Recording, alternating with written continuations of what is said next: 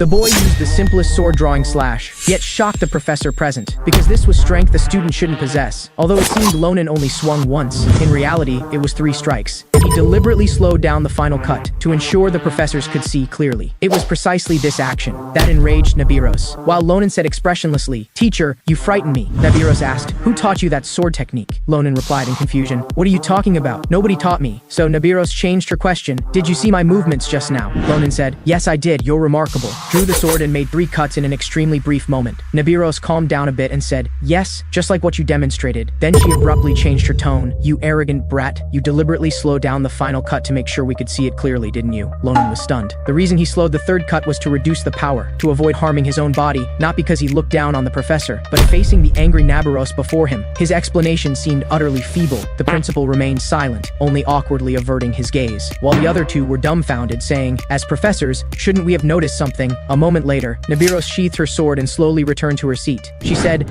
"I will teach you personally from now on." After returning to her seat, her emotions remained unsettled. The principal beside looked at the angry Nabiros and carefully pondered her words, "Teach personally." The principal understood. Nabiros had already accepted this child as her disciple. He turned to Ronan and said, "You've passed, but we still need to ask you one question. Why did you come to the Phillips Royal Academy?" After hearing this, Ronan lowered his head. Memories began to surface in his mind. The boy had used all his strength to kill what he believed was the most powerful 4-winged giant, thinking everything would be over. But unexpectedly, an even more powerful 8-winged giant appeared in the sky. 4 wings weren't the giant's limit after all. 8 wings were. At that moment, the boy was prepared to fight to the death. But another surviving woman disagreed with his approach. Instead, she strangely gave the boy a kiss. It turned out that 2.5 years earlier, 3 giants suddenly invaded the empire, destroying more than half of its territory in a short time. Only when Ronan's army joined the battle were they barely able to hold the giants back. But they paid a heavy price. The entire army was virtually annihilated, leaving only a severely wounded Ronan. He looked at the battlefield with slight sadness. But just then, a voice sounded, "It's been a long time since I've seen such a strong human." Turning his head, Ronan discovered the voice came from the dead giant. Angrily, he stepped on its face and said, "Half the empire has become a graveyard because of you. Why aren't you dead yet? Want to know how your 2 friends died? One was roasted by a red dragon, one was permanently sealed by a magician. Understand now, you damned creature?" He had hoped these words would anger the giant, but it replied indifferently, "The children of the stars share senses. I know how they died. But we'll be back soon, and there are no humans as strong as you left on Earth." As soon as it finished speaking, Ronan cut off its head with 1 slash, saying, "Just die already. Stop talking nonsense." After doing all this, Ronan walked along the battlefield, only stopping when he saw the body of his old friend. Then he knelt down and said, "Why didn't you run when I told you to? Why be so foolish? Sacrificing your life for so-called discipline." While Ronan was immersed in grief, he thought he heard a cry for help. Dragging his wounded body, he followed the sound. It was the great commander. Andershan, she was still alive. Ronan felt a bit of comfort, but looking closely, the great commander's situation didn't seem promising either. She had lost an arm, yet she seemed not to care at all. Instead, she was concerned about whether the giant was dead. Ronan said, "Yes, I killed it myself." After hearing the answer, she seemed relieved. Tears fell involuntarily.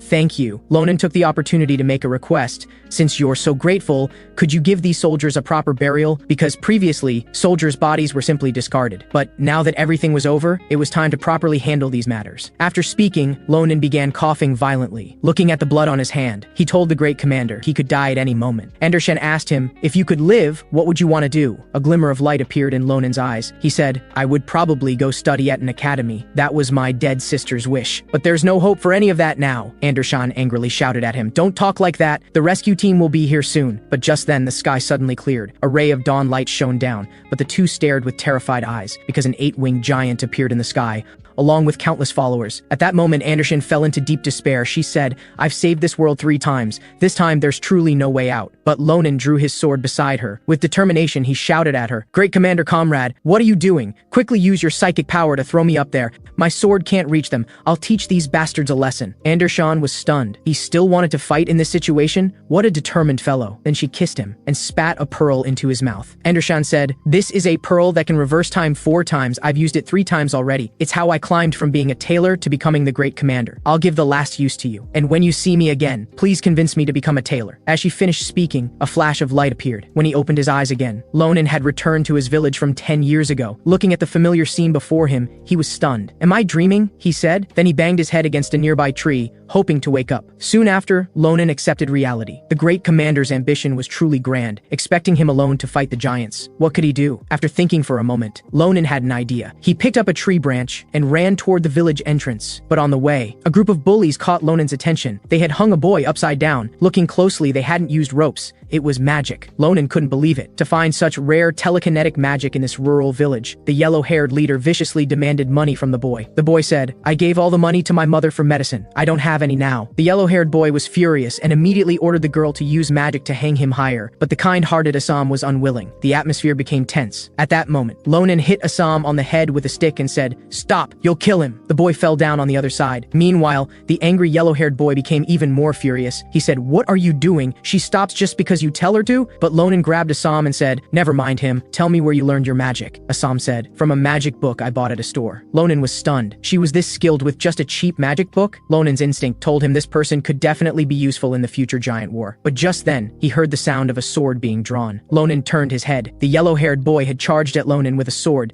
saying, "How dare you ignore me?" Although the yellow-haired boy was physically strong, his sword stance was incorrect. Ronan saw through it at a glance and dodged sideways. Having dodged so easily, the yellow-haired boy felt anxious, but still pretended to be calm and said, "You're really lucky." Ronan went along with it and said, "Yes, I'm having good luck today." Seeing Ronan not fighting back, the yellow-haired boy became more aggressive. He said, "Kneel down and beg and I might forgive you, but I'll still cut off one of your arms. Of course, I'll take good care of your sister. Every time I see her nice figure, I want to—" Before he could finish, one of the yellow-haired boy's ears was cut off. Ronan was furious. His sister was his only weakness, and he wouldn't allow anyone to defile her. This scene frightened all the other bullies. He had managed to use a tree branch like a sword. Seeing this, Ronan took the opportunity to make them return the money to the boy. The bullies didn't dare refuse. They gave all the stolen money back to the boy, then fled. Meanwhile, Ronan made an arrangement with Assam. They would meet at this spot at 2:30 a.m. 4 days later, because they had something very important to do. After giving these instructions, Ronan hurried home, but hesitated at the door. Many questions troubled him. Should I apologize for leaving without saying goodbye?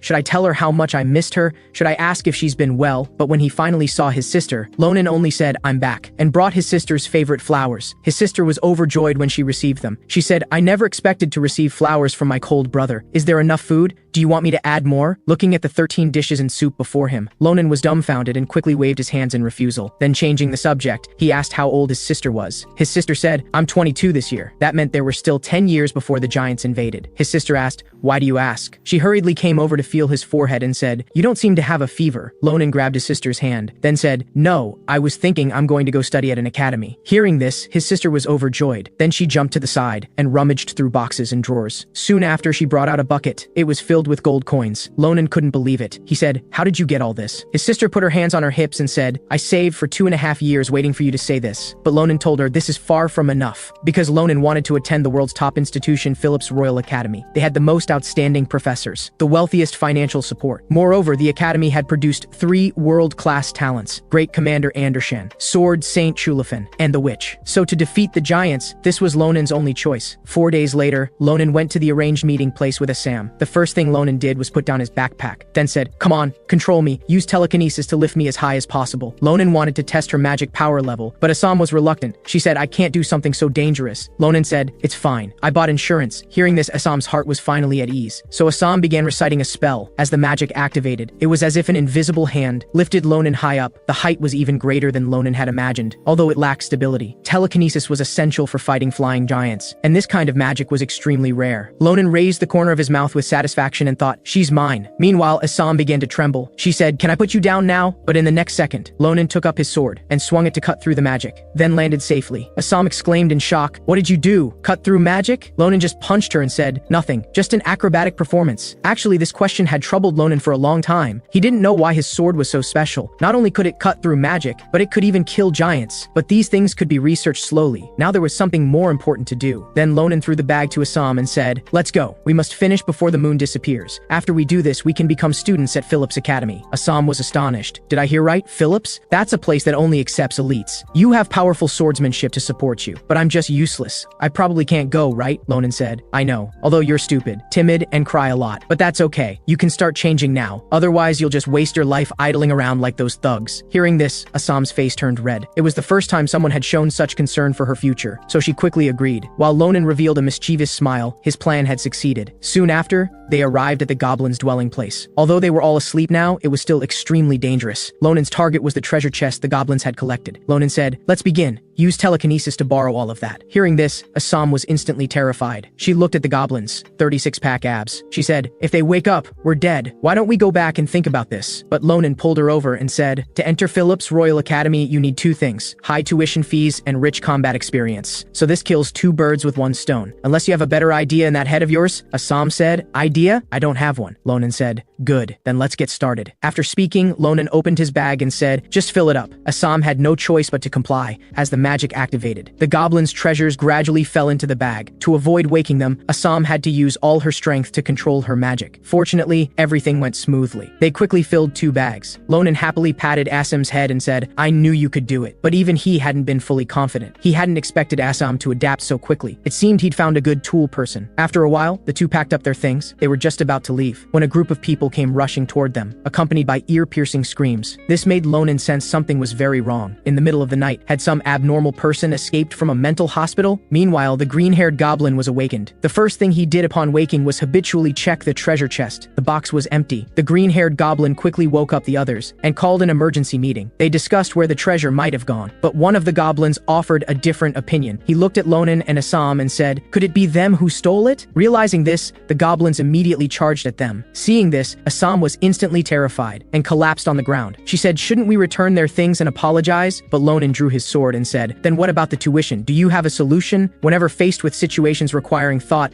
Assam would become confused. She said, I don't. Meanwhile, Ronan looked at the sword in his hand. It was made of cheap steel. Given the hardness of goblin bodies, the sword would probably break after 15 swings. But there were more than 30 goblins here. But it would be enough. Ronan's mouth curved into a smile. Then he charged at the goblins. Almost instantly, the last goblin also died by his sword. Assam was dumbfounded. Ronan killed 3 with one sword strike. Then he just disappeared for a moment, and all the goblins were dead. Assam couldn't help but swallow. Had he already become this strong? Just then, Ronan said, don't space out. Go get the bags. Let's go home. After a while, the two set off for home. What they thought would be a comfortable job turned out to be quite difficult. Ronan stretched his aching body. It was probably because he was still growing. He would need to strengthen his physical training when he got back. But just then, Assam mentioned the screaming sound. She asked, what was that noise anyway? Ronan shook his head and said, I don't know. If I run into them, I'll knock their heads sideways. Meanwhile, a bow and arrow silently aimed at Assam from behind, but was easily blocked by Ronan. On the other side, the man who shot the arrow began apologizing, though his face showed no remorse. It turned out that when Ronan and Assam got the treasure, these two men had witnessed it, so they harbored ill intentions. Seeing their assassination fail,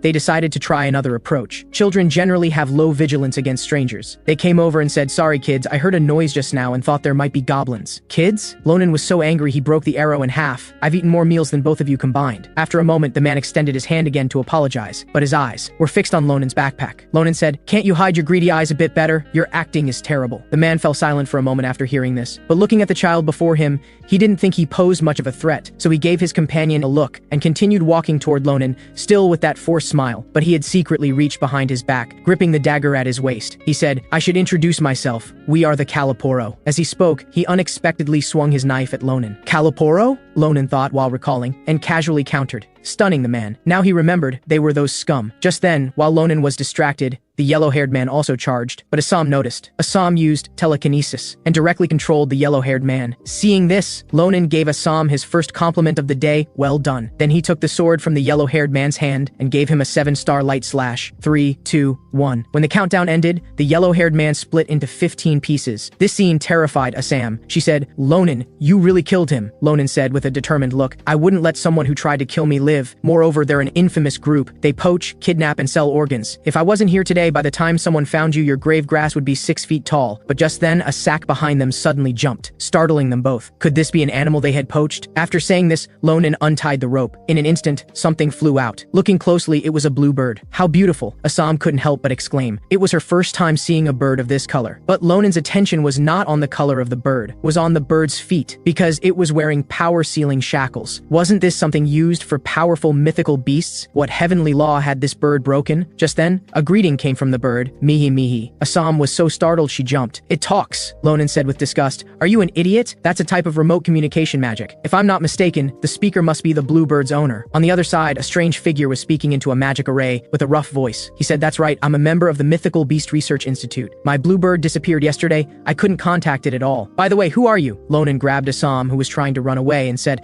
"We're concerned citizens. Your bird was kidnapped. We rescued it." After speaking, he cut the bird's shackles with one stroke, then said, "Go back to your father." This action immediately filled the blue bird with gratitude. Then it stuck its bottom in his face. Ronan was stunned. Was this how it showed thanks? Fortunately, the bird's owner quickly explained, "The blue bird wants you to pluck one of its feathers. Because a blue bird's feather will permanently point toward the bird itself. It probably wants to see you again." When Ronan plucked the feather, the blue bird shot up and disappeared without a trace. Ronan wondered, is it really sure it wants to see me again? The next day, the two brought the treasure to the market to sell it for gold coins. The merchant examined a necklace for a long time and offered 20 gold coins. Deal, Ronan happily agreed. Finally, someone who knew value. Thinking about the other merchant, who said the necklace was worth at most 5 gold coins, made Ronan angry. But now he had met someone knowledgeable. Then Ronan sold all the treasures he had brought. Meanwhile, Ronan reached into his pocket and pulled out a large purple object. The blue bird had left it in his hand when it left. He initially thought it was droppings, but it could shatter stones. Ronan's instinct told him this thing was definitely special. The merchant agreed. The merchant said, "Wow, this color, this texture, could it be?" Ronan excitedly asked, "What is it?" The merchant, "Bird droppings." Ronan was speechless. The merchant could only laugh awkwardly and say, "Actually, I'm not an expert either." Ronan sighed and put it back in his pocket, planning to find an expert to appraise it someday. Assam looked at him with disdain and said, "It really is just hardened poop." Changing the subject, Ronan asked the merchant, "Do you have any books about Phillips Royal Academy? We want to enroll but don't know much about it." The merchant said, "Is that so? My daughter Maria is also preparing to go there. You can chat with her. She's coming now." Maria? Ronan was startled. He knew this name too well, but what appeared was a blonde woman. Ronan walked up to her and said, "Are you really Maria?" Maria said, "Yes, what's wrong?" Ronan was dumbfounded, because the Maria he knew in his previous life looked completely different. Then Ronan leaned close to her ear and said, "Let me ask you something. You're a man, right?" Maria was stunned. She looked down at her proud figure. Was this guy brain damaged or vision impaired? Ronan's eyes lingered on a certain part of Maria. "That can't be right. You don't look like a man.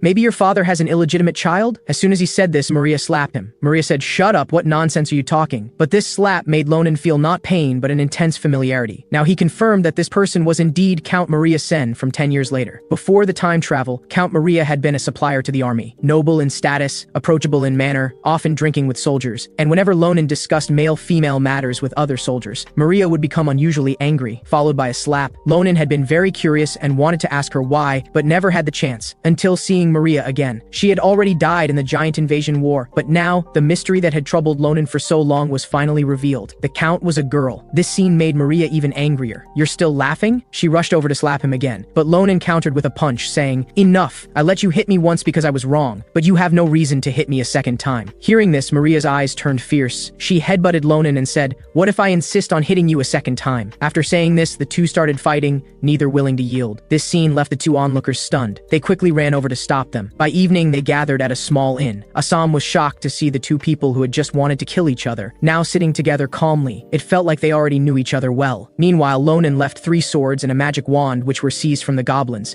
He said, "See if there's any problem with these." Maria picked up a sword and examined it carefully. She said, "3 swords and a wand. Isn't it troublesome to carry them all?" Ronan said, "No choice. I carry them just in case." Because in his previous life, Ronan's swordsmanship was extremely brutal. He would break a sword almost every week. Ronan asked, "How are these things?" Maria thought for a moment and said, "They're all pretty good, especially this black iron sword. The material is exceptionally sturdy." Then Maria looked at the wand and found it had a rare magic stone. She said to Assam, "Is this little cutie a rare magician? What magic do you use, little cutie?" Assam was delighted to hear this. She said, yes.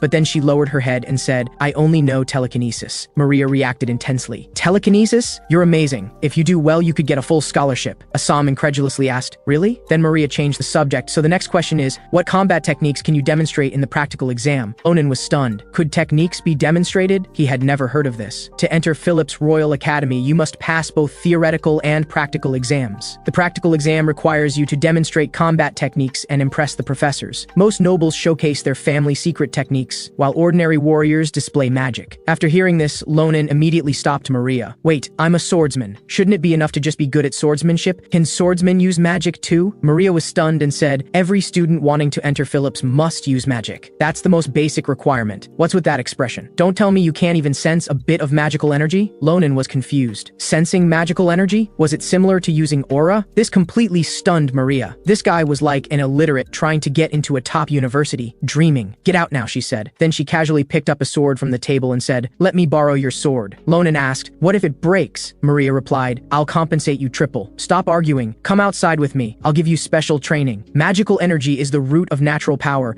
existing in every corner of the world. But you must be able to sense magical energy to use it and apply it to different parts of the body. The resulting power is called magic. It usually takes a year to comprehend, but Ronan still didn't understand. He asked, isn't aura also composed of magical power? Maria said, no, aura is more powerful than magical power. Even geniuses need at least 10 years to master it, and once activated, you gain power more terrifying than magic. That's the difference. That's enough explanation. After speaking, Maria rushed to Ronan's front. So fast. Is this magic? The degree of strength amplification is so high, but Ronan's body instinctively parried the attack. Then with a little force, he pushed Maria away. Maria was also stunned. She had infused all her magical power into the sword. Why was she repelled? Who was this guy? Soon, they exchanged a few more sword strikes. Now Ronan didn't want to continue fighting. His arms were aching from the impacts. He simply activated his aura and swung down, deliberately missing. Maria took the opportunity to create distance and said, you really are something. Ronan turned back and said, so are you, but you need to practice your body balance more. As he spoke, he sheathed his sword and was about to walk away. Maria asked, where are you going? Maria wasn't satisfied. She raised her sword and said, you don't really think you won, do you? Ronan said calmly, remember what you said, triple compensation if damaged.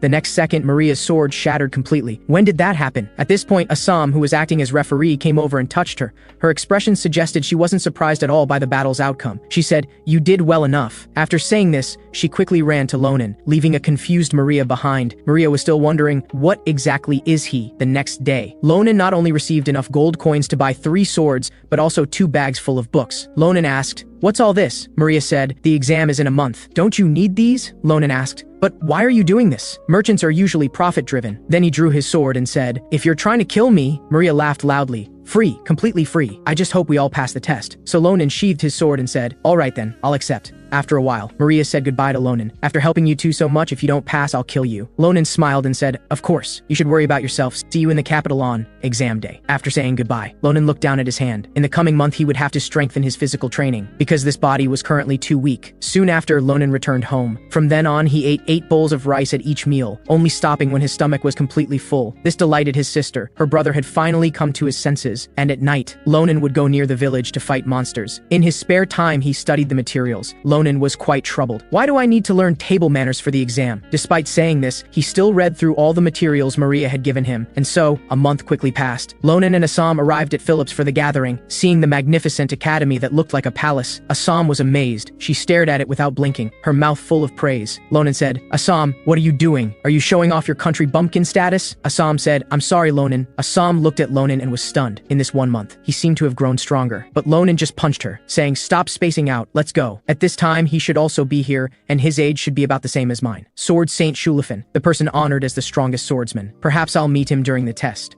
At that moment, Assam suddenly mentioned the bluebird. Ronan then took out the feather, which could locate the bluebird's position, but unexpectedly, it pointed straight up to the sky, leaving Ronan stunned, but he quickly identified the rooftop of the tallest school building. Meanwhile, on the other side, Marin was about to open the window for some fresh air. Suddenly, a face appeared in front of him. He was immediately scared because he was on the 30th floor, at the very top. As Ronan and his companion burst in, Marin trembled while holding the bluebird. He said, what do you want? Don't even think about harming the bluebird. Only when Ronan took out the feather did Marin's anxious heart finally ease. He asked, are you the heroes who save it? After learning the truth, Marin quickly apologized. I'm so sorry for embarrassing myself in front of you both. Ronan said, it's fine. If someone needs to take the blame, it's all this one's fault. She used telepathy to send us up here. While being pinched, Assam protested. You're the one who told me to teleport us up here. Surprisingly, the bird's owner turned out to be a lion man and a professor at Phillips Academy. After hearing this, Marin awkwardly said, I didn't expect our heroes to be new students. Had I known earlier, I could have written you a recommendation letter, but it's too late now. If you fail, I could...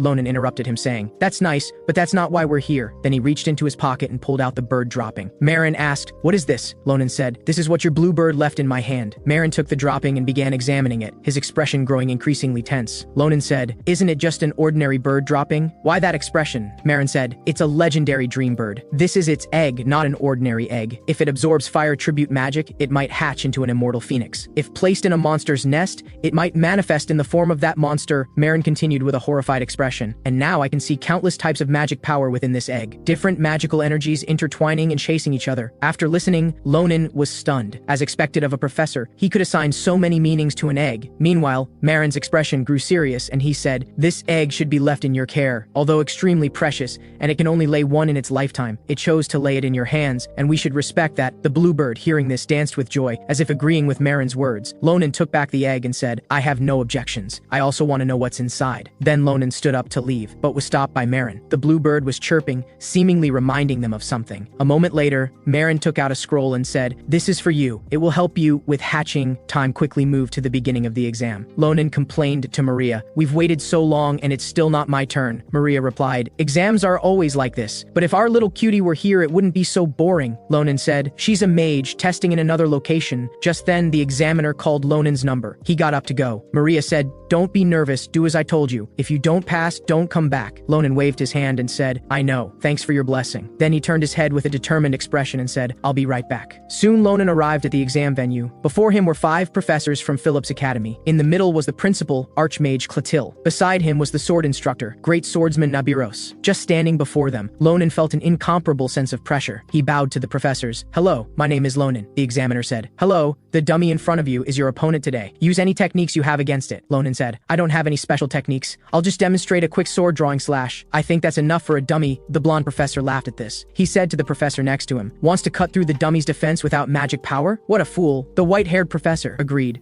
"A country bumpkin from some remote village, no wonder he doesn't know. This is a product of compact magical engineering, with amazing defense and regenerative abilities. Even the genius swordsman Shulafin couldn't leave a mark on it." Amid their mockery, Ronan assumed his stance. A pressure emanated from his body. Almost instantly, Ronan completed his quick sword drawing slash. Ronan said, "I finished my demonstration," but this speed was nothing impressive to the professors. They almost wanted to laugh. Until a moment later, when 3 metallic impacts sounded. The principal was stunned, and nearby, Nabiros stood up immediately. With a flash, she rushed to Ronan's front. Aggressively, she placed her sword against his neck. She asked, "Your swordsmanship, who taught you?" Confused, Ronan replied, "What are you talking about? No one taught me." So Nabiros changed her question, "Did you see my movement just now?" Ronan said, "I saw it. You're impressive. In an extremely short time, you drew your sword and swung 3 times." Hearing this, Nabiros's emotion softened a bit. She said, "Yes, just like your demonstration." Then she changed her tone. "You deliberately slowed down your 3rd strike so we could see it clearly, right?" Ronan had slowed his 3rd strike to prevent self-injury, not to disrespect the professors. But facing the angry Nabiros, this explanation seemed completely unconvincing. The principal could only awkwardly avert his gaze, and these 2 other professors were dumbfounded. As professors, shouldn't we have seen something too? A moment later, Nabiros sheathed her sword and slowly walked back to her seat. She said, "I will teach you personally in the future." Back in her seat, her emotions remained unsettled. The principal, observing the angry Nabiros, carefully recalled her words, "Teach personally." The principal understood. She'd already accepted Ronan as her disciple. He said to Ronan, "You've passed. Why did you come to Phillips Royal Academy?" Hearing this, Ronan lowered his head. Memories began to surface in his mind. Then he blurted out, "To leave no regrets." But more accurately,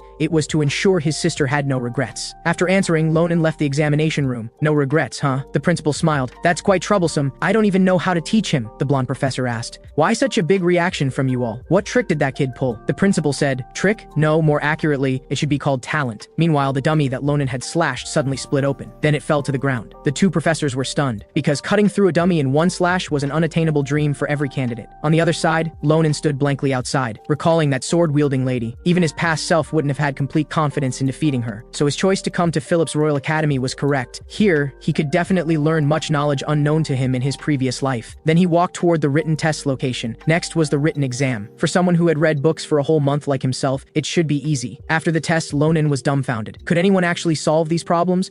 On the other side, Maria was stunned seeing his expression. What was this guy doing? Didn't he read books for a whole month? How could he perform so poorly? Beside her, Assam hesitantly spoke up. You gave him 2 backpacks of books, one for warrior subjects, one for mage subjects. He seems to have taken the mage backpack. Maria was stunned. She said, "What a foolish guy, not even knowing what he was reading." Just like that, who knows how much time passed. Maria pulled Ronan up and said, "Stop complaining. The practical exam weighs more. You'll be fine." Meanwhile, the test results came out quickly. Everyone eagerly stared, hoping to see their names appear. Assam passed, passed, practical 12th, written first. Maria passed, practical 9th, written 9th. The two looked at each other upon receiving the results, then happily embraced, saying, "We passed!" Maria said, "You're actually first in the written test, even though it's a three-way tie. Little cutie, you're really amazing." Assam laughed foolishly. "I was just lucky." Then Maria turned to ask Ronan, but the scene before her seemed wrong. Ronan, pale as death, said, "My name isn't there." The two were shocked and said, "That's impossible. Open your eyes wider and look again." Just then, an explosion sounded from behind.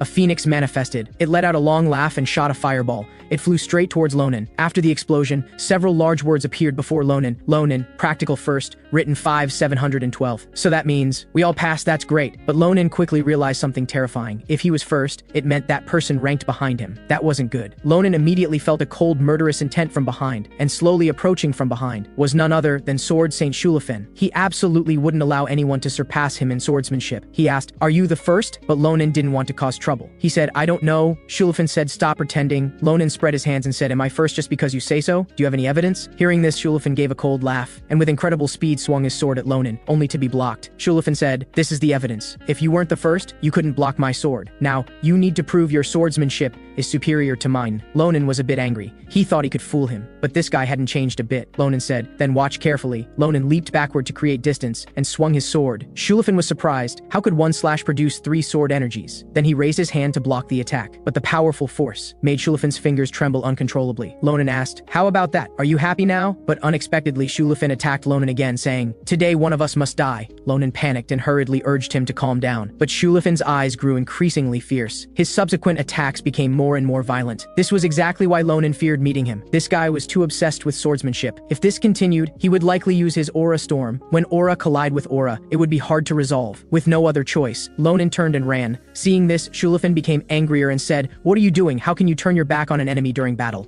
But unexpectedly, Ronan ran behind Assam. Using her as a shield, Shulafin didn't dare attack recklessly anymore. He said, "You coward, using a woman as a shield?" Ronan smirked. Sure enough, this guy hadn't changed at all, still valuing the knight's code above life itself. Then Ronan brazenly threw a punch, directly breaking Shulafin's nose. He lost his fighting ability as a result. Seeing this, Ronan quickly called for Assam and Maria. Then they quickly fled, disappearing without a trace, leaving behind a stunned Shulafin. Just then, the security guards of Phillips Royal Academy rushed over at the commotion. Seeing the scene, one immediately panicked. How could anyone dare to hurt a royal family's young master? He immediately asked, "Please tell me what the criminal looked like. We'll capture him right away." Shulafin said, "Don't worry about it. Don't treat me as a young master. I'm here as a student. Also, we had a fair duel." After speaking, Shulafin dusted himself off and said, "You don't need to handle this, I'll deal with it myself." Then he lowered his head, only to discover a crack in his sword. This sword was made of the highest grade materials, incredibly hard. Then Shulafin smiled and said, "Interesting." The next day, Ronan and Assam went to the forest in the suburbs because they wanted to find that legendary river. But Ronan searched the map for a long time without finding it. This exhausted Assam. But what concerned her more was yesterday's incident. Assam said, "Shulafin is the heir to the Grand Duke's family. Aren't you afraid of his revenge?" Ronan said, "He's a good person, just too obsessed with swordsmanship. He has his own beliefs and principles, never bullying the weak. He's a model nobleman. I bet he'll say we had a fair duel, otherwise we'd already be in prison." Assam nodded and said, "You're right," but Ronan stopped in his tracks because they had finally found it. The legendary Fernando Springs, known as the Magic Veins.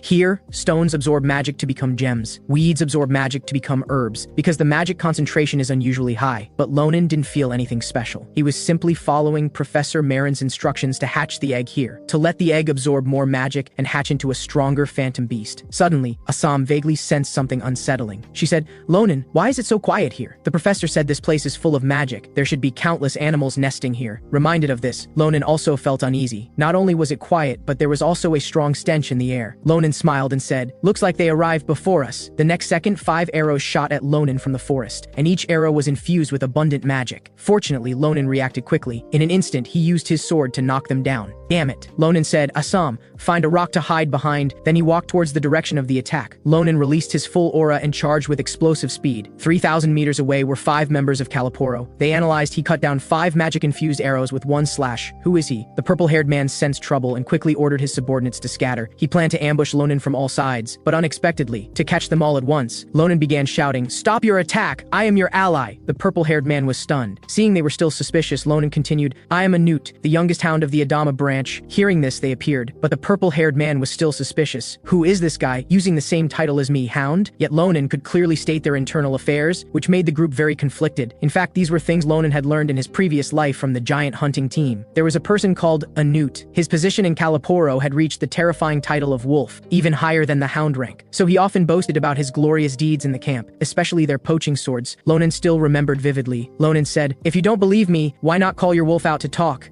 Ronan smirked and said, "Just because an idiot like you can't do it doesn't mean I can't." Hearing this, the purple-haired man flew into a rage. He grabbed Ronan ready to kill him, but Ronan spread his hands playing innocent. He said, "Someone like you who's always ready to kill won't end well." Fortunately, a subordinate held back the purple-haired man. The subordinate said, "If what he says is true, killing him would definitely lead to conflict with the Adama branch. We should let the wolf decide." And this noisy commotion also alerted the wolf nearby, who walked over saying, "Didn't I tell you to be quiet during the hunt?" The strong pressure frightened everyone into stillness. Only the purple-haired man walked towards the bald wolf and told him everything in detail. After listening, the bald man said, "This forest is our territory. What are you doing here?" Ronan smiled. He had finally lured him out. Ronan took advantage of their unpreparedness and with one slash killed the four of them. Then he charged towards the bald wolf. A flash of sword light. The bald wolf's head was separated from his body. But Ronan specifically spared the purple-haired man. Ronan said, "Didn't I tell you? You won't end well." A moment later, all the purple-haired man's fingers were severed. Intense pain swept through him. He immediately fell to his knees in agony, unable to stand. Seeing this, Ronan threw the map at him, saying, "Mark all your branch locations on the map and I'll spare you." The purple-haired man hesitated. Betraying comrades wouldn't end well either. But Ronan's terrifying appearance completely subdued him. He cried, I'll write it,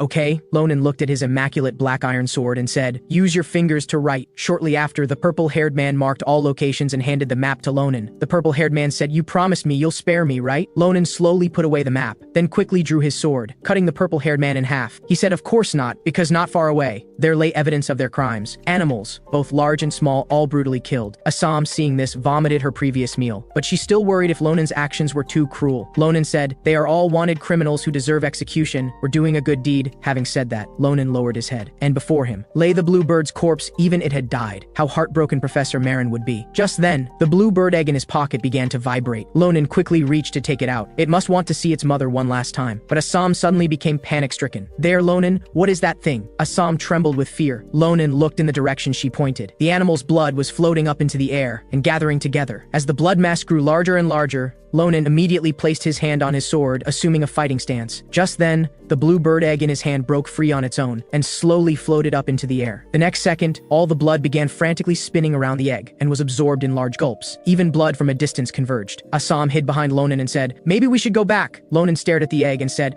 "I don't know what's inside, but it must be extraordinary." 2.5 minutes later, the blue bird egg seemed to have eaten its fill. Ronan stared at it blankly. The next second, a crack appeared on the eggshell, and this crack rapidly spread to other areas. Ronan was delighted. It was finally hatching. "Let's open our eyes wide and get a good look at this extraordinary creature." But before Ronan could see clearly, he was struck by it. Ronan painfully covered his nose and said, "So fast, what was that?" And what appeared before them was a pitch-black strange creature. Ronan said, "This doesn't look like a bird at all." Assam said, "Could it be a dragon?" Ronan was dumbfounded hearing this. He said, "Assam, are you serious?" Assam said, "Yes, it matches the description I read in books." After a while, Ronan was confused again. He said, "Who did the blue bird mate with to produce this thing?" Ronan tried to reach out and touch it, and the little creature cooperated, nuzzling his finger. But thinking of how it had hurt his handsome face, Ronan angrily said, "Assam, we're having an extra dish tonight." The little creature was startled. Then it quickly used healing magic, rapidly healing all of Ronan's wounds, and flew over to nuzzle Ronan's face. Only then did he forgive it. This little one actually has healing abilities. How many more secrets does it have? Assam said, "Let's give it a name first." But just then,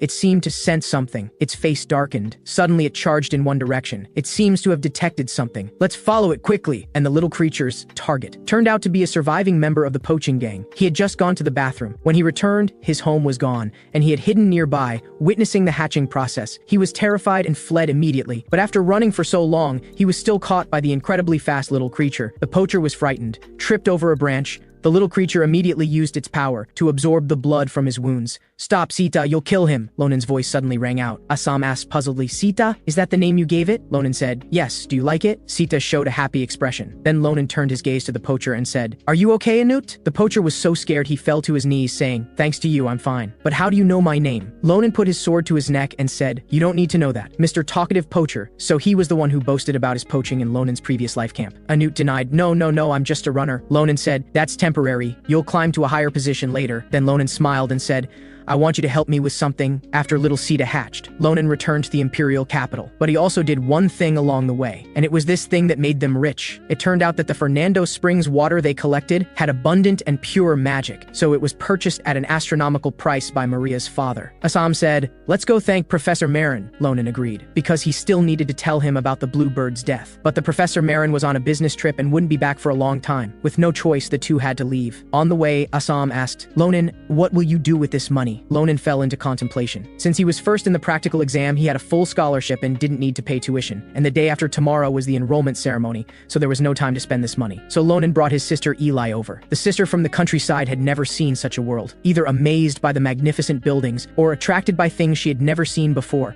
But what she cared about more was her brother. She said, "Why are you thinner again? Haven't you been eating properly?" And Ronan still patiently said he was doing well, asking her not to worry. Then Ronan eagerly took his sister's hand, saying, "Come on, I want to take you somewhere." Upon reaching the destination, his sister was stunned. She knew her brother had earned some money recently, but was it necessary to come to such a luxury store? Yet Ronan didn't mind the expense at all, repeatedly confirming with the clerk, "These can all be delivered to the house, right?" The clerk smiled broadly and said, "Of course," because this dress was already the 15th item Ronan had purchased. His sister couldn't believe that her once lazy brother was now so accomplished. Then she excitedly started running around. Ronan hurriedly urged her to calm down. Ronan said, "Let's go to the blacksmith shop. My sword was damaged by a bastard." Before he could finish, as soon as he pushed open the door, he saw Shulafin. Ronan was shocked and said, "Why are you here? Are you a stalker?" Shulafin explained, "I'm here to pick up my newly bought sword. My sword was damaged by you. You do know that, right?" Shulafin's eyes grew increasingly fierce, and Ronan retorted defiantly, "A stalker is a stalker. Don't make excuses." Ronan angrily drew his sword and said, "Let me show you what a damaged sword looks like." Shulafin also placed his hand on his sword. Just as tensions mounted between them, his sister stepped between them. Ronan said, "Sister, you've got it wrong. That guy over there is the bastard," but his sister scolded him. "Ronan, I've told you not to use foul language. How dare you talk back?" Then she turned around to apologize to Shulafin for her brother's rudeness. But this scene made Shulafin's heart race wildly, as if he had fallen into a gentle embrace. Shulafin took all the blame on himself and promised to take responsibility. Eli said, "Really? You're so kind." Eli held Shulafin's hand and said, "It's wonderful that Ronan has a friend like you. You'll take good care of Ronan, right?" Shulafin blushed and said, "Of course. I'll compensate him with a sword first." Shulafin touched his chest but found he hadn't brought money, so he took out his family emblem and said, "This is the symbol of our family. You can use it anywhere. If you want to buy a sword, go to the blacksmith shop on Ruishi Street. They have 500 years of history. Commoners can't enter, but with this you can go in. I hope they can forge a good sword for you." After speaking, Shulafin shakily left. Ronan was dumbfounded. Is this really the Shulafin I know? Does he realize what he's doing? This Granzia family emblem could buy an entire village. Not long after, the enrollment ceremony began on time. Principal Clayton spoke first. "The enrollment ceremony now officially begins. Welcome, the talents of the 787th class." What followed was the principal's lengthy speech, making Ronan begin to yawn. But suddenly, the principal stopped his speech. He snapped his fingers. The next second, spatial rifts appeared in the air. In the blink of an eye, everyone present was transported to an arena. Amid everyone's shocked expressions, the principal just smiled and said, "Now, let's give senior and junior students a chance to get to know each other." The next second, the principal teleported them to the Coliseum. What was about to take place was a meet and greet between freshmen and sophomores. Rather than meeting and getting to know each other,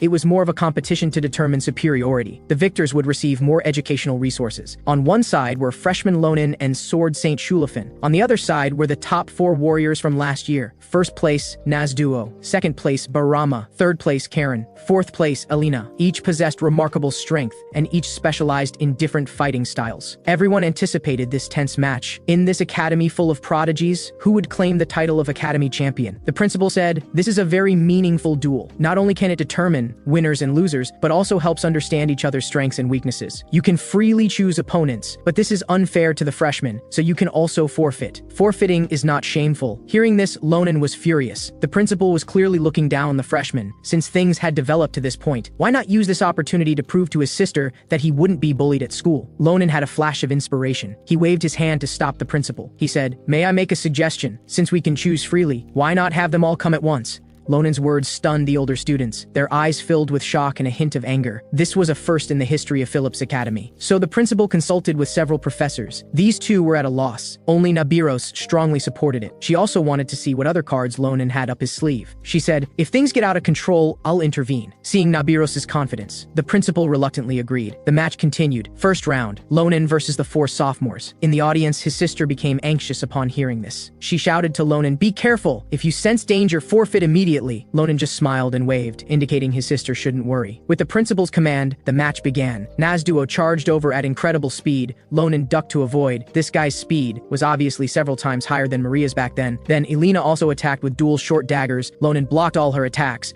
Taking advantage of Elena blocking Ronan's view, Karen thrust forward. Ronan, seeing he couldn't avoid it, quickly raised his sword to block, but the powerful force sent Ronan flying several meters. But more danger lay ahead, because behind Ronan, Barama had already raised his great sword. He said, "Don't say such things in your next life. I originally wanted to fight you fair and square." Barama swung his sword down with full force. This slash was both fast and fierce, and the other three were already prepared for follow-up attacks. Impressive. This level of coordination must have been practiced for at least 2.5 years. Even Ronan had to praise their teamwork. But in the blink of an eye, Ronan vanished from their sight, making them miss their target. What speed is this? Before Elena could be surprised, Ronan charged at them with extreme velocity. Then he began his attack, landing heavy blows on each of the three, defeating them. Next came the duel between the strongest swordsman of two classes. Barama was eager. He immediately charged forward with his sword, but the moment Ronan swung his sword, he saw the shadow of Professor Nabiros in Ronan. His aura has already reached the professor's level? Just as Barama was surprised, a flash of sword light. Ronan had completed his slash. By the time Barama regained his senses, his great sword had already been shattered by Ronan. Ronan just smiled. His eyes provocatively glanced at the professors. After Ronan's victory, the venue was silent for a few seconds, then erupted in thunderous applause. No one had expected this outcome. A freshman had defeated the top 4 seniors. Hearing the loud cheers, the defeated 4 stood motionless. Nazduo looked at his broken sword, accepting that he and Ronan were not on the same level. Barama fell to his knees in despair. But Ronan just wanted to prove to his sister that he wouldn't be bullied at the academy. Then he fixed his gaze on his sister. His sister was excitedly grabbing a stranger's collar, saying, "Did you see that? That's my brother." Ronan on the stage thought for a moment and decided to just act it out. He slowly walked to the front of the 4, politely placing his hand on his chest, even bowing to 90 degrees. He said, "Thank you for accepting my challenge. I learned a lot today." This scene left Assam completely stunned. What was Ronan doing? Had he eaten something bad? The 4 also looked at each other in bewilderment, surprised that this powerful guy was so polite. Barama excitedly jumped up, then grabbed Ronan's hand and said, "You don't need to be so modest." Then he raised Ronan's hand and declared, "You are the victor." And the scene of the two chatting and laughing made her sister believe that Ronan had grown up. He could even get along well with his senior now. Below the stage, a purple-haired girl was watching the scene. She slightly curved her lips and said, "He really is an interesting boy." Time quickly moved to the evening. The academy had prepared a banquet for the new students. The scene before her left Assam stunned. Just a banquet could be so luxurious. Maria just smiled after hearing this because such occasions were too common for her. Then she began eating meat in large mouthfuls. Assam then asked Ronan, "Did you send your sister off?" Ronan said, "Yes, before she left, she reminded me to eat properly and not fight with classmates. It took me a long time to reassure her. For her safety, I even sent Sita to protect her." After hearing this, Assam said with delight, "You really are a caring brother." After explaining all this, Ronan picked up a chicken leg and was about to put it in his mouth. But unexpectedly, Shulafin appeared behind him. He said, "Can you really eat at ease now, Ronan?" Shulafin's appearance startled Ronan. Ronan immediately asked angrily, "What are you up to this time?" Shulafin said, "Nothing much, just something very important." Ronan looked puzzled. What important matters could this wealthy young master possibly have? Shulafin nodded. Then he took out a small notebook and asked, "Where does Miss Eli live? Is it far from here?" Ronan felt speechless. And Shulafin continued asking, "How are the road conditions back home? Are the security measures good?" This series of questions left Ronan's mind spinning. He said, "Is this what you called important?" Shulafin said seriously, "You should have arranged personal maids and mercenaries to protect her, right? Or did you do nothing at all? That would be terrible." Ronan angrily retorted, "I sent a flying dragon to protect her. A flying dragon is stronger than any mercenary." But this answer made Shulafin uneasy. "Won't the dragon hurt Miss Eli?" Ronan said, "She's my sister. What does it have to do with you? Who do you think you are to her?" This question directly stumped Shulafin. Just at this awkward moment, a purple-haired girl came over. She said, "What an interesting scene. The young master of Granzia is actually so talkative." Hearing this voice, Shulafin asked disdainfully, "Why are you here looking for me?" The girl before them was Elizabeth Akalusia, ranked first among the new magic students. She smiled and said, "Don't misunderstand, I'm not looking for you, but for Ronan." Shulafin breathed a sigh of relief. He said, "I've said what I wanted to say. You can go find whoever you want," and prepared to leave.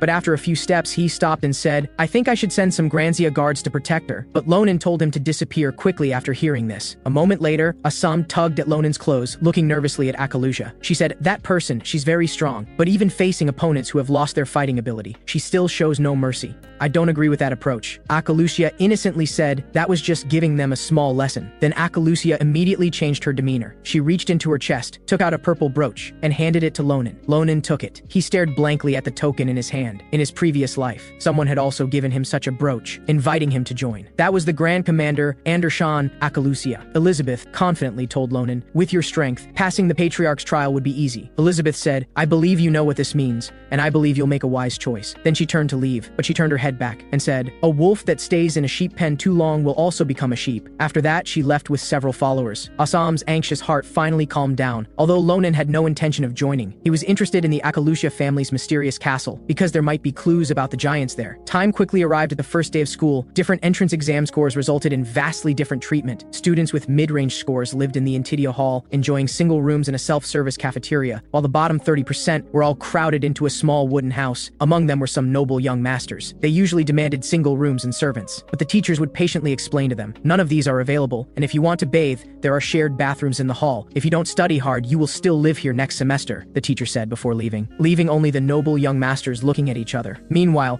the elite top 10%, including Ronan, they lived in the Nabiros hall. It was simply magnificent and splendid. Even Ronan was stunned. He could imagine Assam's jaw dropping at seeing such arrangements. At this moment, the documents on the table caught his attention. They were course introductions and application forms. The elite students had the right to choose their own courses, but for someone illiterate like Ronan, he was very curious about every course here. However, he had heard that first-year students shouldn't choose too many courses, which left him conflicted. In the end, curiosity won over everything. Never mind, he selected all the fun ones. After filling out the form, Ronan looked at the application on the table with satisfaction. He had chosen almost 2/3 of all courses. He said, since I'm a genius, I should do as I please. But he soon regretted it. Shortly after starting the basic swordsmanship class, the teacher stared at him seriously and said, Student Ronan, you can graduate now. Ronan asked in confusion, but we've just started. The teacher said, Student, that's exactly what I wanted to say. You've just started, and you've already perfectly demonstrated all the sword techniques. If I let you stay, other students would doubt their own abilities. After saying this, the teacher gave him his first compliment of the day, followed by the archery teacher's second compliment, and the hunting teacher's third compliment. This drove Ronan crazy, as they all kicked him out. With no choice, Ronan could only sit by the river questioning his life, but a voice sounded from behind, Student, shouldn't you be in class? It was Professor Nabiros from the academy. I see you've already completed all the courses, right? Ronan said. Are all courses only at this level? It's far from what I imagined. Nabiros knew he was outstanding, but completing courses on the first day was still difficult. Then Nabiros put down her sword and said, Since the courses can no longer satisfy you, let me give you a proper lesson. She asked Ronan to hand over his sword. Just as Ronan was confused, a sword beam full of magical power swept past him and caused a sizable explosion at its endpoint. Before Ronan could be surprised, Nabiros said, This is the limit of your broken sword. Even consuming a large amount of magic power, it only achieved this level. This can hardly be called a weapon. Then Nabiros slowly extended her hand to grip her own sword, quickly moving forward with a slash. The same posture, the same sword technique, yet it unleashed power tens of times stronger than before. This absolutely amazed Ronan. The splashing water even caused a heavy rainstorm around them. Looking at the shocked Ronan, Nabiros smiled and said, Now you know what you're lacking, right? With the same sword technique and the same force, Ronan couldn't understand why there was such a difference. Nabiros explained, You need a good weapon now, and learn how to use magic power. But Nabiros was puzzled how he could demonstrate such impressive strength without a good weapon or magic power, while Ronan was still lowering his head, immersed in the shocking sword technique he had just witnessed. Nabiros said, Here's the deal, Ronan, come to my class. Ronan was surprised and said, Can I? You're a second-year teacher, and I'm just a first year. Nabiros turned around and said, My permission is enough, and my condition is, don't bring that broken sword. Time flew to the academy's first holiday. Ronan told everyone about Nabiros, then he went to the Ruishi Street, stopping in front of the Granzia royal family's blacksmith shop. He planned to buy a good sword. Assam said, Is this really a noble family's blacksmith? It looks like a slight breeze could blow it down. Ronan grimaced and said, Let's take a look inside. Though it looks broken on the outside, maybe it's even more broken inside. Ronan was dumbfounded. There was dust and cobwebs everywhere, nothing that resembled royalty at all. But Shulafin had never lied before. Just as Ronan was confused, a giant paw suddenly reached out from inside the door. Who's disturbing my sleep? Then a werewolf appeared. He sized everyone up with unfriendly eyes and said, What are you doing here? Assam was instantly terrified, and Ronan was also a bit surprised. The blacksmith was actually a werewolf. Seeing that no one spoke, the werewolf said more fiercely, Are you all deaf? Ronan then took out the badge Shulafen had given him and explained that he was here to buy a sword. The werewolf took a look and said, This is the Granzia family badge, but you people are not from the Granzia family, especially the one with pink hair. Can't see a single noble trait in you. The werewolf said, You're not from the Granzia family. We only serve Granzia family members. After saying this, he yawned and prepared to go back to sleep, but suddenly he stopped, then looked greedily at Assam and said, Or I can offer a condition. Let me take a bite of this soft fellow's arm, and perhaps I'll agree to sell you a sword. Assam was instantly terrified, and before Ronan could agree, the werewolf began approaching Assam step by step, completely unaware that Ronan's eyes were already filled with killing intent. "Are you seeking death?" Ronan thrust his sword at the werewolf, directly sending him flying several meters. But the feeling in his hand was strange, as if being bounced off by something. Looking up, the werewolf had somehow put on armor. Although it blocked the sword strike, the powerful force still broke the werewolf's ribs. Invisible armor. "Well, then I'll just break it apart."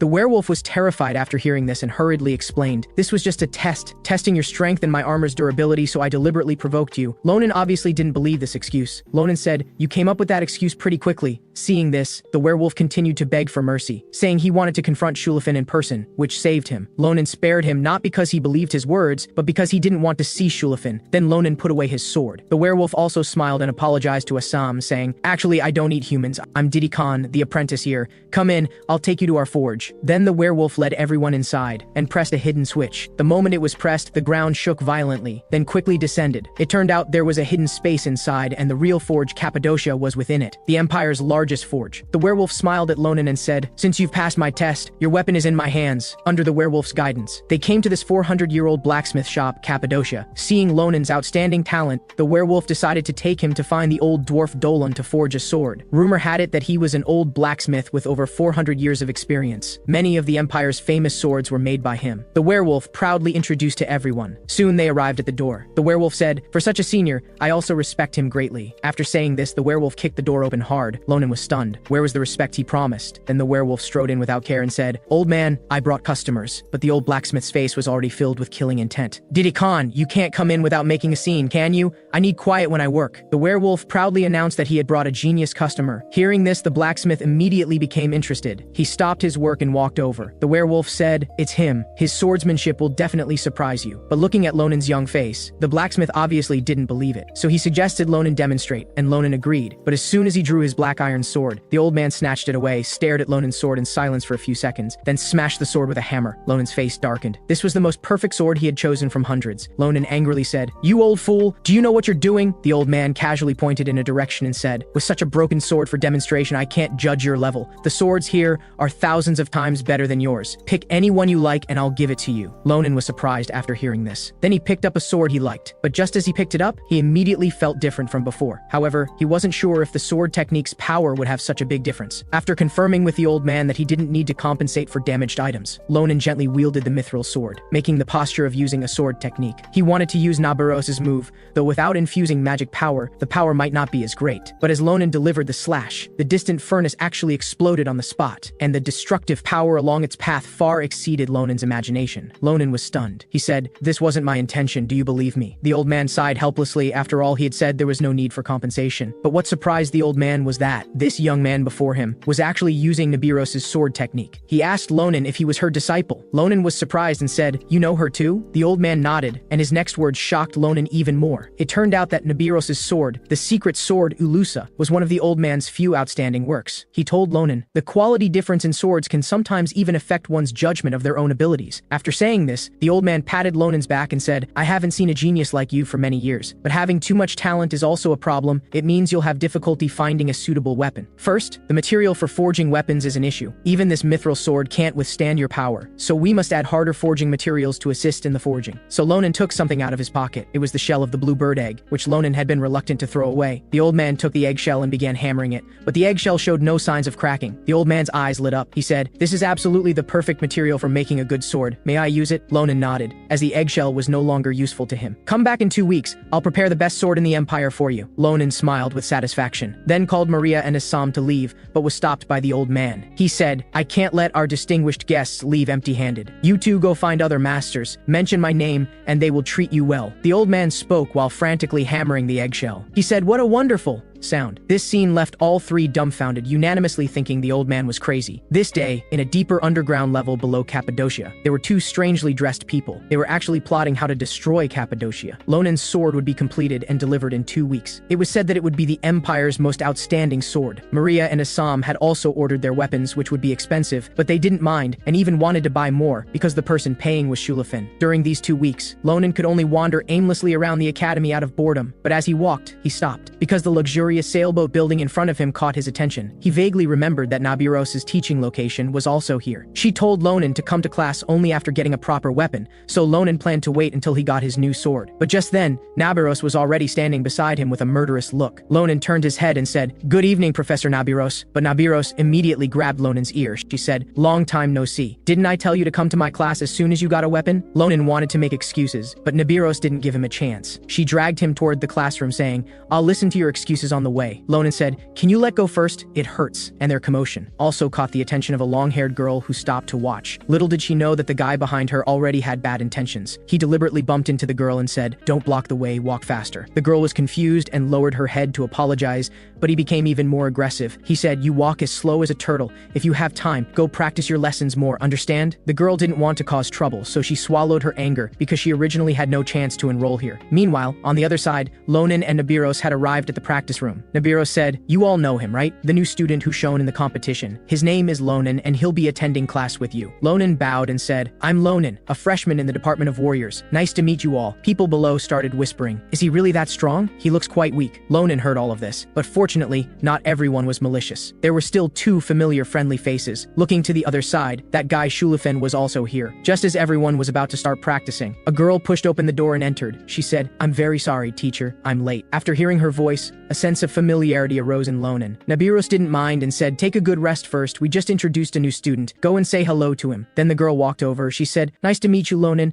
I'm the teaching assistant for the second-year class, Andershan." Ronan didn't expect to meet her again in this way. Andershana Kalusia. During the giant invasion, she had unparalleled command ability. She was the Empire's first female commander, known to the world as the Iron Lady. Who could have imagined she also had such a gentle side? But judging from the current situation, she had no memories of her previous life. Should I tell her about her request from that time? But how to explain it? Ronan fell into a dilemma as he looked at Andershan. And she was always busy. This person said, "Look, is my posture correct?" That person said, "The towel here has a strange smell." She could only deal with them one after another. The great commander Comrade was actually doing these small tasks. At this time, the guy who had deliberately given Andershan a hard time walked over and said, "How about a duel with me?" Seeing Ronan's confusion, he explained, "I'm Kaldan from the third year. I heard you performed brilliantly in the competition, and I want to learn from you." But Ronan wasn't interested and politely declined. Yet he persisted and said, "Oh, I seem to have forgotten to bring a weapon." He shouted at Andershan, "Hey loser, bring me my practice spear," and Andershan hurriedly went to get it. Ronan's face had already darkened. "Loser? Does this bastard know who he's talking about?" Soon Andershan brought over his spear, but Kaldan deliberately found fault again. He said, "You idiot, I've already switched to a short spear, don't you know?" Then he used the long spear to hit Andershan hard on the head. He said, "You got into this school by begging the instructors. Is it too much to ask you to do these things?" Just at that moment, Ronan grabbed his spear. Looking at him with murderous intent, he said, "I accept. Let's duel." But Kaldan started to mock the two. "Didn't you not want to duel? Is it for this loser? Are you two commoners showing affection for each other?" Before he could finish, Ronan threw the spear to him, then lightly pointed with his sword. Kaldan was sent flying with a grim expression, and the long spear in his hand broke into two pieces. Ronan said, "Isn't this the short spear you wanted? Do you like it?" Kaldan became furious. He was a noble that a commoner like him couldn't aspire to. How dare he humiliate him like this? Then he went all out and thrust with the short spear. Ronan just waited in place until the short spear was about to hit him before acting. With just a casual swing of his sword, the opponent's short spear broke into three pieces. Ronan said, "Yes, I dare to humiliate you." Kaldan was stunned, but there was more to come. 1 slash, 2 slashes, 3 slashes, each with the force of 1,000 pounds, directly causing Kaldan to lose consciousness. Then Ronan was still not satisfied with his anger. He said, "Fortunately,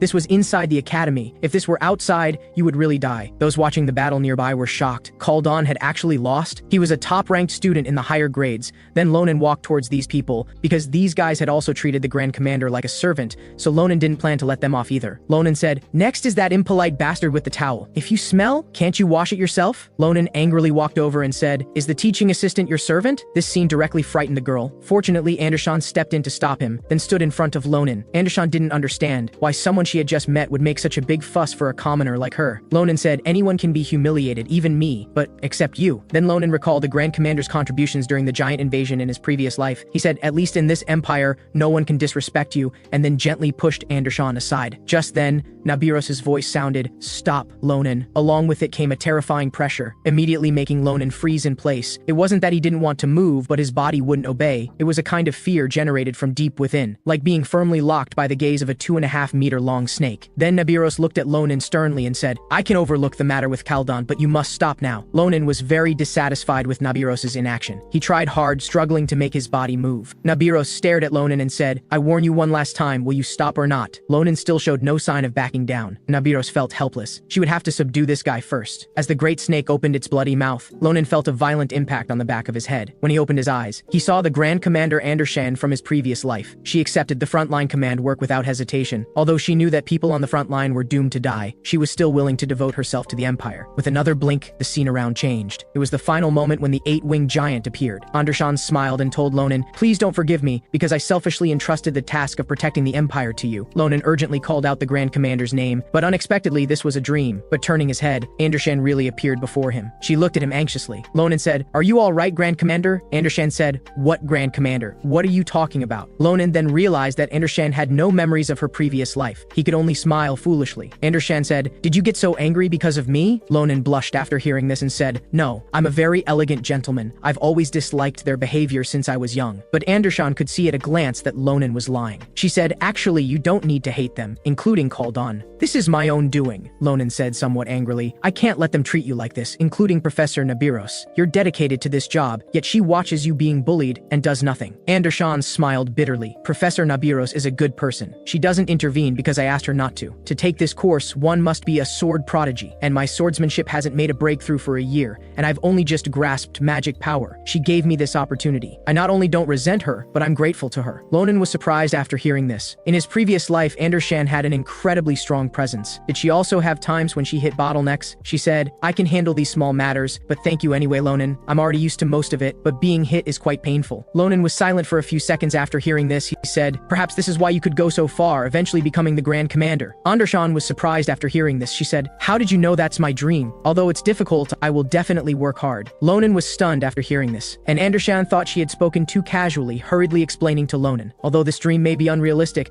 I definitely won't give up." As she spoke, Andershan looked at her own palm. These injuries were all left from practicing swordsmanship, but her words had already put Ronan in a dilemma. On one side was Andershan's last will from his previous life. Back then, she told Ronan to tell her current self not to struggle anymore for becoming the Grand Commander. Just be a tailor and live an honest life.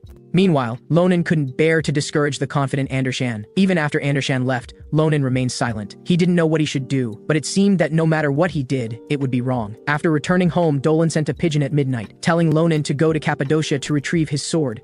But when they arrived at the forge, there wasn't even someone to receive them. Ronan was a bit angry, so he kicked a helmet on the ground, sending it flying. Maria said he definitely had something on his mind, and Ronan didn't plan to wait any longer. He decided to go in himself. After fumbling around, he actually found the elevator switch. With a shaking around them, the elevator began to descend. But as soon as they arrived, Ronan was stunned, because Cappadocia was engulfed in raging flames, and many blacksmiths lay fallen on the ground. After Assam's reminder, Ronan immediately spotted the culprit. It was a stone man standing 2.5 meters tall, and he was still chasing a group of blacksmiths. After thinking for a moment, Ronan grabbed Assam, then told Maria to go back to the academy for reinforcements. Afterward, Ronan leaped down, while Assam used telepathy to control their descent. Meanwhile, the blacksmiths finally had no strength left to run. Seeing this, the stone man immediately raised both fists, ready to crush them. At this critical moment, Ronan's slash directly destroyed the stone man's arm. Coincidentally, his recent troubles had been bothering him, so he'd take out his frustrations on this fellow. The stone man counterattacked with his remaining arm, but just as it was about to hit, Ronan simply vanished on the spot. He had activated his energy field. In the blink of an eye, he appeared on the stone man's shoulder, followed by a clean, decisive slash.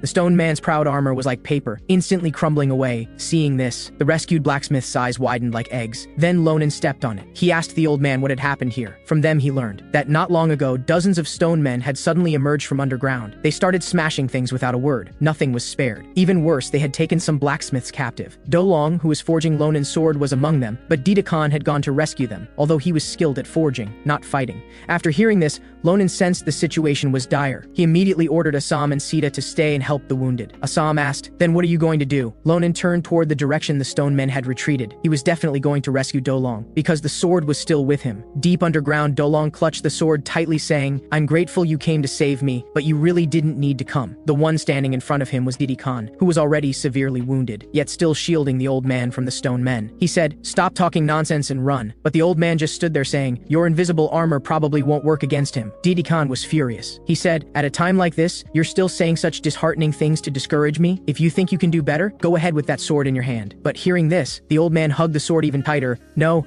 I can't insult it with my terrible swordsmanship. As he spoke, he even started to worship it. Didi Khan was speechless. This crazy old man obsessed with weapons will get me killed sooner or later. At that moment, the stone man decided not to listen to their conversation any longer. He raised his fists and smashed down forcefully. But this strike was actually blocked by Didi Khan, though it severely injured him, even breaking his invisible armor. Just as Didi Khan was about to die heroically, a red flash arrived at an incredible speed, followed by countless slashes. The stone man instantly collapsed and crumbled, while Ronan landed gracefully. He said, leave the rest to me. Didi Khan said in surprise, how did you get here? Weren't there countless stone men on the way? Ronan turned his head and calmly stated, all taken care of. Didi Khan said, is that possible? I couldn't even defeat one. Didi Khan instantly became obedient, grateful he had survived Lonan's sword when he had angered him. Ronan said, give me that thing. Isn't that the sword for me? Dolong said, yes, that's right. Here you go, though the scabbard isn't finished yet. Worthy of being the Empire's finest sword, it feels great to hold, can't feel its weight at all. Let them try it out. Facing several stone men 2.5 meters tall, Ronan casually swung out a sword energy. Its overwhelming destructive power shattered them completely. Ronan was stunned. How could it have such powerful force? The old man's expression was enough to show his satisfaction with the sword. He said, how is it, Ronan? Do you like this La Mancha? That's the name I got from the astrologer. This sword is almost weightless, but its hardness far exceeds mithril by 100 times. Not only that, it has a special property. When it touches blood, it even has regenerative abilities. It could be said that this sword perfectly matched all of Ronan's attributes, and he no longer had to worry about his rough swordsmanship damaging the blade. Ronan praised the old man profusely, delighting him. Having his work affirmed was undoubtedly the meaning of the old man's life. But Didi Khan interrupted them, saying, we need to leave this place quickly. Yet Ronan walked toward the deeper levels. He said, you take the old man and go first. There are still a bunch of rats down here. And they're big rats, Didi Khan said with confusion. Rats? What are you talking about? Ronan said, I'm familiar with stone giants' habits. They wouldn't normally act in groups, let alone actively attack humans. After speaking, Ronan flipped over the debris, revealing a mysterious pattern on the back of its head. Everyone was shocked at the sight. This kind of pattern was unfamiliar even to Dolong, who had lived for over 400 years, but he could be certain that magical resonance still lingered in the pattern. The other side was using this method to make the stone giants go berserk. Dolong said, who do you think would do such a thing? Ronan shook his head and said, I don't know, but as long as I go deeper, I'll definitely be able to flush them out. With that, Ronan began to move. He quickly advanced toward the depths, while carefully observing the surrounding environment. Sure enough, he discovered human footprints, and they were of 2 different sizes. Ronan continued forward. He even found magical sensing stones, but being completely devoid of magical power himself, he triggered no alarms. Soon Ronan reached the deepest part of the cave, but he didn't startle his prey, instead habitually concealing himself. Then he began to observe his surroundings. The first thing that caught his eye was a huge golden stone man. Below it were 2 human-looking figures. These 2 weren't eye-catching, but compared to ordinary stone men, they looked like small toys in front of the golden stone man. Though it was still in a dormant state, its destructive power was unimaginable. Just as Ronan was thinking of how to deal with this, the white-robed woman suddenly spoke. Someone must have broken in. Judging by how the stone giant's control is being rapidly cut off one after another, there must be a third party involved. The white-robed man said through gritted teeth, what should we do? There are no stone men left, and this golden stone man can't be used yet. Why don't we go up and kill them all? Hearing this, the white-robed woman immediately shook her head. No, most of the blacksmith facilities have already been destroyed. The Empire's smelting and weapon manufacturing technology will be set back many years. That's enough. On the contrary, if our identities are exposed, that person won't just do nothing. After listening, the white-robed man complained a bit, but ultimately agreed. At that moment, the sulfur smell on Ronan's body caught their attention. It was residue from slaying the ordinary stone giants. The white-robed man said, no wonder my body feels itchy. After speaking, he cast a fireball spell at Ronan. Only when the fireball was about to hit him did Ronan react, but after an explosion, the white-robed man found that the fireball hadn't hit its target. He said, you're quite agile, how about I tie you up first? After speaking, he immediately cast a spell. In an instant, numerous fire chains surrounded Ronan. The speed of gathering magical power was fast. These 2 were definitely not ordinary people. The white-robed man said, "Tell me quickly who you are and how you made our magical sensing stones ineffective." Ronan stood up and said, "That's what I wanted to ask. Who are you? I don't care how passionate your relationship is, just tell me your names." Ronan's tough attitude immediately sparked the white-robed man's interest. The white-robed woman suddenly spoke, "We're wasting time." But the white-robed man didn't care at all. He said, "Let's enjoy this in advance. When this empire is submerged by starlight, there won't be any opportunity." And this sentence precisely hit Ronan's trigger point, because the invading giants had once mentioned submerged by starlight. They must know something. So Ronan planned to capture the two and get answers. But the white-robed man contemptuously said, "You? Does a wet behind-the-ears kid like you have that ability?" After speaking, he raised his arm to counterattack, and this action successfully exhausted Ronan's patience. With a flash of the blade, the white-robed man lost his arm and his lower body. "Just lie down obediently." The white-robed woman stood frozen. Edward hadn't even had time to react, and Ronan hadn't felt the sensation of cutting through bone, so these two were probably not human. But in his anger, he didn't care much. He directly grabbed the white-robed woman by the throat and said, "Just answer my questions nicely. If you don't want to end up like him, just answer my questions." Seeing she couldn't break free, Cyril immediately cast a magic shield to push Ronan away. Ronan said, "So you don't plan to obey me?" As he spoke, Ronan mockingly tapped on the shield. Not bad, very solid. But the next second, Cyril was dumbfounded. With a flash of the blade, her shield shattered. Impossible, how could a physical slash affect magic? Before she could think further, Ronan's sword had pierced her body. The violent movement also caused the hood of her white robe to fall off, revealing her face and long ears. But this didn't warrant Ronan's attention. He stepped hard on the woman beneath him. He said, "Half-elf, what is your purpose?" Ronan's attention was entirely on the woman,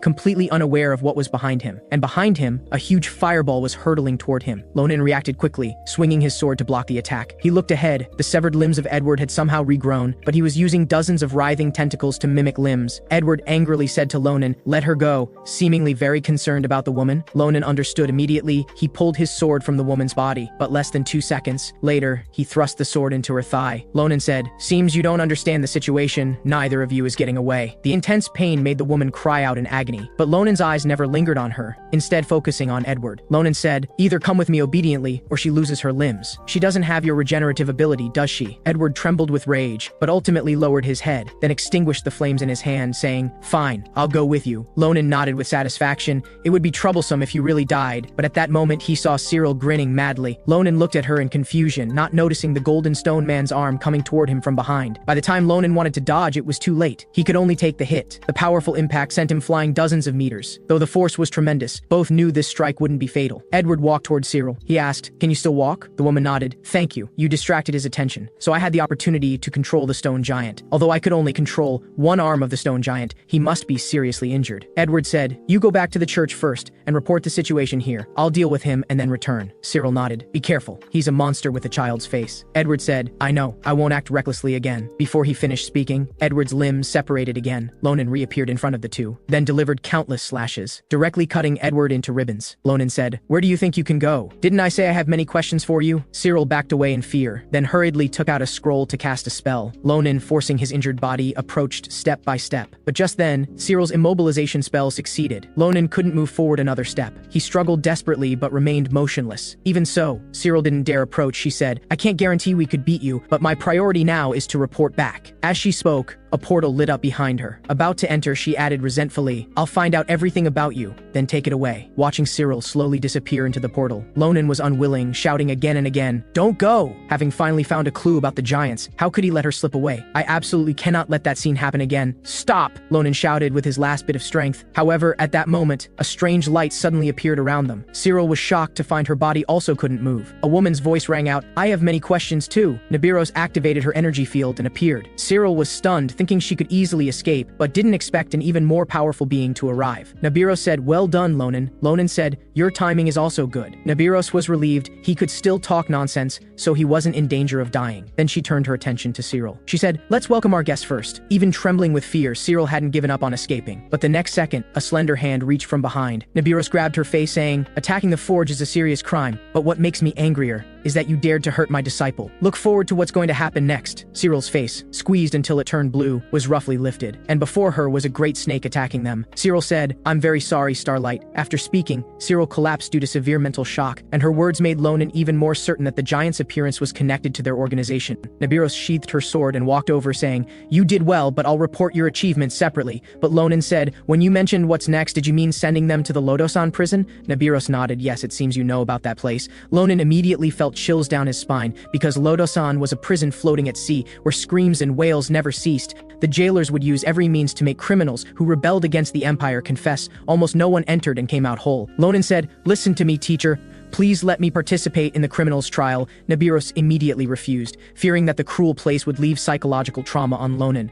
Ronan said, "Please, this is really important to me." Ronan used an almost pleading tone because he didn't want to miss any clue about the giants. This was the first time she had seen this proud boy bow his head, but even so, she still didn't agree. Meanwhile, although the Cappadocia Forge was still in ruins, with the help of the academy, the wounded had mostly recovered. Maria wiped her sweat, saying, "I think we're almost done." She had earned considerable merit by carrying 7 or 8 boxes of supplies at once, and Assam had also spent much energy using healing spells to save people. But more than this, Assam was more worried about Ronan, who said he would return soon. But, "Are you talking about me?" Hearing this, the two were startled and looked up toward the voice. Ronan said, "On the way, I heard about what you did. Maria brought reinforcements, and Assam and Sita treated the wounded. Are any of you hurt?" Ronan asked, pretending to be fine. Maria said, "Rather than us, you should worry about yourself." And Assam, in an almost trembling voice, scolded Ronan, "You're clearly covered in wounds. Quick, Sita, help heal him." Sita extended her small hand with concern, but Ronan waved it off. "I'm fine. I've already been treated. Just need some rest." Ronan suddenly changed the subject. He stared hard at the 2 culprits in the distance. He said, "I have more important things to do now." Several hours later, the convoy transporting the criminals arrived at the meeting area. Here, Lodosan prison would send someone to receive the criminals. After Nabiros and Ronan waited for a short while, a sinister jailer arrived riding a vulture. Then 2 equally sinister people came down from the carriage, speaking in an eerie tone. "Hello, Miss Nabiros." Then he looked down at the 2 criminals on the ground. The sight of Edward immediately interested him. He had some kind of miraculous self-healing ability. The judges would be very pleased. After saying this, they prepared to leave with the 2. "We'll notify you after the interrogation is complete. Hope you continue to work for the peace of the empire." As the words fell, the jailer disappeared from everyone's sight. Nabiros said, "In a week, Lodosan will make them tell everything. I'll notify you immediately when there are results. That's enough, right?" Ronan nodded with satisfaction. "Thank you, teacher." At the same time, he understood this was the most Nabiros could do for him. After this, Ronan returned to the Phillips Academy to continue training, and the restoration work at Cappadocia progressed simultaneously. Time quickly passed, and several days went by. In Lodosan prison, continuous wails never ceased, and awaiting Edward and Cyril would be the cruelest torture and punishment. He was a judge in the prison, and the person responsible for interrogating Edward was him. After a week of intimate contact, Karaka was very certain that Edward had told everything, so he notified Nabiros to come. Karaka said, "Do you want to see the criminal once more? Please follow me. On the way, I'll tell you the judgment results." Then he led the 2 toward the prison where Edward was held. Ronan could hardly believe this seemingly gentle old man was a judge at Lodosan. Nabiros smiled. "At first I thought so too, but he is the nightmare of all prisoners here. Everyone judged by him wishes for an early release, that is, in the form of death." As the words fell, they arrived at the inner prison. Just then, Karaka said, "The prison is not far ahead. They come from the Kragil Nebula, which is also the name of their organization." Nabiros asked in confusion, "This is the first time I've heard this name. Is it a criminal organization similar to Calipolo?" Karaka said yes, but they're more dangerous.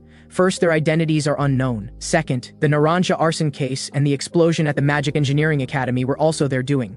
In the past year's large-scale cases, most were done by them. Ronan was stunned after hearing this. If this organization had done so much, why had he never heard of them in his previous life? Ronan asked, "Did they mention Starlight, or something like Starlight Descending?" Karaka said, "This is the first time I've heard these words." Ronan said awkwardly, "That's what Edward said when I caught him, because if he said he came from the future. 10 years later, 3 winged bald men would invade, and Starlight was what they said. Nobody would believe such things, originally thinking the matter would end here. But unexpectedly, Karaka's face darkened. Ronan continued, "I think it's related to their purpose, so you probably haven't gotten that out of him yet." At this point, a terrifying aura suddenly made Ronan change his expression, and the source was Karaka. He immediately put on his bird-shaped hood, then walked toward Edward's prison. He said, "I understand. It seems our friend still isn't honest enough. I should show more sincerity." As the words fell, the prison door slowly opened, and the scene before them made Ronan dumbfounded, because the previously arrogant 2 had now been tortured beyond recognition, only faint moans proving they were still alive. Karaka said, "Edward is an interesting friend. He uses some unique black magic to regenerate his body." As he spoke, he picked up a red-hot torture instrument. "Do you know how to get close to this kind of person? Simple. Use this to poke him until he can't regenerate." After saying this, Karaka stabbed hard. Edward could only scream, and this happened again and again, until he was on the verge of death before Karaka stopped. Karaka said, "See, we've become intimate. At least that's what I think." But Karaka suddenly changed the subject,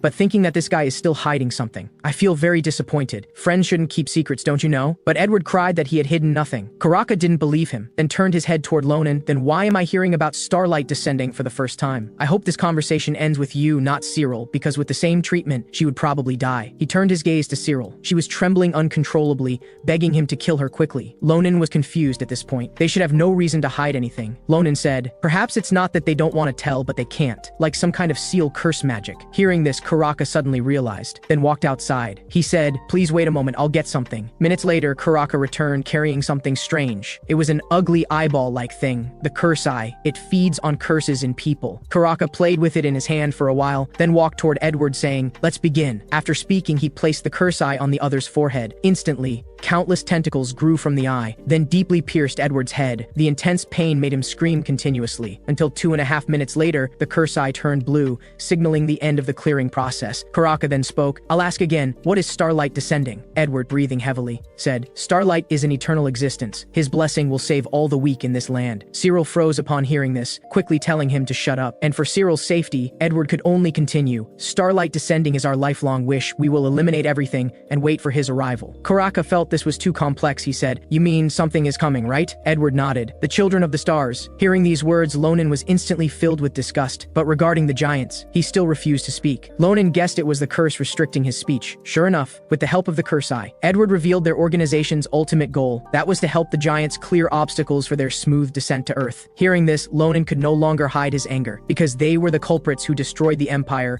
in his previous life. Ronan walked step by step forward. The judge hurriedly advised him to calm down. Ronan just walked up to Edward, then took a deep breath and said, the children of the stars you mentioned are the Ahayut, right? Hearing this, Edward's nerves instantly tensed. He said, where did you hear this name? How do you know? But before Edward could question further, his forehead rapidly swelled. In no time, his entire head was like a balloon about to explode. Ronan was shocked. Is his head going to burst? Back! Karaka pulled Ronan away, then immediately deployed a magic shield, and at that moment, Edward's head exploded. A large chunk of flesh and liquid splattered over, but all were blocked by the shield. Then a steady voice came from beneath the judge's mask. I didn't expect this situation. This curse is stronger than I imagined, and there may be more than one. I guess the first part of the curse is not being able to reveal their purpose to others. If the first part of the curse is removed, it activates the second part, making their heads explode. Before Ronan could think further, the hand on his shoulder tightened again. Karaka stared at him intensely. Sir Ronan, what is a Hayut? If this is a secret within the Kragil Nebula organization, how would you know? So he began to gather magical power. He said, as the judge of this case, I must know everything. Can you tell me? Ronan was frightened by this sudden, terrifying atmosphere, but he still calmly said it was just something he happened to overhear. In the underground of Cappadocia, I was the first to discover them. If this word has caused you trouble, then I apologize, Ronan said while taking his hand away. Is this explanation enough? Looking at Ronan before him, Karaka was stunned, although he didn't believe Ronan's words. His intuition told him this child couldn't possibly do anything harmful to the Empire, because in his eyes, he saw a firm will boiling. Was it responsibility or belief? No, neither. It was anger toward them. Just then, Nabiros drew her sword directly, saying, stop. A pair of bright, fierce eyes stared at Karaka. Are you questioning my disciple and doing so in front of me? Karaka said, of course not. I'm just confirming. Being careful about everything is better, isn't it? Seeing the other's docile appearance, Ronan said, then I'm glad our misunderstanding is cleared up. But Ronan knew he had been in danger just now, because that old man intended to judge him as well. Looking at the undamaged curse eye on the ground, Karaka said, it's a pity to lose a cursed eye, but usually they have very strong vitality. Ronan questioned this greatly, asking, this little thing is powerful? Karaka said, yes, and if you look carefully, it's quite cute. Would you like to touch it? Just as Karaka was joking, he discovered in horror that the curse eye on his shoulder had turned blue. That meant it had absorbed a curse. Whose could it be? So far from Cyril, it couldn't be hers. Could it be him? Karaka turned to look at Ronan. When using the magic shield just now, he touched him briefly. Could it have absorbed a curse in just that instant? Karaka quickly took down the curse eye and walked toward Ronan, then placed it in his hand. The curse eye visibly expanded at an alarming rate, then exploded directly. Ignoring Ronan's fuss, Karaka grabbed his hand and began examining it. Karaka said, listen to me, I think you've been cursed. Ronan asked in confusion, what nonsense are you talking about? Karaka began explaining, have you ever felt restrictions, like being unable to run or unable to hold steel objects, etc.? A curse will restrict certain behaviors of yours. Hearing this, Ronan lowered his head and said nothing. So the reason he couldn't use magic power was because of the restriction of the curse inside his body? Karaka said, it's okay if you don't want to talk about it, just remember one thing. This curse is very powerful and full of malice. The conversation ended there. Ronan and Nabiros prepared to leave. Karaka said, once I crack all of Cyril's curses, I'll notify you. Nabiros nodded and said, I understand. Just report to me when the time comes. Then Karaka turned to look at Ronan, but the other didn't react even after a long time. Karaka said, "You seem preoccupied." Hearing this, Ronan finally came back to his senses. Ronan said, "Since I learned I've been cursed, I've been a bit preoccupied." Karaka restored his gentle expression and comforted him. "Don't worry too much. You're Phillips' student. There's someone at the academy who has deeply researched curses, who might be able to help you. He is Professor Secret from the magic department." After dealing with the Loto-san prison matter, Ronan and Nabiros departed on a vulture, but being cursed lingered in Ronan's mind, and his eyes started to itch. This made him increasingly impatient. But fortunately, Karaka said Professor Secret might have a solution. Seeing his anxious appearance, Nabiros calmly said, "This is one of the known signs. It indicates the curse inside you is weakening. Don't worry, but do you really not know who cursed you?" After hearing this, Ronan shook his head, unable to think who would do such a thing. He was normally so kind and gentle that it seemed impossible for anyone to hold a grudge against him. But Nabiros couldn't agree, and could only secretly turn her head toward the window, because the scene of Ronan beating up Kalden was still vivid in her mind. But unexpectedly, Ronan spoke up to thank her. "Thank you, Professor Nabiros, for stopping him for me. That old man, his eyes were too cruel. If it weren't for you, I think he would definitely have arrested me on trumped-up charges and forced a confession." Nabiros smiled and said, "This is just my duty as a coach, nothing to thank me for." Ronan looked at Nabiros. She was not only excellent with the sword but also a rather nice person. The more he looked, the more she seemed like a good person. But strangely, why hadn't he met them in his previous life? Such powerful people should have appeared on the battlefield. Could it be that the Kragal Nebula did something to them? Ronan felt very confused. It was late at night when they returned to Phillips, but early the next morning, Ronan eagerly went to a place, the special practice space of the magic department, Stone Pillar Park. Ronan immediately spotted Andershan, who had been waiting for a long time. Nabiros had asked her to help Ronan find Professor Secret. She greeted Ronan with a smile. "It's been a while since we've seen each other. If not for the professor's orders, I might have met you even later. Are you well?" This radiant personality charm instantly left Ronan at a loss. His heart was extremely tangled. How should I tell her about that incident? What should I do? Where should I start? Forget it, just smile first. Ronan awkwardly squeezed out a smile. "Long time no see. How are your parents?" Andershan was startled after hearing this, then nodded and said, "Everything is fine." Because ever since that incident, Kaldan had been afraid whenever he saw Andershan. Every time he saw Andershan, he would repeatedly shout, "I use the spear, I won't change." Though it sounded bad, in reality it was also bad. Ronan hadn't expected that his small action would bring such a big shadow to Kaldan. At this moment, Andershan suddenly changed the subject. "I heard from the professor that you want to remove the curse inside your body, right?" Ronan nodded and said, "Yes, someone told me to come here and find Professor Secret." But after Ronan glanced at the eerie surroundings, he knew how eccentric this professor's personality was. Andershan could only laugh in agreement. "That's right. His unique office can't be found by anyone who's not from the magic department. So I called a close junior from the 3rd year to guide us, but she doesn't seem to have arrived yet." As she finished speaking, a purple figure appeared before her eyes, then pounced into Andershan's arms like a kitten, and said in a cute voice, "I missed you, Sister Andershan. This is a new magic I learned." Andershan hugged her back. "Me too, Elizabeth. Long time no see." Ronan was stunned by this scene. This purple-haired girl was definitely Elizabeth de Acalusia, who had been chattering about beasts at that time. "I'm sorry for suddenly asking for your help, Elizabeth. Something came up and I want you to help find Professor Secret," Elizabeth said with an infatuated face while kissing Andershan's hand. "As long as it's your request, I'm willing to do anything." At this point, she noticed Ronan standing to the side. Their eyes met and both fell silent. Who would have thought they'd be old acquaintances? Ronan greeted first, "Long time no see, Elizabeth." This scene instantly made Elizabeth bristle. "How are you here?" But even more embarrassing was her behavior just now. Nevertheless, Elizabeth still led Ronan on their journey. After walking for a long time, they came to an old house, and the surrounding environment became increasingly eerie. Ronan said uneasily, "You're not planning to bury me here, are you, Elizabeth? As a price for seeing something I shouldn't have." Elizabeth said excitedly, "Don't call me that, and who wants to bury you? Stop talking and just follow me." Elizabeth walked toward the house huffily, and Ronan slowly followed behind her. Surprisingly, the general was so close to this child, but then again, they were both members of the Akalusha family. Was there some special relationship? Before Ronan could speculate further, the two walked into the house, but what greeted their eyes was a sleeping old woman. "Is she Professor Secret?" Elizabeth turned around and said, "Don't get excited. We have one more stage to go." Elizabeth slowly walked up to the old woman. Despite the creaking floorboards beneath their feet, the old woman showed no signs of waking up. Elizabeth raised her arm and began to chant a spell. "Caspa, Lunaja, Del Pirim, open." As she spoke, a burst of purple magic instantly spread out. Ronan quickly looked down at the old woman, but her condition seemed unchanged. Suddenly, the old woman's eyes opened rapidly, and her mouth gaped wide. In just a moment, her mouth was large enough to swallow both of them. Ronan immediately backed away vigilantly, but Elizabeth was unusually calm, saying, "No need to be alarmed." Then they walked into the old woman's mouth. Once inside, the view opened up completely. This was an office made up of countless books. Sephirothio. Ronan was stunned by this sight. Was that just the entrance? How strange. Just as Ronan was shocked, a voice suddenly sounded from behind. "So it's you," the disciple Nabiros mentioned. "You're just as I heard." As the voice faded, "Secret!" who appeared to be only 7 or 8 years old, appeared before Ronan. Just as Ronan was surprised, Elizabeth bowed to the child and said, "Hello, Professor Secret." Seeing this, Ronan narrowed his eyes. How could this child who looked only a few years old possibly be a professor? Secret seemed to notice Ronan's confusion. He said, "I'm actually over 80 years old, just looking a bit young on the outside, but this is also a kind of curse." Ronan laughed after hearing this. I didn't expect there would be such an interesting thing. After explaining all this, Secret snapped his fingers. A giant geometric magic array immediately appeared beneath Ronan's feet, along with countless semi-transparent characters.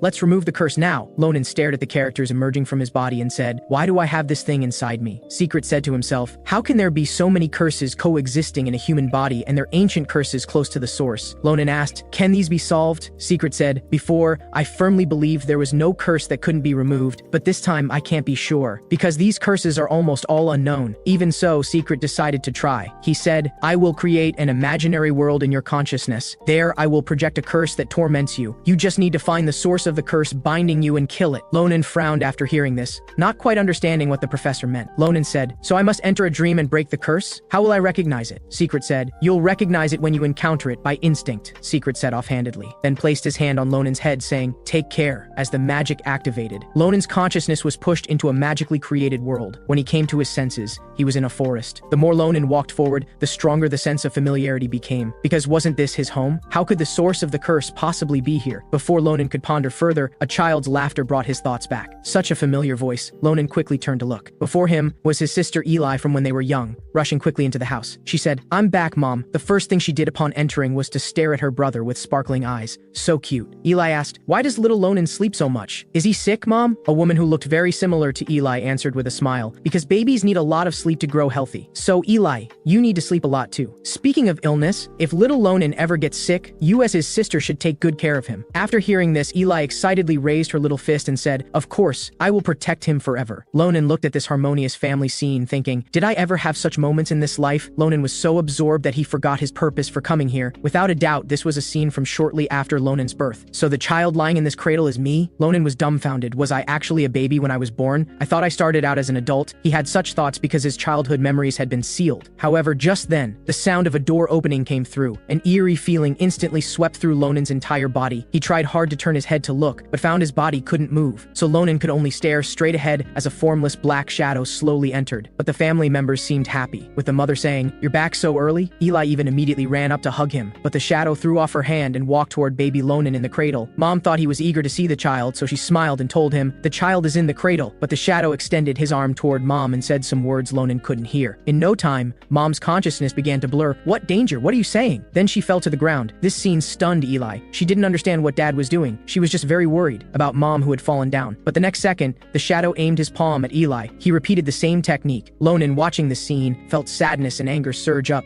What are you doing?" But what shocked Ronan even more was yet to come. The shadow's arm produced countless semi-transparent characters out of thin air. Those were the same curses that had appeared inside Ronan earlier. As a light flashed, the curse was implanted into baby Ronan's body. At that moment, he understood this person was the source of the curse, and this place seemed less like a virtual world and more like someone's memory. Ronan gritted his teeth. I must kill him. Meanwhile, outside, Secret's hand began to tremble uncontrollably. Despite such thorough preparation, this magic had nearly depleted his magic power. Elizabeth had never seen the professor in such a predicament. "How many curses are in Ronan's body?" Secret said. "Aside from the power of the curses, there are about 10 in his body." Elizabeth was too surprised to speak. 10? Then it's not surprising that removing so many curses at once would use so much magic power. But Secret shook his head and said, "No, that's not it. Because the number of curses I'm dealing with right now is just 1. On the other side, Ronan couldn't accept that this bastard would harm his own family. He gritted his teeth, vowing to kill the other party. But at this moment, his body still couldn't move. It wasn't until the shadow stepped out the door that the restraints on his body were lifted. But Ronan didn't immediately chase after him. Instead, he ran to his sister and mother's side. He urgently wanted to help them up, but his fingers passed right through their bodies. Just when he was despairing, he suddenly heard faint breathing, so they were both still alive. Ronan finally breathed a sigh of relief and tried hard to control his emotions. "Calm down. What I need to do now is tear that bastard to pieces." As he spoke, a sword appeared in his hand out of nowhere.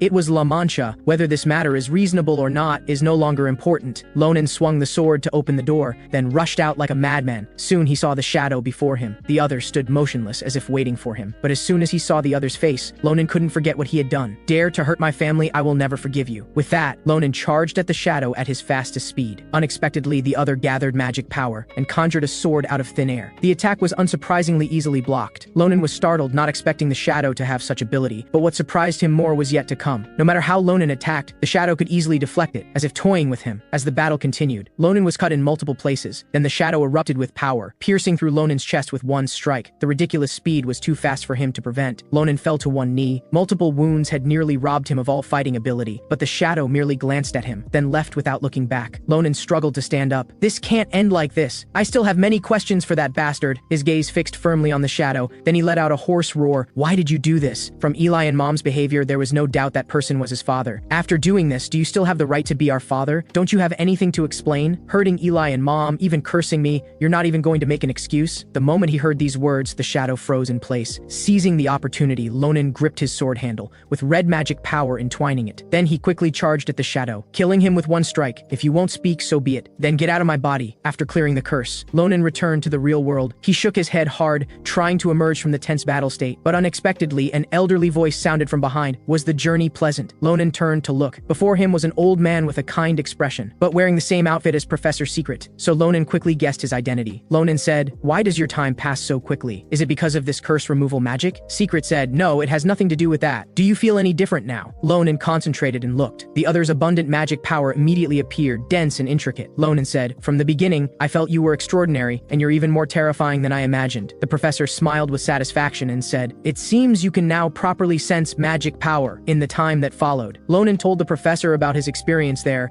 and the professor noted it down in his notebook. Secret said, the curse inside you is based on memories you didn't even know about. But why do you think that person was your father? Didn't you say you couldn't see his appearance? Ronan lowered his head and said, I could tell from Eli and Mom's attitudes toward him, and most importantly, when he was hurting my family. I could feel a sad emotion, a very unfamiliar feeling. Thinking back now, that should have been his emotion. Secret nodded, then continued to delve deeper, and Ronan told everything. I have no memories of family, as if they were completely erased. Secret took a sip of coffee and said, then everything makes sense. Your father not only sealed your ability to sense magic power, but also scrambled your memories. But through this curse removal magic, the memory was coincidentally presented. So that might be a chaotic event intertwined with imagination and memory, which is a small error that can occur with this magic. And the final strike you described should also be based on this. So you unconsciously used magic power. After hearing this, Ronan looked at his hand, which had a colorful mixture of several colors. Ronan asked, is this magic power? Secret nodded and said, although you can now sense magic power, to use it like normal people, you would need to remove at least 2 more curses. This process will be very long, because the curses on you are all unknown and powerful. Go back for today, I'll notify you when I'm ready. Just as Secret was writing in his notebook, Ronan was stunned, because somehow the professor had turned back into a child. The professor said, this body situation is complicated, generally similar to yours. Ronan said, then you must be very tired usually. Meanwhile, in the underground of Cappadocia, after learning about the stone giant, Duke Grancia personally came to the scene. He looked up at the stone giant, which was much larger than he had imagined, but he heard that the one who stopped this wasn't Nabiros, but a student under her, which puzzled the Duke. What kind of person would have such power? As the Duke pondered, a righteous young man appeared behind him. This was the Duke's personal guard, Darren. The Duke asked, how is the repair work on the blacksmith shop progressing? Darren respectfully replied, everything is going smoothly. Reportedly, it will be fully restored in a week, and we've investigated those bastards as per your orders, but found no clues. Seeing the Duke thinking, Darren said, through Phillips, we found the student's location. Would you like to meet him? The Duke nodded and said, it seems we should indeed. Just as he spoke, the stone giant's red eyes lit up, and it slowly prepared to attack. All this was seen by Darren, who said, Duke, I apologize, but could you please step aside? Leave this to our knights. With that, he placed his hand on his sword hilt, but the Duke extended his hand and said, no need, as the stone giant's attack was about to hit. The Duke drew his sword and said, you can attend to other matters. With that, he quickly drew his sword and slashed backward. The moment the sword aura hit, the massive golden stone disintegrated instantly. After cutting, the Duke sheathed his sword, then calmly turned and said, let's go. Let's meet Phillips's little hero. When the boy opened the door, he discovered a person with dirty magic suddenly appeared outside. He couldn't help but curse under his breath, but the other immediately flew into a rage, saying, apologize, or let me cut off your tongue. Ronan defiantly replied, door-to-door sales are prohibited here. No, judging by your attire, you're not a peddler, but someone who guards the door for a noble family. Hearing this, the black magic emanating from the other became even more intense, as if he would attack the next second. that. And at this moment, Ronan also noticed something strange mixed in the other's magic. Familiar but indescribable. Just then, an arm blocked Darren. Enough, it's us who intruded without prior notice. Darren wanted to continue. A blue-haired middle-aged man said elegantly, Ronan, I apologize for my knight's rudeness. Though it's rude to say, may I take up a bit of your time? And Ronan, now knowing their identities, agreed. Soon, they arrived at Ronan's dormitory. The Duke immediately took out an exquisite box. Inside was a brand new scabbard. Ronan, bewildered, asked, why are you giving me this? The Duke leisurely drank his tea and said, Master Doron from Cappadocia asked me to do this. He almost got down on his knees begging me. But more than that, I want to express my gratitude in my own way. So the Duke's eyes turned to his sword and said, we Grancia and Cappadocia are long-term partners. My pale path was also made by Master Doron, so I should be more grateful to you. You saved Cappadocia. With that, the Duke reached into his bosom, then pulled out a Grancia badge, startling Ronan, because this thing was too valuable. Ronan had thought he could only get it when Shulafin had an episode. On the other side, Maria and Assam also received gifts from the Duke. The Duke said, I hope they will like them too. Ronan nodded, because he could already imagine the two bowing in gratitude. Speaking of this, the Duke suddenly put down his cup and said, let's talk about something else. Can you tell me who's behind this? I'm very interested. As he spoke, terrifying magic power erupted around him. Ronan was immediately dumbfounded. So this is the head of Grancia? Such terrible power. He said, I don't know how much you know, but these damn guys are even crazier than we imagine. Hearing this, veins bulged on Darren's face, and he couldn't suppress the glowing magic power emanating from him. Ronan was stunned watching this. It seemed as if, at the mere mention of those people, Darren would have a strange reaction. Come to think of it, his magic power seemed identical to those two people's, giving a dirty, uncomfortable feeling. So are they in cahoots? Seeing Ronan lost in thought, the Duke asked with confusion what had happened. What was this reaction about? His subordinate was emanating such intense magic power, couldn't he see it? How could a renowned powerhouse on the continent not see these things? Ronan couldn't believe it. Could it be that only he could see it? To verify his guess, Ronan slowly said, do you know about the Starlight Descending? The Kragel Nebula, the organization supporting Starlight Descending. As he finished speaking, Darren again glared fiercely, but the Duke still showed no awareness, saying, did you discover this yourself? Ronan said, yes. Just lightly chopped off their limbs, and they immediately confessed. Then Ronan deliberately made an exaggerated expression. It was so fun, those bastards cried, begging us to let them go. Do you need me to give you the details? The Duke quickly waved his hand. No need. Hearing more of this would ruin my appetite for dinner. Ronan laughed and shrugged. His thoughts basically confirmed. There was indeed no need to continue. Ronan looked up, to see Darren's killing intent completely out of control, his body covered with dense magic power. And at the same time, the Duke also stood up to leave. So Ronan quickly stood up too. He couldn't just ignore this matter. Ronan said, about those bastards, there are some things you should know, but it might take a long time. So Ronan suddenly looked at a notebook to the side and said, once I organize it, I'll give it to you tomorrow. You'll definitely be pleased. Because it's about Ahayut. Ronan said the last sentence particularly loudly, as if deliberately telling Darren, if you don't kill me, Ahayut's secret will be made public. That night, while Ronan was sound asleep, Darren suddenly appeared before him. Without any hesitation, he immediately swung his sword. But just as it was about to hit, Ronan disappeared. Then, a voice appeared behind Darren. I said you would definitely come tonight. Nice to meet you, the third bastard from Kragel. Darren's face was filled with disbelief. He turned to attack Ronan. Ronan pointed to the side and said, wait, why don't you look over there first? That's my special guest. When Darren looked over, he was instantly terrified, saying, how can you be here, young master? Shulafin was filled with rage. He said, can you explain this, Darren? Earlier that afternoon, Ronan had come to Shulafin's house and explained his purpose. Shulafin said, Ronan, you claim you're going to ambush Darren tonight. What evidence do you have? Darren is a righteous, loyal, and outstanding knight of the Empire. He was carefully selected by my father, Ronan said. Even careful selection can have flaws. Ronan beckoned him to follow and said, you won't believe me if I just tell you, so come along. It won't take much of your time, and you might even catch the villain hiding in your home. The situation unfolded exactly as Ronan had predicted. Shulafin felt so ashamed he wanted to find a hole to bury his head in,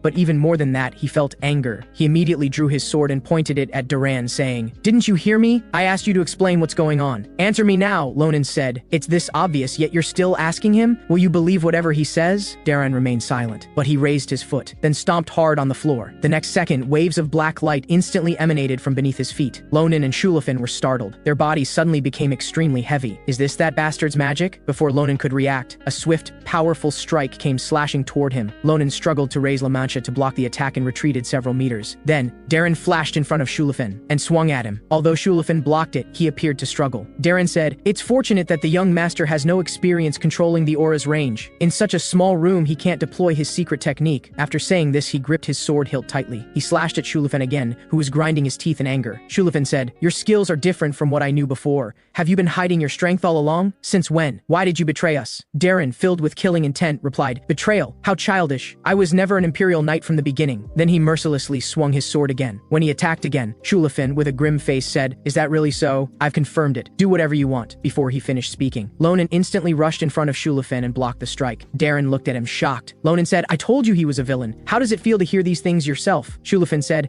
"Family matters should not be aired publicly. I hope you understand. Since this is our family's villain, let me handle it." He angrily struck at Duran, then quickly flew toward him, gripped his sword with gathered strength, and swung at Duran. To block this attack, Duran retreated several meters. Duran thought, has he been hiding his strength all along? Impossible, there's no need. Could he have grown this much in such a short time? Duran couldn't help but break out in a cold sweat. Before he could recover, Ronan flashed in front of him, gripped his sword with gathered strength, and swung at him without hesitation. Darren finally couldn't withstand the attack, and was hit hard. The next second, Ronan, filled with killing intent, gripped his sword and swung horizontally. The ground was slashed with a meters-long crack, but Duran jumped up and avoided the attack, and used his shadow kick to send him flying far away. Duran knew that continuing like this was not the solution, and it would attract the Empire's attention, so he thought about escaping. He spotted an open window. He leaped up and quickly flew out of the window, but as Darren escaped outside, he heard Shulafin's voice again. "You're right. Unlike my father, I haven't fully mastered it, so I can't easily use the storm sword. But you've run to such an open space. You're truly foolish." As he finished speaking, storm winds began to surround Shulafin's blade. This was the secret sword technique of the Granzia family, the storm sword. The next second, a 10-meter radius storm blasted toward Darren. Darren could only use all his strength to slash at the storm, but this was hardly enough to withstand the powerful storm. He was gradually engulfed by it. Shulafin slowly sheathed his sword, leaving Duran in a pool of blood on the ground. Shulafin said, "From today onwards, our family no longer has this person." Ronan also arrived at the scene. Ronan said, "So it really is the storm sword. Such incredible power. But you didn't kill him, did you?" Shulafin said, "Don't worry, I only severed some of his tendons. He won't die. I'll leave him to you. I must quickly return to inform my father of this situation. We must find all the traitors in our family." As soon as he finished speaking, Shulafin rushed back without looking back, leaving Ronan in the cold wind. "You irresponsible guy!" Just as Ronan was shouting, a golden halo appeared behind him. A figure rushed over saying, "What happened, Ronan? Has someone attacked the academy?" Ronan turned around, only to find it was the principal and Professor Nabiros. Nabiros was wearing sleepwear completely different from her usual attire, which truly stunned Ronan. Nabiros glared at him, and Ronan immediately showed a subtle smile and said, "Your pajamas are cute." The principal said, "Now is not the time to discuss that. Can you tell me what happened?" After this incident, Ronan became increasingly cautious. He first asked the principal to repeat after him, saying, "A hayut is..." The principal was confused, but still followed Lonan's words. After confirming the principal wasn't a traitor, Ronan looked at Duran lying behind him. Later, Ronan explained the whole situation in his office. Duran's betrayal, the night attack on the dormitory. After listening, the principal fell into deep thought. A spy infiltrated the Granzia family. The situation is more serious than we imagined. You did very well this time. Thanks to you, we avoided a huge loss. Ronan embarrassedly scratched his head and said, "This is what I should do." But Ronan concealed his ability to see special magic power. He couldn't be 100% certain of this ability. Besides, if this information leaked, it could be dangerous for those around him. The principal noticed Lonan's distraction and thought he was worried about the Granzia family. So he said, "The Granzia family's execution power is strong, so there's no need to worry. By the way, you've made great contributions to the Empire, not only saving the Imperial blacksmith shop, but also identifying the traitor in the Granzia family. So we will give you a corresponding reward." Ronan said, "Great, I happen to want to establish a club at school. Can you approve it?" The principal said, "A club? I'd like to know what kind of club." The scene shifts to the academy's main square. Ronan is promoting vigorously. After listening, the students fell silent. Ronan posted his recruitment advertisement on the public notice board,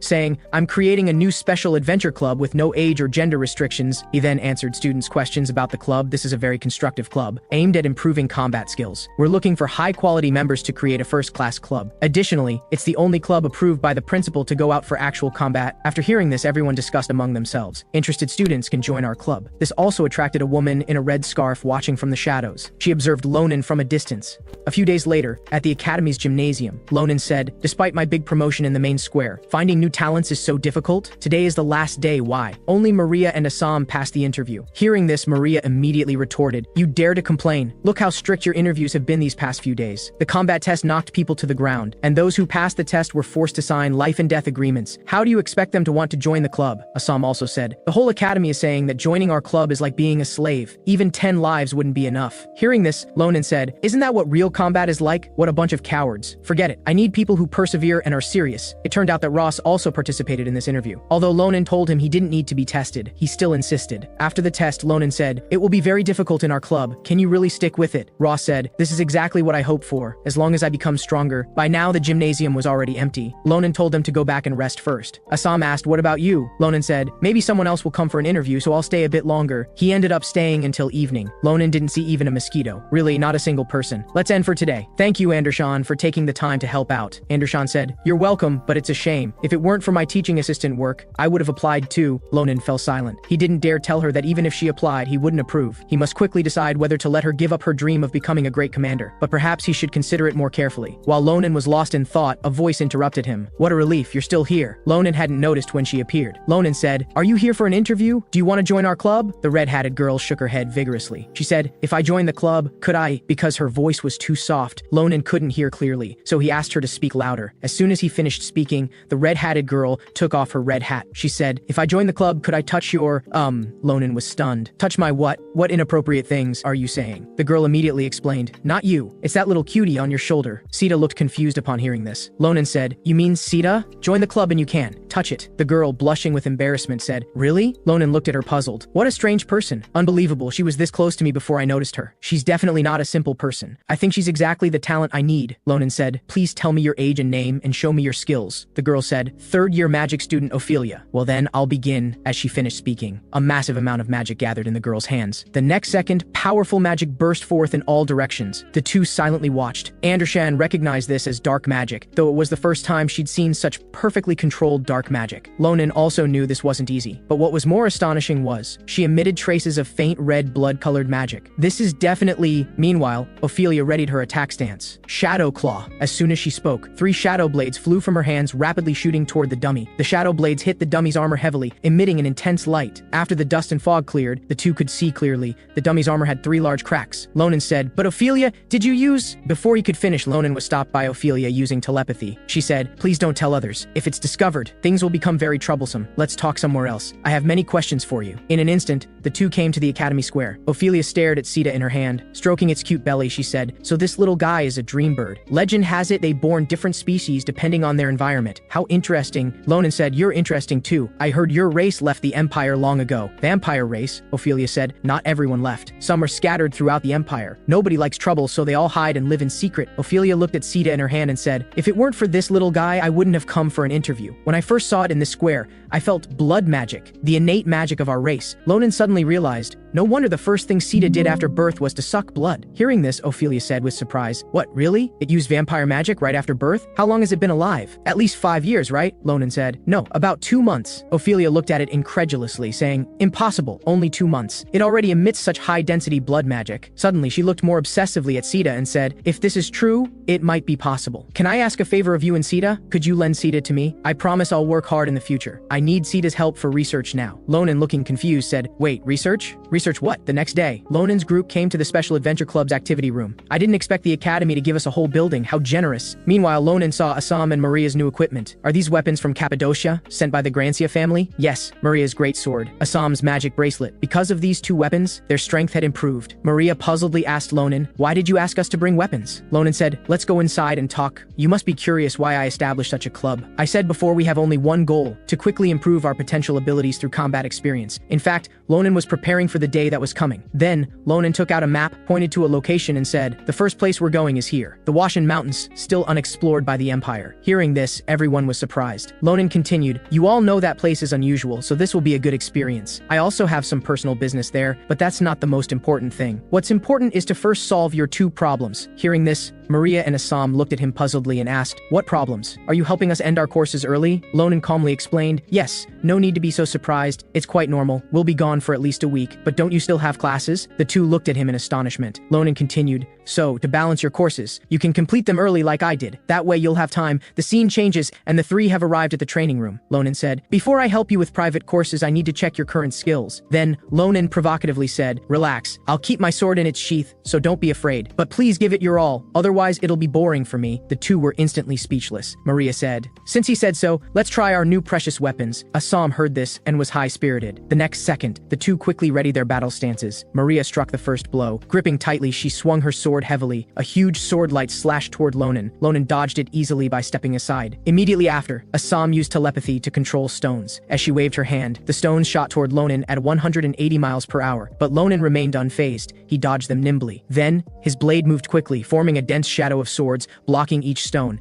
Giving Ronan no time to rest, Maria had already jumped into the air. She gripped her magic-infused sword tightly and slashed mercilessly toward Ronan. Just as the heavy sword was about to hit the ground, Ronan quickly jumped to the right, avoiding this powerful strike. The ground was instantly shattered by this blow, leaving a deep groove. Maria stared intently, quickly swinging her heavy sword toward Ronan. Ronan bent his body and dodged again. The next second, Maria, who had been attacking continuously, instantly switched from offense to defense, barely blocking an unexpected strike from Ronan. While attacking, Ronan could still observe Assam. Assam was floating in the air, continuously summoning large boulders. As she waved her hand, Ronan instantly sprang away. Assam used all her magic to change the boulder's direction, sending it crashing toward Ronan. Ronan smiled knowingly. Just as the boulder was about to crush him, Ronan finally drew La Mancha. All that could be heard was the sound of the sword dancing, and the incoming boulder split into pieces, instantly becoming small rocks. Ronan proudly looked at these small stones, but unexpectedly, Assam once again controlled the fragments, mercilessly sending them flying toward Ronan. In that moment, Maria and Assam were full of fighting spirit. Ronan put down his sword and laughed, saying, "Test over. You've both grown much stronger." Just as the two sighed in relief, Ronan smiled mischievously. Maria and Assam felt a chill down their spines. Ronan said, "Special training begins now." As soon as he finished speaking, Ronan chased after them with his sword. Ronan's training was truly devilish, making the two laugh and cry. Half a month later, Ronan handed thick stacks of grade reports to the principal. The principal said, "You mean all club members have completed their courses early?" Ronan smiled and said, "Yes, that's right. So can we go out now?" The principal said, "Of course. You always surprise me. I'll give you a pass. Take care of yourselves." The scene changes. The group arrives at the Watchin Mountains. Maria tries to circulate magic. Unexpectedly, the magic purity is so high. "Which way should we go now, Ronan?" Ronan said, "Please follow me. We're still far from the center." Meanwhile, Ronan's presence entering the mountains drifted toward a palace in the mountains. What a surprise. Someone actually entered the mountains. It's been so long since we had visitors. Let me see who it is. During their journey deeper into the mountains, Ronan, relying on memories from before his transmigration, found an extremely fierce half-beasts. Before his transmigration, half-beasts had covered the entire mountain range with their powerful reproduction abilities. Later, they committed all kinds of atrocities, plundering and killing civilians in surrounding areas. For this reason, Ronan set the club's first mission, eliminate the half-beasts. Maria didn't seem convinced. Assam said, "There are too many half-beasts. Can we really defeat them?" Ronan said, "Don't be afraid. I've got you covered. This is a good combat opportunity." Ronan looked at the distant half-beasts, deep in thought. They shouldn't appear so quickly. A stronger species in this mountain, the ogres. Dealing with ogres would be quite difficult, especially their leader, the two-headed ogre, but they won't appear for a long time. Just as Ronan was about to give the order to act, a voice from behind stopped him. "Your intentions are good,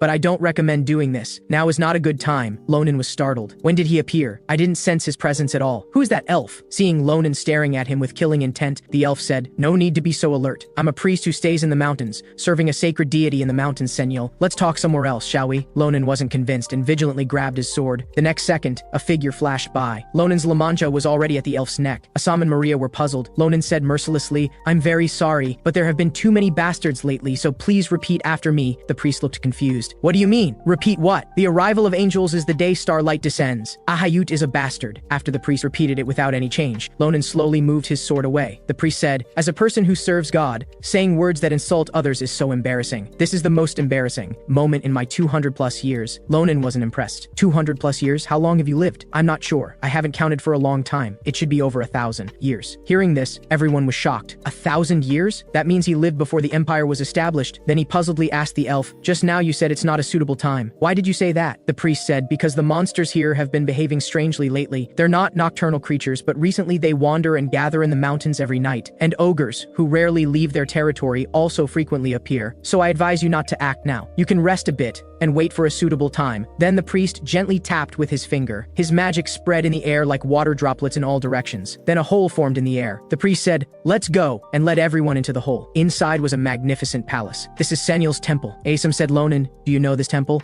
Ronan said, "Would I have this expression if I knew? It seems this elf is not simple." Ronan's group, led by the priest, came to a stone in the palace. Ronan puzzledly said, "Is the deity you serve this simple stone?" The priest said, "Simple? This stone has its own meaning. You would find its story tedious. Now please put down your luggage and rest well. Our temple has many empty rooms. Feel free to ask if you need anything." Hearing this, Maria seemed to remember something. She said, "Ronan, didn't you come to find something?" Ronan asked, "Do you know the dwelling place of the curse eye?" The priest said, "You mean the curse eye? Why are you looking for that monster? Do you have a curse on you?" Ronan was startled. He asked, "How did you know?" The priest said, "I see I was right, because there are strange and dangerous echoes around you. Ronan, can you give me some time? I want to talk with you." The scene changes and the two are sitting leisurely in a pavilion. The priest said, "When I first saw you, I guessed you weren't an ordinary student." Ronan was puzzled by why he asked this. Then Ronan grabbed La Mancha beside him. "Is this guy really not related to those bastards? But I can't see dirty magic power on him." And after mentioning a Hayut, he didn't change. At this time, the priest handed over a brewed tea and said, "Have some tea. It will help your body." Ronan looked at the hot tea. He didn't put anything strange in it, did he? As Ronan hesitated, a tea fragrance wafted out. This fragrance, Ronan had never smelled it before. Suddenly, Ronan's eyes widened. What's with this active magic flow? At the same time, the priest smiled at him and said, "How do you find the tea? Don't you like it?" After the priest drank the tea, Ronan also took a small sip. The moment he drank it, his eyes became brighter. He could see the magic around him more clearly. Ronan looked at the tea in his hand in amazement. The principal said, "This is a herb from the Washan Mountains that can enhance magic affinity, making you more clearly sense magic. But logically, since you're cursed, you shouldn't see the effect so quickly. However, I'll package it for you later. Regular consumption can suppress part of the curse, so please don't use the curse eye to remove the curse anymore. Although it can remove part of the curse, it also takes away part of the target's life essence. Repeated use will threaten life. Don't tell me you're using it knowing its side effects." Ronan said, "I didn't know at all. I just wanted to remove the curse as soon as possible." Subsequently, the priest advised Ronan. Meanwhile, Ronan recalled that the professor had said the same thing. Even knowing they were all helping him, ever since meeting that man, he seemed to have become very impatient. Before catching that bastard, he still needed to stay alive and be careful. Speaking of which, who exactly is this elf? He didn't seem to have seen him before his transmigration. Somehow he gave Ronan a familiar feeling. After thinking for a moment, Ronan slowly picked up the teacup and said, "I was too hasty. Because lately, many crazy bastards have been doing dark and dirty things. They're waiting for the stars to come." Hearing this, the priest remained silent. His expression became solemn. The scene changes to the palace under the night sky. The priest stared blankly at the stone, thinking, if what Ronan said is true, then those bastards must be planning an evil plot. It could be a huge disaster. Innocent people will be involved. Should I stand by again this time, or is the arrival of that child your answer to me? What should I do? While the priest was still deep in thought, the sound of footsteps caught his attention. Ronan had already come behind him. The priest said, "Not asleep yet, Ronan? Not used to the beds here?" Ronan said, "No, I just wanted some water." Seeing the priest staring at the stone, he couldn't help but ask him again, "Does this ordinary stone have something special? Why do you worship it?" The priest patiently explained, "Every 1,000 years, our church moves 1,000 stones to the Holy Land. There, wind and rain are constant, and most stones are weathered away. But some stones withstand the 1,000-year test. We revere such a stone and turn it into a Seniel statue. I still clearly remember the day we moved this sacred statue. My friends were very enthusiastic, but devoting one's life to a god is something many cannot do. I hesitated many times about whether to leave. There was a time when I wanted to abandon our teachings and gain freedom. I had a premonition, possibly the will of Seniel in the statue. I vaguely heard him asking me to stay, saying this would save the world, as if destined, something only I could do. I couldn't give up." Ronan seemed to see Andershan's shadow in him. "I feel that moment is getting closer and closer." The next day, seeing the gradually acclimating Assam and others, Ronan had put last night's conversation out of his mind. After drinking the tea here, Assam and the others all enhanced their magic affinity. Later, Ronan traveled throughout the mountain range with the priest to search for medicinal herbs. Looking at the kindly smiling priest, the questions in Ronan's heart still remained unanswered. The first time he met us, he was so kind to us, and during these days staying here, he has been very caring toward us. The more I look at him, the more I think he's a strange elf. Several days later, when Ronan and his team had recovered and were preparing to go fight the orcs, the priest worriedly said, "I haven't found out why the monsters have become strange. Are you really going?" Ronan smiled and said, "Don't worry, they've just become strange, not stronger. Besides, these people are strong enough to handle it, so don't worry. Most importantly, our time is running out, and we must return to the academy to study soon." The priest could only sigh helplessly. After speaking, he gathered magic in his hands. The next second, countless light motes floated into the air. The priest said, I've cast a barrier entering spell on you. With it, you can freely enter and exit the palace. If any danger occurs, don't hesitate, come back immediately. You must not let your guard down. The forest is full of dangers everywhere. Meanwhile, deep in the mountain range, a mysterious female elf seemed to be searching for something. This is becoming troublesome. Who would have thought he'd be so hard to find? As expected, I can't easily lure him out. Could you be with those stupid monsters? Well, if that's the case, then I'll have to meet you in person. Sarante. When Lonan's team arrived at the orc tribe, they first carefully observed them from high ground. The orcs were happily dividing the gold and silver jewelry they had plundered. Taking advantage of their relaxed defenses, Lonan gave the order to act. Everyone had already prepared for battle. Let's kill them all! Just as the orcs were proudly showing off the necklaces they had stolen, Assam cast a telekinetic magic. Then Maria and her companion land safely. Both sides were poised and ready. The next second, before two orcs could react, they were instantly cut in half. Following that, amid flashing blades, several orcs had already been dismembered. Seeing the fallen orcs, the remaining orcs roared in anger. In an instant, they angrily rushed toward the two people. Suddenly, several rocks flew toward the charging orcs. The orcs who were hit fell to the ground. The next second, even faster rocks killed the orcs who hadn't yet reacted. It was Assam using telekinetic magic to control the rocks. Lonan beside her couldn't help but admire how precisely she controlled them. The orcs then realized it was the two people in midair who were responsible. Lonan encouraged Assam, saying,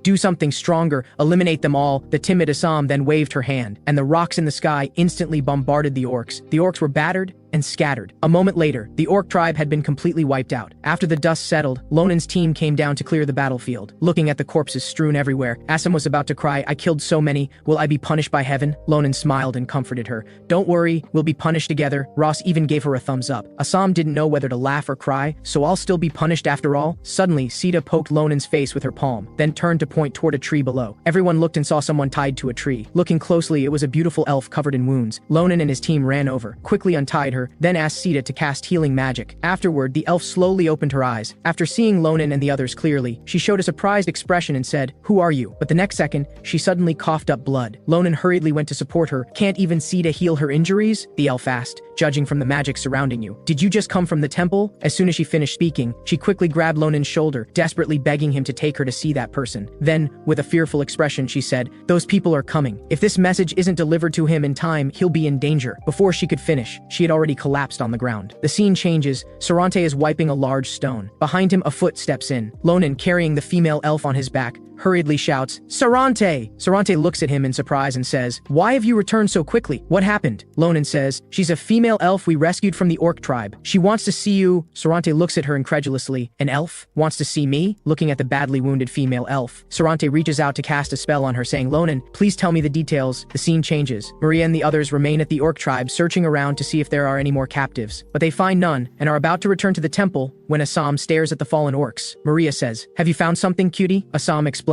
these orcs are a bit strange. There's a hidden double magic on their foreheads, something I've never seen before. But what kind of magic is this? These magic circles. Just then, Lonan arrives carrying the wounded female elf. Sarante quickly takes her to a room for treatment. A moment later, Sarante smiles and says, she's all right now. Lonan breathes a sigh of relief. Just now, healing magic had no effect on her. I was worried she might have been poisoned. Sarante says, I injected her with antidote. Thank you for bringing her here in time. Otherwise, I would have lost a close friend. Lonan says, close friend? So she is also... Sarante says, yes, she's one of the few who believe in Sinyal, once a faithful and sincere believer. Now that you've saved her, how should I thank you? Lonan scratches his head embarrassedly and says, it was nothing, don't mention it, but please tell me. Before she collapsed, she said they are coming soon. Who are they? Are you really in mortal danger? After hearing this, Sarante fell silent. The scene changes. Sarante takes Lonan to the stone. Sarante says, actually, I'm not very clear myself. They are a religion that worships an unknown entity. They're very mysterious. I don't know who they are. I only know they've committed many crimes. They call themselves Nebula. Upon hearing this name, Lonan exclaims in surprise, those bastards are coming for you? Sarante says, you know them too? They've sent assassins to find me several times, but eventually gave up when they couldn't find me. I thought they had abandoned their search, as things have been quiet for hundreds of years, but now it seems they're back. Lonan immediately becomes agitated, and you're so calm about it? You should leave this place immediately. But Sarante says, I cannot leave this place. The souls of everyone live here. If I move elsewhere, innocent people will be affected, and I don't want that. Therefore, I hope you leave here quickly. I don't want anyone to get hurt. After hearing this, Lonan says with concern, Sarante, wait for me. I'll go get powerful reinforcements. Until then, please hide and don't act on your own, okay? Sarante hears this and can't help but smile, saying, I understand. I'll hide well. After saying this, he hands something to Lonan, saying, please accept this. It's payment for saving my close friend. Lonan says, what is it? Is this a ring? Sarante says, yes, it's an entry ticket to the Mage Tower. If you go to the Dawn Mage Tower, please show this to the tower's administrator. They'll definitely find information about your curse. Alright, be careful on your journey. I'm very glad to have met you. The time spent with you has been a blessing, Lonan says. It's not like we'll never see each other again. Why are you saying such things? I'll be back soon, wait for me. After saying this, Lonan rushes off, and Sarante watches him with a lonely expression. Afterward, his face becomes serious as he says, should I be happy about our long-awaited reunion, my long-lost close friend? No, I should now call you Nebula's assassin, Brigidia. The previously injured elf suddenly stands up, with lightning surrounding her body, her hair instantly turning from yellow to white. Brigidia smiles and says, how have you been doing, Sarante? Sarante says, they chose you as an assassin? It seems your organization is quite violent and cruel. Brigidia says, you giving a paralytic drug to a patient, isn't that the same? Sarante says, of course, because your poor acting was too easy to see through. Even pretending to be captured by orcs. Brigidia says, I had no choice. Meeting you isn't an easy task. I used the monsters here to attract you, but couldn't draw you out. However, by coincidence, I just happened to see those people running around with your magic. I thought if I killed them and left them around you, it might draw you out, but I held back because I'm a devout believer. Touched? Sarante says, if that's the case, I won't let you succeed. Brigidia says, how scary, can't I even joke now? Alright, small talk ends here. My purpose in coming here is to convey the organization's order. Persuade Sarante. If he refuses, kill him before she finishes. Both sides are at a standoff. In an instant, the energy from both clashes together, creating an explosion. The temple surroundings shake. Lonan, who has left the temple, notices this too. But just then, he meets Assam and the others returning. Maria says, Lonan, there you are. Lonan says, yes, did you find any other captives? Maria says, no, but we discovered something suspicious. Assam says, I found strange magic circles on each orc's head, magic circles I've never seen before. Lonan listens with a puzzled expression. But at that moment, a huge lightning bolt strikes behind him. Everyone is shocked. Was that explosion sound from the temple? At this moment, Lonan suddenly has a bad feeling. At the same time, a huge foot stomps down, causing the ground to shake violently. Turning to look, suddenly a giant monster appears, ferociously tearing everything apart. After everyone gets a clear look, they realize this monster actually has two heads, a two-headed ogre. Looking at its enormous form, Assam and the others hesitate, momentarily unsure what to do. Behind them, Lonan holds his sword and shouts, pull yourselves together, follow me, you can't handle it. The ogre just looks at them contemptuously. The next second, a hand unexpectedly appears behind Ross. Ross says, what's happening? I can't move my body. The huge hand slams hard on Ross, sending him flying at 180 miles per hour. He crashes heavily into a wall. Assam and Maria are dumbfounded. Before they can recover, the two-headed ogre raises its fist high again, then mercilessly brings it down. Surprisingly, they can't move their bodies either. At that moment, a sword flies out like a gust of wind from behind. Lonan helps them block the attack, but the ogre's fist isn't injured at all. The two-headed ogre is also very surprised. He could block my punch? Lonan instructs Assam and Maria, take Sita and look after Ross. Leave that thing to me. Meanwhile, Sarante and Brigidia are engaged in combat. The collision of energy even cracks the temple walls. Brigidia rushes over with his sword swinging at an extremely fast speed. Sarante quickly casts a spell to resist. Wind control art. Centered on Sarante, fierce winds continuously swirl around, but the next second, they quickly gather into a storm heading toward Brigidia. Seeing this huge storm, Brigidia isn't afraid at all. Instead, she shows joy and says, great, this is exactly what I wanted. Before she finishes speaking, she immediately imbues her sword with dark magic. A murderous aura instantly bursts forth, gathering the surrounding dark magic into the heart of her sword. As the sword swings, it transforms into a black light pillar, flying rapidly towards Sarante. The two powerful forces converge in mid-air, unable to determine a winner. The resulting explosion shatters everything around them. After the smoke clears, both are unharmed. Suddenly, Brigidia disappears at extreme speed. Only the sound of a sword swing is heard. Brigidia suddenly appears in front of him. Sarante is startled, but the magic shield he had prepared beforehand blocks the attack. Their murderous gazes briefly meet. Energy bursts forth again, immediately pushing them apart. Brigidia says, as expected of you, such an old fox. Killing you would be a waste. Come to our organization, you can definitely get a management position. Sarante angrily refuses, no way, I can't serve an evil cult. Anyway, you've become quite rusty, and your movements have slowed down. Is your cult not suitable for you? Brigidia says, of course not. I'm just a bit bored, just wanted to see you act. I know you've been busy buying time for those children to escape. Your pretense is to keep those people from getting involved, right? Do you think this will let them leave safely? Why would you, with no interest in the world, protect them so much? Sarante seems to have been seen through. He looks at her in surprise and says, they are just guests I happen to meet. Don't harm them meaninglessly. If you dare touch them, I can't let you leave politely. But Brigidia says dismissively, oh my, how scary. But what can I do? Before she finishes, a loud explosion comes from deep in the forest. Sarante is startled. That direction is "Lonan! Brigidia, you bastard!" Before he can react, Brigidia has already flashed behind him. She smiles eerily and says, "Sarante, is now the time to be distracted?" There's only the sound of a sword falling. Sarante's arm falls. Elsewhere, after Lonan told him to leave, the two-headed ogre slammed down a palm, which Lonan immediately blocked. Maria and the others couldn't help but hold their breath in anxiety. Lonan approaches the ogre's side. After looking carefully, he discovers its eyes have been enchanted, identical to the stone men of Cappadocia. This is definitely the work of the Nebula organization. While Lonan is observing, the two-headed ogre attacks again,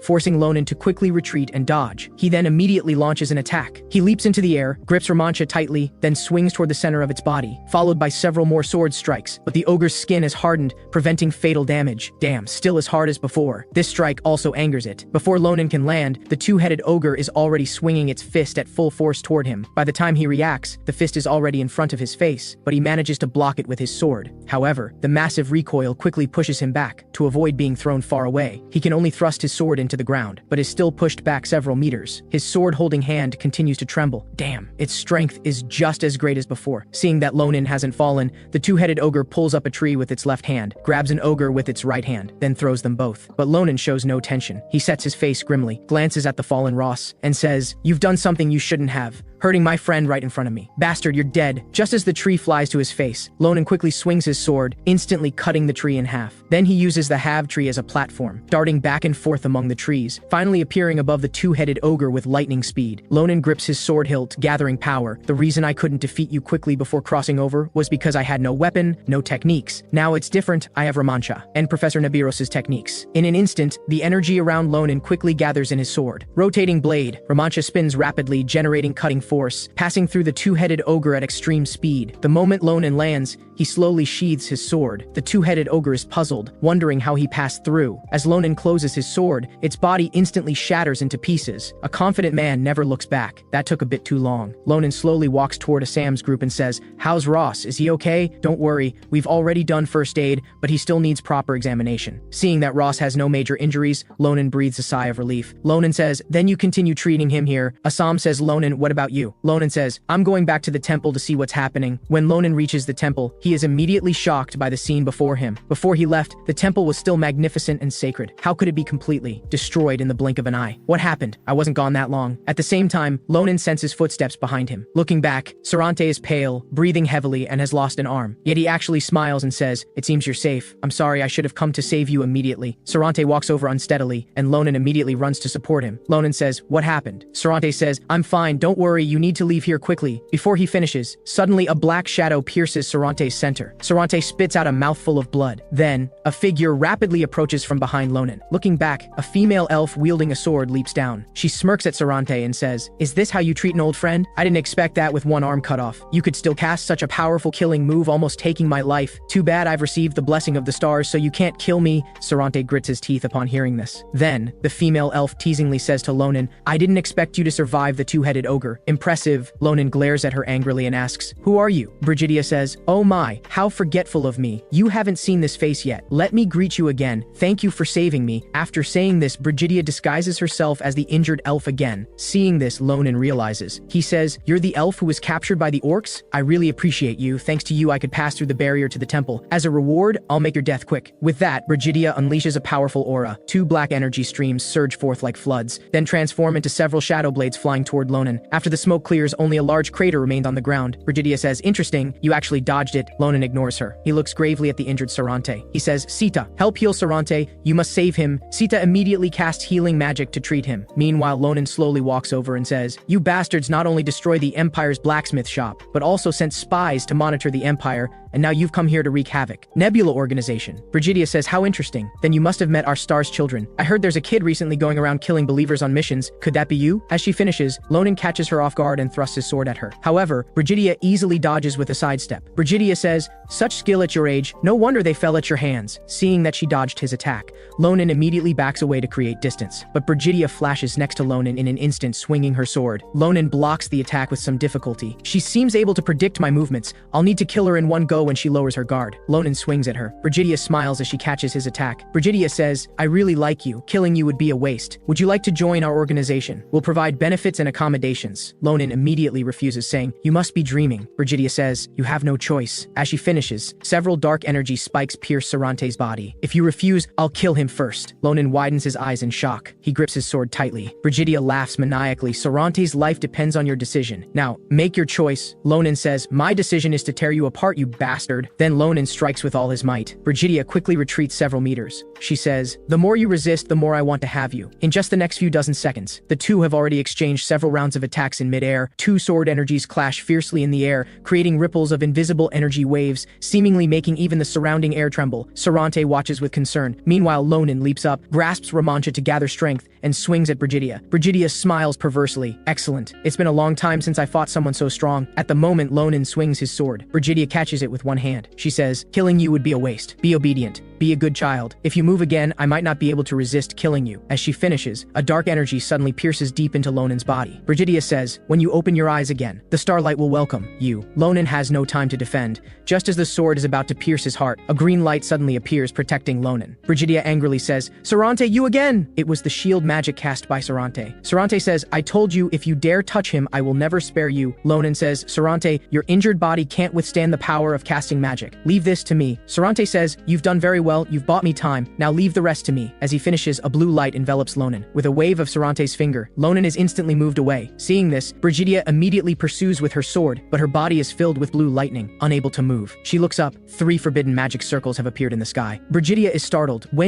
How can you with so many wounds still? Sarante says, Brigidia, our relationship ends here. Goodbye, my former sister. Then, a huge blue lightning bolt strikes down. The lightning struck Brigidia screams in pain. Ronan watches in disbelief. Despite Brigidia's painful screams, Sarante shows no mercy. Instead, he intensifies the lightning's power. Sarante says, I must kill her at all costs, even if I burn up all my magic and life force. The suffering Brigidia becomes extremely angry. Sarante, you stone-worshipping fool. How dare you, how dare you? As she finishes, Brigidia instantly erupts with a powerful dark aura and walks forward. She says, I am the chosen apostle of the stars. As long as he grants us the blessing of the stars, no one dares block our path forward. There's no need to pacify someone like you anymore. So just die now. Sita immediately flies in front of Sarante to protect him. Seeing that Brigidia hasn't fallen, Sarante uses telepathy magic to tell Ronan, can you hear me, Ronan? There's no time, I'll be direct. Her star blessing seems to resist my magic attacks, but she's heavily injured and moving slowly. I'll keep her busy, you take the chance to leave quickly. Ronan recalls that the giant before his crossing also had this ability, then says, who allowed you to say goodbye? As he finishes, sword energy suddenly flies toward Brigidia. Brigidia hurriedly blocks it. Sarante is startled and looks back to see Ronan still in place. Ronan says, don't think about giving up, Sarante, it's not over yet. What you don't know is that I've never run away before or now. So please trust me this once. Both turn to look at the roaring Ronan. Brigidia waves her hand and says, seems I was too gentle earlier. Die now. Several dark sword blades rush toward him like a tide.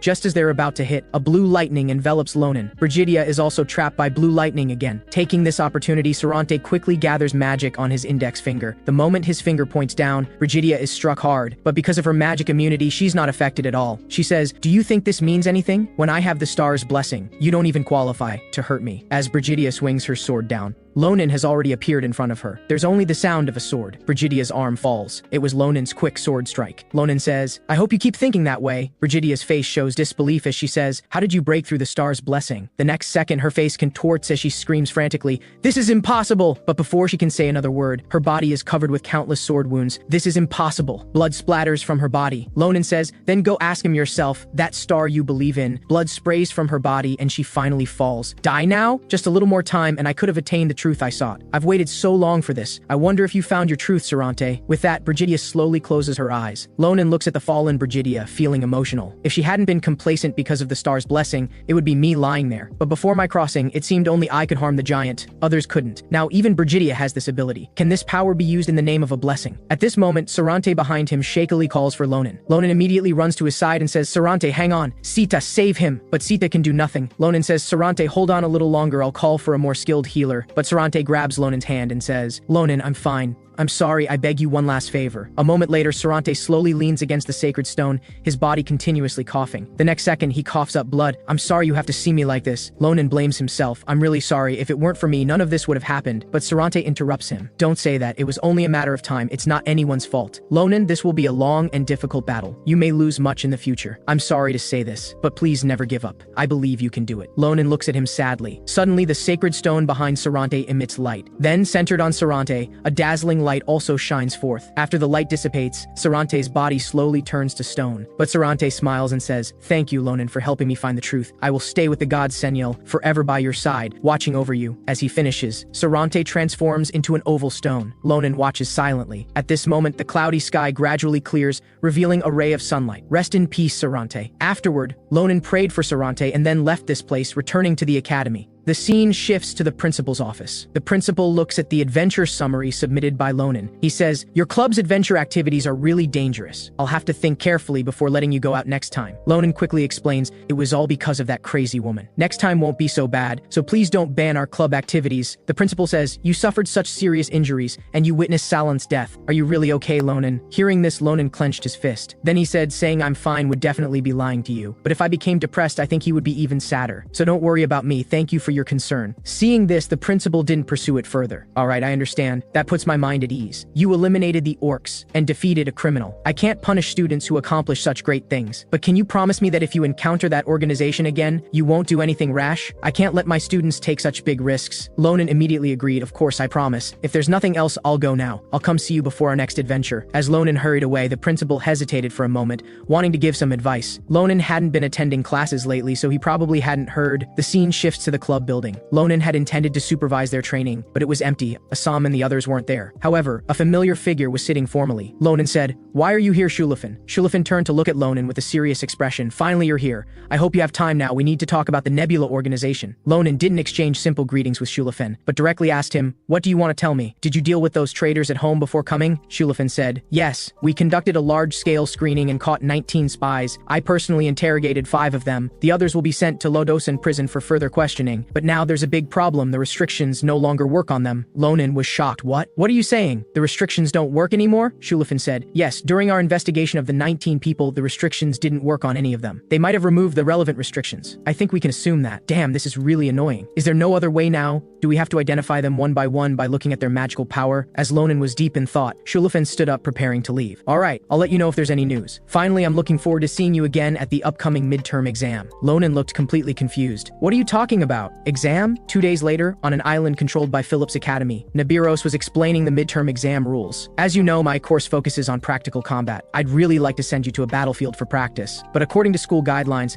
that's not possible. What a pity, it would have been fun. However, my assessment method is also good. I will scatter you across this island for an unlimited real duel. Of course, don't worry about dying, because I've prepared equipment for your safety." She pointed to bracelets on a rack and said, "Once the wearer of this bracelet loses their ability to fight, they will be automatically sent to the Academy's plaza. The Academy's best healers are there." Suddenly, Nabiros excitedly said, "So everyone can treat this as a life or death battle. You can use any strategy and technique. If you have the ability, go all out." Ronan was startled to see Nabiros so excited for the first time. "Next, I'll call names to come get bracelets. When you put on the bracelet, you'll be teleported to a fixed coordinate. First, Andershan." Ronan watched Andershan walk out slowly, feeling somewhat worried. Others were discussing among themselves. "Andershan? She's just an odd jobber. She usually attends classes with me and now she's taking the exam with us too? That's good. With a fool like her, we won't be in last place." Hearing this, Ronan was furious, but he thought, with the Grand Commander's current strength in the assessment, she would only be beaten badly. So for the Grand Commander, the best decision is... The next second, when Andershan put on the bracelet, she was immediately teleported away. Then everyone was teleported out. Ronan was also teleported to somewhere on the island. He first looked around and found no one else nearby. Was I transported to a place with just me? Am I that lucky? Is it really as I wished? Then Ronan gave a cold laugh and said, "Stop hiding, come out, senior. You seem very nervous. Damn, why did I meet this monster right at the start?" The next second, the student hiding behind the tree immediately jumped into the air, swinging a large axe fiercely towards Ronan's head. After the smoke cleared, a long sword was at his neck. Ronan said, "You're going too far. Is this how you treat your junior classmates? As your junior, this makes me a bit unhappy. It seems that you people who were teleported to the same place have formed a temporary alliance. Maybe because this is Phillips, so your ability to handle various situations is not bad, but..." Before he finished speaking, Ronan threw a stone at extremely high speed. The long-haired man in the tree was hit before he could react, falling hard to the ground. This isn't your best strategy. Seeing this, the black-haired leader immediately shouted, "The ambush failed! Everyone prepare for battle. Even if he's a monster, he's still alone. We have the advantage in numbers." In an instant, all those hiding revealed themselves, then rushed desperately towards Ronan. A moment later, Ronan slowly sheathed his sword and said, "As expected of second-year students, it still took some time." Just then, movement ahead caught Ronan's attention. 3 male students had surrounded a battered female student. One boy said, "I didn't expect you to hold out so long. The game should end now. You should give up."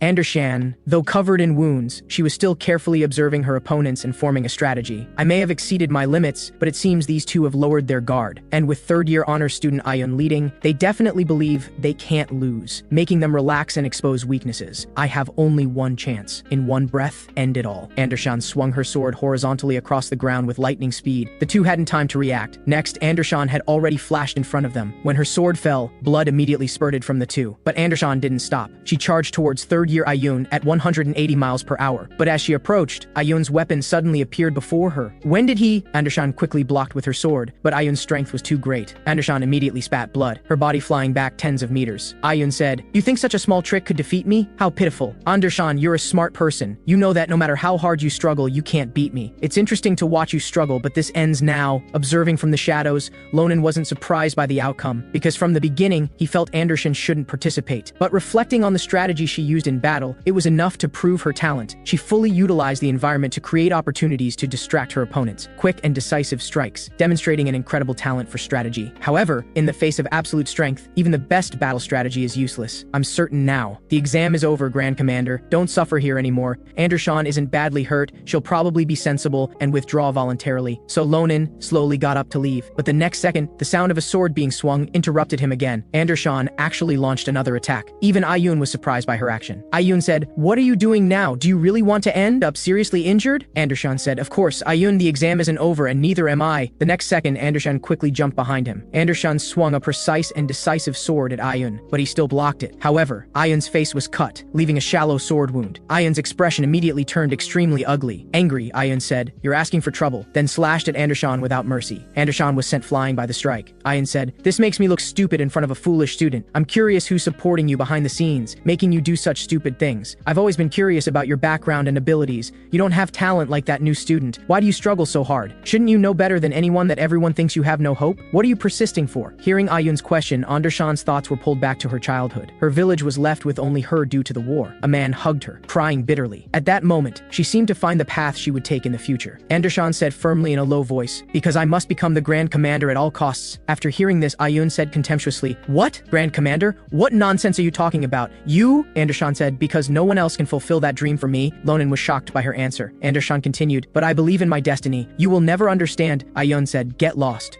Talking about dreams, you don't even know your place. I don't want to hear your nonsense anymore." Ayun gathered strength for a final strike against Andershan. Suddenly, a voice rang out. Ayun's weapon instantly broke in half. Ronan appeared in front of Andershan. Ronan said, "I didn't want to interfere, but that's enough, senior." Ayun looked bewildered. Before he could react, he had already taken a hit from Ronan's sword. Though angry and unwilling, Ayun was helpless. Andershan looked at Ronan with confusion, blurting out his name, Ronan. Ronan said, "Are you okay?" Andershan replied, "Yes, thank you for saving me, but why are you here?" Ronan said, "Let's skip these trivial details. I want to ask you something. Why do you want to be the Grand Commander?" Andershan said, "You want to know why I want to become the Grand Commander? Why ask so suddenly?" Ronan nodded firmly and said, "It's important to me, so please tell me." Seeing Ronan's serious expression, Andershan was silent for a moment, then lowered her head sadly and said, "Do you know about the Night of Evil Wolves?" Ronan said, "You mean the werewolf invasion 10 years ago?" Andershan said, "Yes, that war between the Empire and the werewolves. The former wanted to expand territory northward, while the latter wanted to stop them. It was that very night that I lost my family. It was at dinner time. My mother and brother received orders from the front line. That was the last time I saw my mother. She was so kind and gentle. I hadn't even finished talking to her. Before she left, she didn't even eat dinner. Afterward, according to the commander's strategy, the village soldiers were sent directly to protect the castle. They ended up being torn apart by strong werewolves.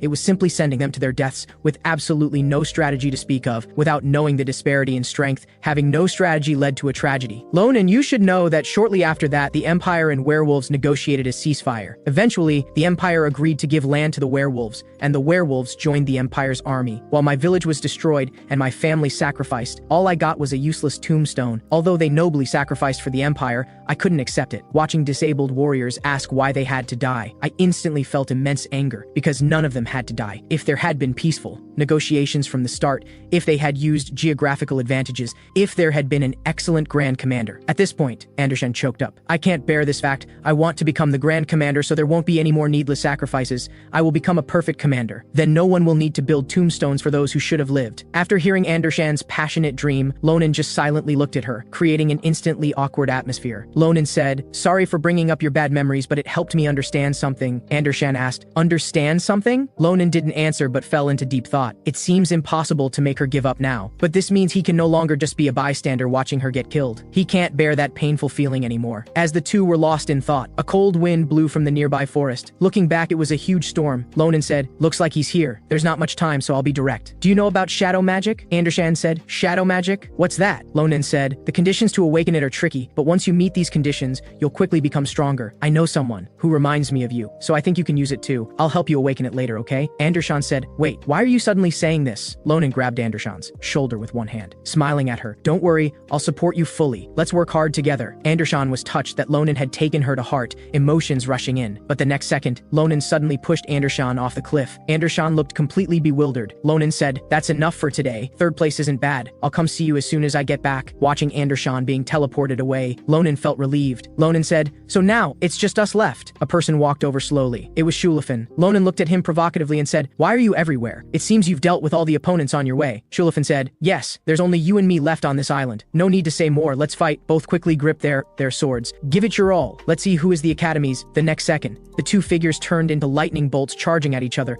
the strongest pervert in the school. Meanwhile, Andershan, who was teleported back, lay quietly in the Academy Plaza. Soon she woke up from her faint. Seeing her body intact, Andershan knew she'd been eliminated and teleported back. Recalling what Ronan said before pushing her, "You're already in third place. This means the remaining two must be those two." People around her were gathered in front of a huge screen watching. The screen was broadcasting the duel between Ronan and Shulafin. A powerful sword aura blocked a huge storm. After the dust settled, two figures flew by rapidly. Facing the powerful storm sword, Ronan changed his strategy, avoiding its sharpness first, but Shulafin pursued relentlessly. While chasing, he again imbued his sword with even more powerful storm magic, then swung mercilessly toward Ronan. At this moment, two huge storms appeared behind Ronan. This madman actually split the storm sword in two to deploy. Getting hit would be fatal, but its power is dispersed. The next second, Ronan charged toward the storm at 180 miles per hour. Swinging his sword at the two storms, the sword style was exactly Nabiros' technique. The two storms were actually cut with a vertical small opening, and the storm's power had leveled the rocks on both sides. I still can't cut through it. If he increases his storm power to the limit, I might not be able to win. What happened to this guy? Compared to when we caught Dalen together, his storm sword is more exquisite, and before, his speed was much slower than mine, but now it's almost as fast. This madman is stronger than he was at the same period before I crossed over. Shulafin was also surprised by Ronan's performance. Although I haven't unleashed the full power of the storm sword, he actually chose to block it head on, so he can cut off magic power. Not to mention he can use the coach's sword technique so perfectly. Although I'm stronger in techniques, I've reached my limit in increasing speed. I need to end this quickly. Ronan knew that with Shulafin's growth rate, once he adapted to his fighting style, he would have no way to win.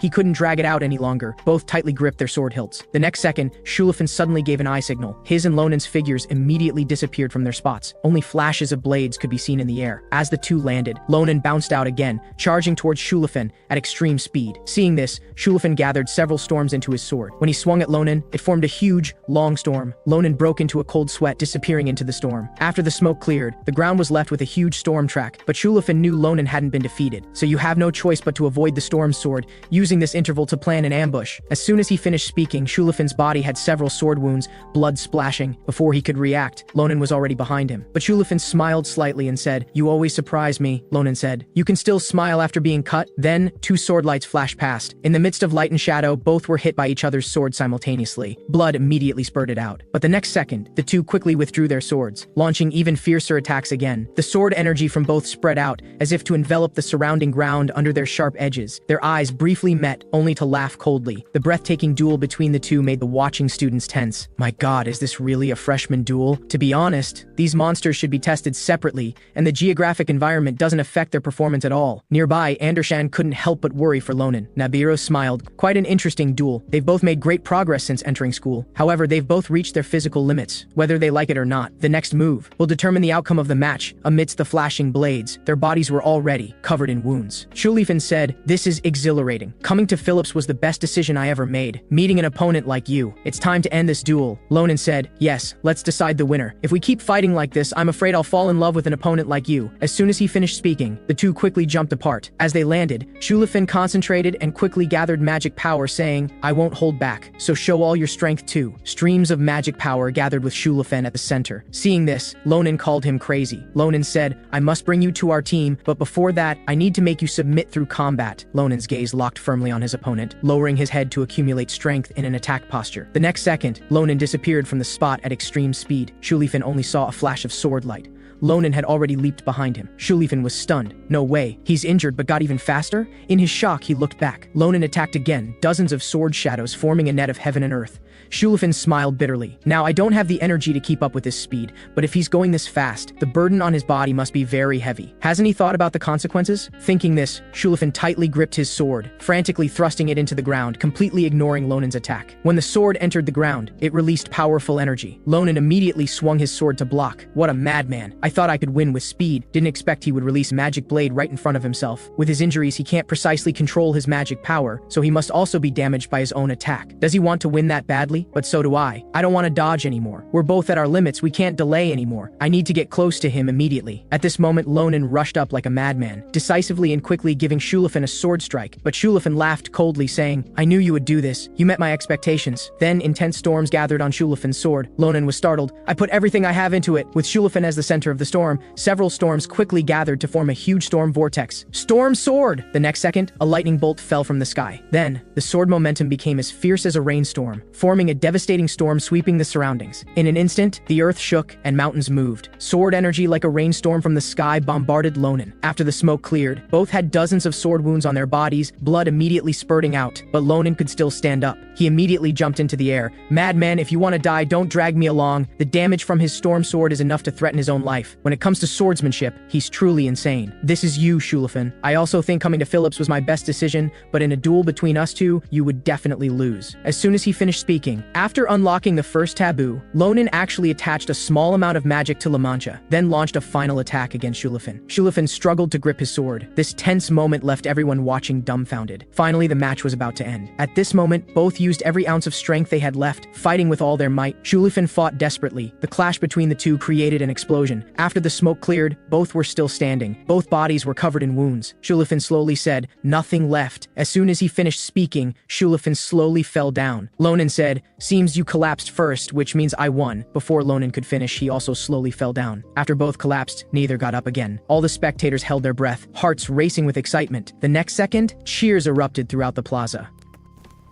When Ronan opened his eyes, he found himself already lying in the infirmary. Andershan said, you're awake, Ronan. Ronan said, is the exam over? Nabiros said, yes, the exam is over. You two were really risking your lives for that duel, and you even destroyed the island. But it was truly a magnificent battle. You woke up before him, so at least you're stronger than him in terms of stamina. Ronan said, does that mean I win that bastard? Just as Ronan was feeling smug, Nabiros said, no, because you two were teleported back at the same time, so it was ruled as a draw. Ronan was stunned for a moment. Well, if that's how it is, then there's nothing we can do about it. Ronan's response surprised Nabiros. She said, your reaction is better than I expected. I thought you would throw a tantrum and say you couldn't accept such an ambiguous result. Ronan touched his head proudly and said, is that how you all see me? This outcome of the duel is fair and reasonable. Besides, Shulafin is strong, much stronger than I anticipated. Obviously, this means I'll have to train harder from now on. Next time, I'll definitely win. Hearing Ronan's words, Nabiros nodded with satisfaction. This guy's abilities have matured, and so has his mindset. Yes, there's no need to argue. This was clearly a good experience for both of you, especially you, Ronan, because you finally managed to use the magic you've been longing for. Ronan was surprised and said, what?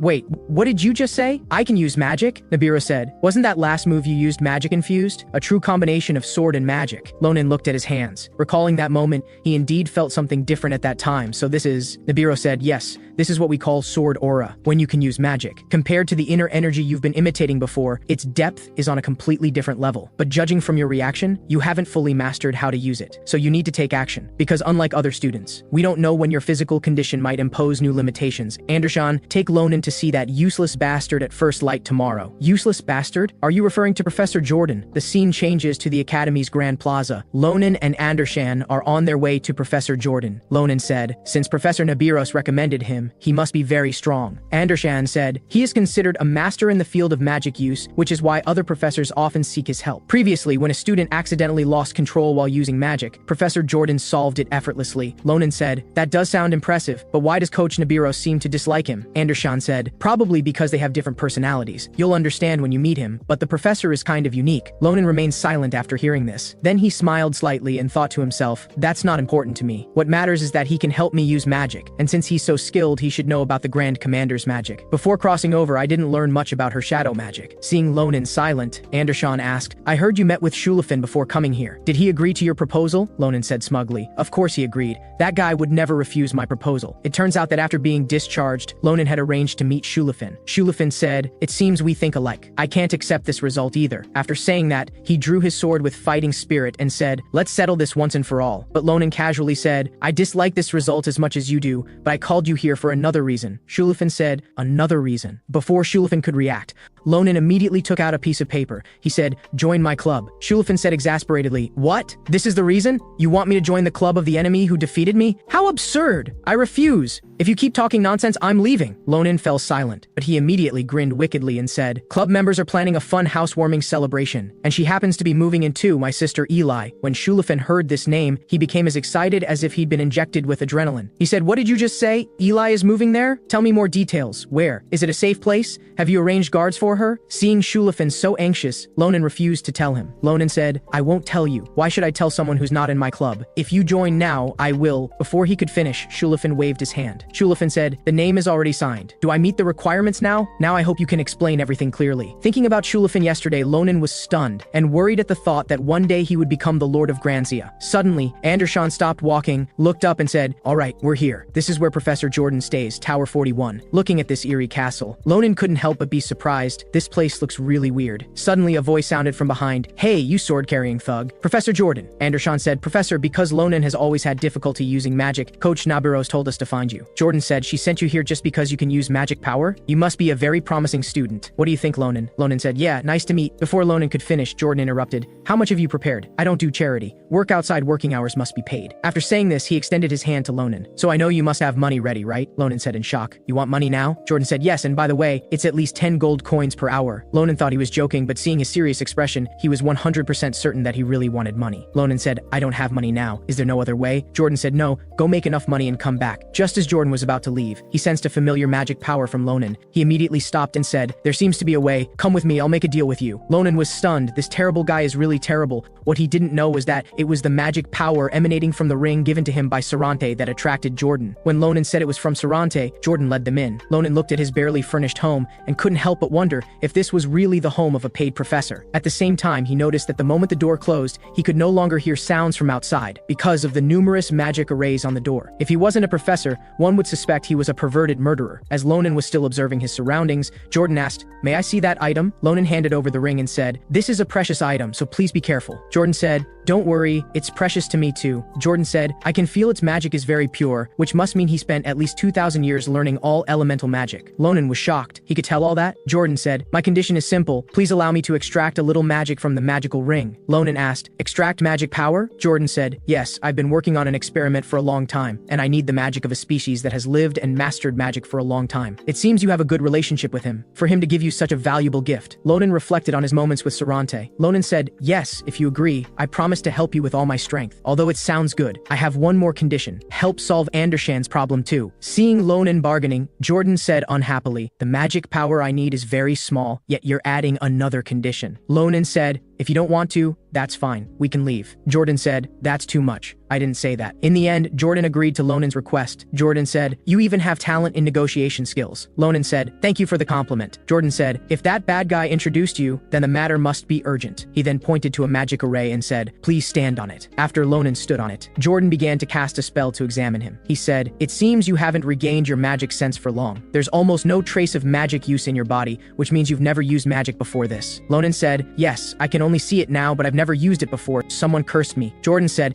this is no ordinary curse. The source of magic power has just slightly opened and is now trying to close. I will guide my own magic to forcefully open it. You'll feel pain like a knife cutting your spine, But you can endure it, right? Ronan said. What are you going to do? The next second, painful screams echoed throughout the room. Oh my god, what the hell? Andershan was also scared and didn't know what to do. As Jordan cast his spell, his consciousness slowly penetrated into Lonan's magic source, gradually opening his source of magic power. Jordan said, the resistance is less than I expected, so it's opening well. If it continues like this, I think things will end quickly. Suddenly, a strong surge of red and black magic attacked. Jordan couldn't help but tremble. Streams of red and black magic were wrapping around him. As he looked up, he saw a pair of eyes full of killing intent staring at him. What is this? How can such a thing be in his body? The next second, his consciousness in Lonan's body was completely incinerated. Back to reality, he immediately stopped casting, but the red and black magic tried to wrap tightly around him. Jordan immediately cast a spell to repel it. As a result, he was thrown tens of meters away. Then he spat out a mouthful of fresh blood, but the bleeding wouldn't stop. Not only did the amount of bleeding increase dramatically, but his body was also convulsing. Ronan and Andershan hurried over to support him. Jordan immediately recited a spell, Open. As soon as the words fell, the magic array on the ground emitted light. Ronan recalled that this magic was very similar to the one Elizabeth had cast before. The next second, a giant mouth swallowed them. At the moment it closed, Secret felt something unusual in the office. Jordan suddenly opened the door. What happened to him? At this time, Ronan and the others had already appeared in front of them. Seeing Jordan continually vomiting blood, Secret didn't bother with greetings and immediately went to check his condition. Jordan kept coughing up blood. Ronan was beside him, which made Secret wonder if it was related to Ronan's curse. Secret said, Ronan, did Jordan channel his magic into your body? Ronan said, yes. He said he could open the sealed magic source in my body. Secret said, I understand. I believe part of the curse in your body may have transferred to Jordan. This is an extremely evil curse that no one except you can easily deal with. Looking at Jordan's unstoppable bleeding, Secret broke into a cold sweat. At this rate, Jordan will die. Ronan awkwardly said, you're saying Professor Jordan will die because of my curse? Secret said, I mean, if he doesn't receive treatment soon, that could happen. Thank goodness the magic hasn't taken deep root yet. Ronan, prepare for battle. Ronan excitedly gripped his sword and said, so we're removing the curse now? Secret didn't respond but focused on casting a spell. The next second, a multi-eyed monster flew out of Jordan's body. Secret grabbed it and quickly threw it to Ronan. Ronan swiftly swung his sword. There was only the sound of the blade leaving its sheath, and the monster was already covered with several sword marks. When Ronan sheathed his sword, its body was completely sliced apart. Then it turned to dust. Andershan hurried over to check Jordan's injuries. Jordan said, thank you, Secret, you saved my life. Secret said, that's because you made a quick judgment. I told you before about a student with an extremely severe curse, one I've never seen before. Jordan said, damn, was that monster the curse? After dealing with the monster, Ronan immediately ran over to check on Jordan. Professor Jordan, are you all right now? Jordan said, yes, thank you. I've had a new experience. This is the first time I've seen such an absurd curse exist. Your life must be very twisted. Anyway, I kept my promise. Ronan looked on in disbelief. Jordan said, Secret, can you check Ronan's condition? Then Secret glanced at Ronan. How is this possible? Magic is flowing in Ronan's body. I really can't believe it. Although it's weak, the magic channels are flowing. Ronan, have you recently had someone remove the curse or fallen into a pit full of curse eyes? Ronan said, no, nothing like that. Secret said, for some unknown reason, the curse blocking your magic channels has weakened. At this moment, a strange power is eroding the curse,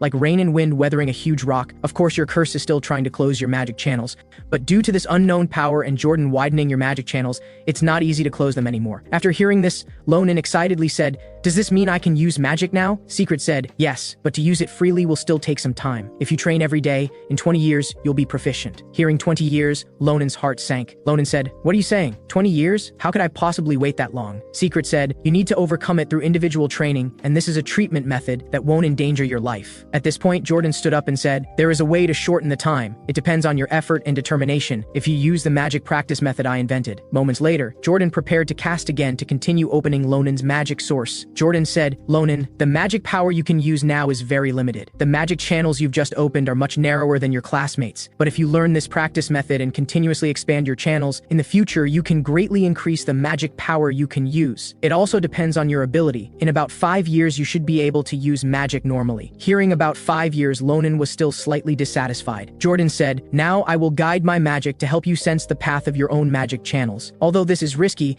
it's only possible when the curse is temporarily weakened. Ronan said, thank you, Professor. Jordan said, then, let's begin. As soon as the words fell, bone-chilling pain instantly exploded throughout Ronan's body. The reason this practice method differs from others is that you need to adjust your speed and direction and manage it to the extreme. Ronan listened while enduring the pain and said, don't rush. Guide the magic as carefully as possible. Jordan said, those weak paths that have been suppressed for a long time are likely near the breaking point. In the future, you'll need to use magic power to supplement them. Follow the path drawn by my magic power, then your magic will become your strength. Do you understand understand what I'm saying? Ronan said, yes, I understand. Let me try it myself. As soon as he said this, streams of red magic power began to gather on Ronan. Jordan was stunned. He memorized it after I guided him through it just once? Is his comprehension and management ability that strong? Haha, no wonder that bastard saw talent in him. He's indeed different. Good thing you learned so quickly. I won't touch that curse again. If you have time, repeat this once a day. After Ronan walked through the magic channels, a trace of red magic appeared in his palm. He said, is this my magic power? I've finally had a breakthrough. I'm constantly changing myself from the past. Back then, I couldn't even imagine having magic power. Now, this is enough. Thank you very much, Professor. I finally understand why your fees are so expensive. Just as Ronan was rejoicing, the weakened Jordan collapsed again. Ronan shouted, Professor, but he struggled to get up again and grabbed Ronan's hand. Ronan, I've solved your problem now, so please keep your promise too. Ronan said, I understand, but please take care of your health first. Jordan said, my health doesn't matter. What's more important is that I must save someone. Even if it costs me my life, I'm willing. So please give me the ring. Ronan frowned at the severely injured Jordan, feeling he had lost his rationality. Secret said, he's pushing himself, always so impulsive and crazy. It seems that research needs this ring. Jordan, my friend, how long will you live in the fetters of the past? The scene changes. The three step onto the magic array to return to Jordan's castle. Andershan said, hurry, Ronan. Let's run to the academy's nearest clinic. We can get there in 5 minutes. Just as the two were rushing out, the main door was locked with several large locks, and there were magic arrays on the locks. Andershan looked helplessly at the door covered with magic arrays. At this moment, a hand reached out from behind. It was Jordan, who was murmuring a spell. Then he pointed to the back and said, you should return that way. Moments later, a door appeared on the wall. Seeing that the door was wrong, Ronan said, Professor Jordan, you should the door that has magic arrays on it. But Jordan insisted on going down. I need to go down, in front of her roses. Ronan looked at her in confusion again, but finally entered the door, following the dim staircase down. When they reached the basement, the horrific scene before them shocked them both. Dissected goblins, various knives, and a golden-haired beauty surrounded by numerous flowers. Her eyes were tightly closed, as if she had been asleep for a long time. So the professor is so desperate because of this woman? Andershan said, judging from the current situation.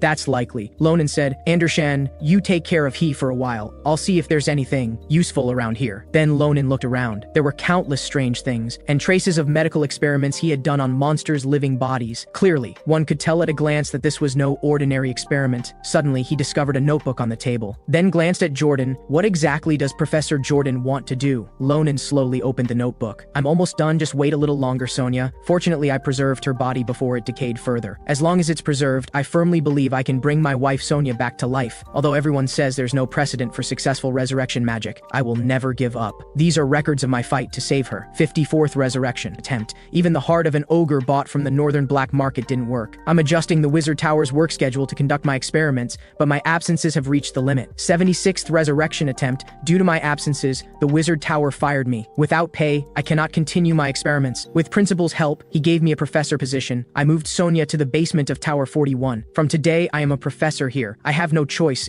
It's the only way to make money. 81st resurrection attempt. 96th resurrection attempt. 134th resurrection attempt. My experiments still show no progress. At this point, Ronan understood why he wanted money. The materials in the basement were definitely not easily obtained by normal methods. So, everything he did was for love? I have seen people who put everything into love, they go crazy for it. At this moment, Ronan thought of Shulafin. It seems I have such a person around me. At this point, there was a red square attached to the notebook. The notebook recorded, the problem is that most such people don't end well, especially if someone exploits your weakness to get close to you. I think I have to accept a deal with the devil. Ronan picked up the red square and pondered, was this suspicious letter also sent by those devils? But I can't let... At this moment, Jordan called out to Ronan from behind, what are you doing now? You didn't touch my things, did you? Ronan looked at him, remained silent for a long while and said, of course not. I was looking to see if there was anything that could help you recover. As someone who can't use magic yet, I wouldn't understand even if I saw it. At this moment, Ronan slipped the red square into his pocket. After coming out, despite his injuries, Jordan took the ring. A moment later, Jordan returned the ring to Ronan. Ronan looked at the ring in confusion. It doesn't seem any different. Jordan said, I said I would only extract a small part, especially since the magic power in the ring is already quite substantial. I know you must be a bit shocked after seeing my experiment. This is my desperate measure. Please keep it confidential. Ronan touched his head nervously and said, of course, I don't want to get involved in other people's business either. Seeing that both agreed, Jordan thanked them softly. Then he told Andershan, we'll solve your problem another day. There is unusual magic power inside you. After everything was done, the two headed back, each busy with their own affairs. On the way back, Ronan looked at the square letter he had managed to take out. Could Professor Jordan be connected to the Nebula organization? Thinking about this,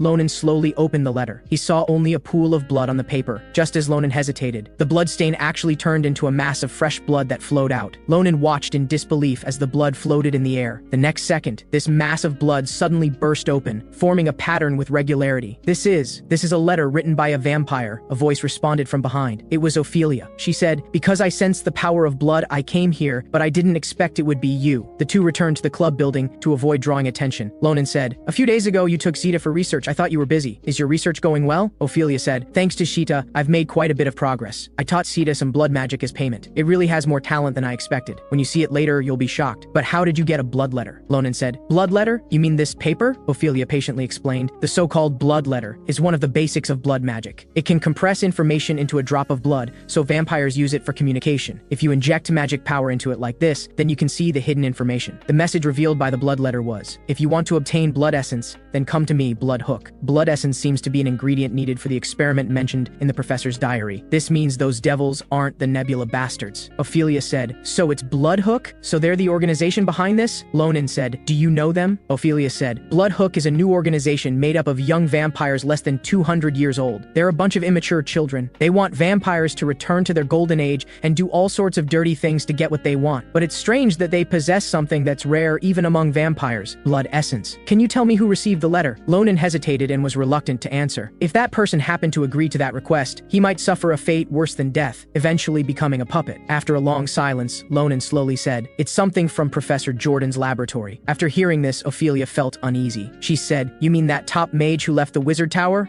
Ronan said, top mage? Is he that famous? Ophelia said, he's famous even among vampires and is one of the elites on the entire continent who has reached that level. Ronan said, so impressive, then he should be able to easily defeat Bloodhook and take the blood essence, right? Ophelia said, indeed he could, but if what he wants is the blood essence, then the situation is different. This is something formed from the inherent magic fusion within vampires. They have been using blood magic for a long time. It can concentrate the energy of people's blood, so it has incredible effects. But if the owner of the essence is not a vampire, without blood magic to activate it, it's just a useless red stone.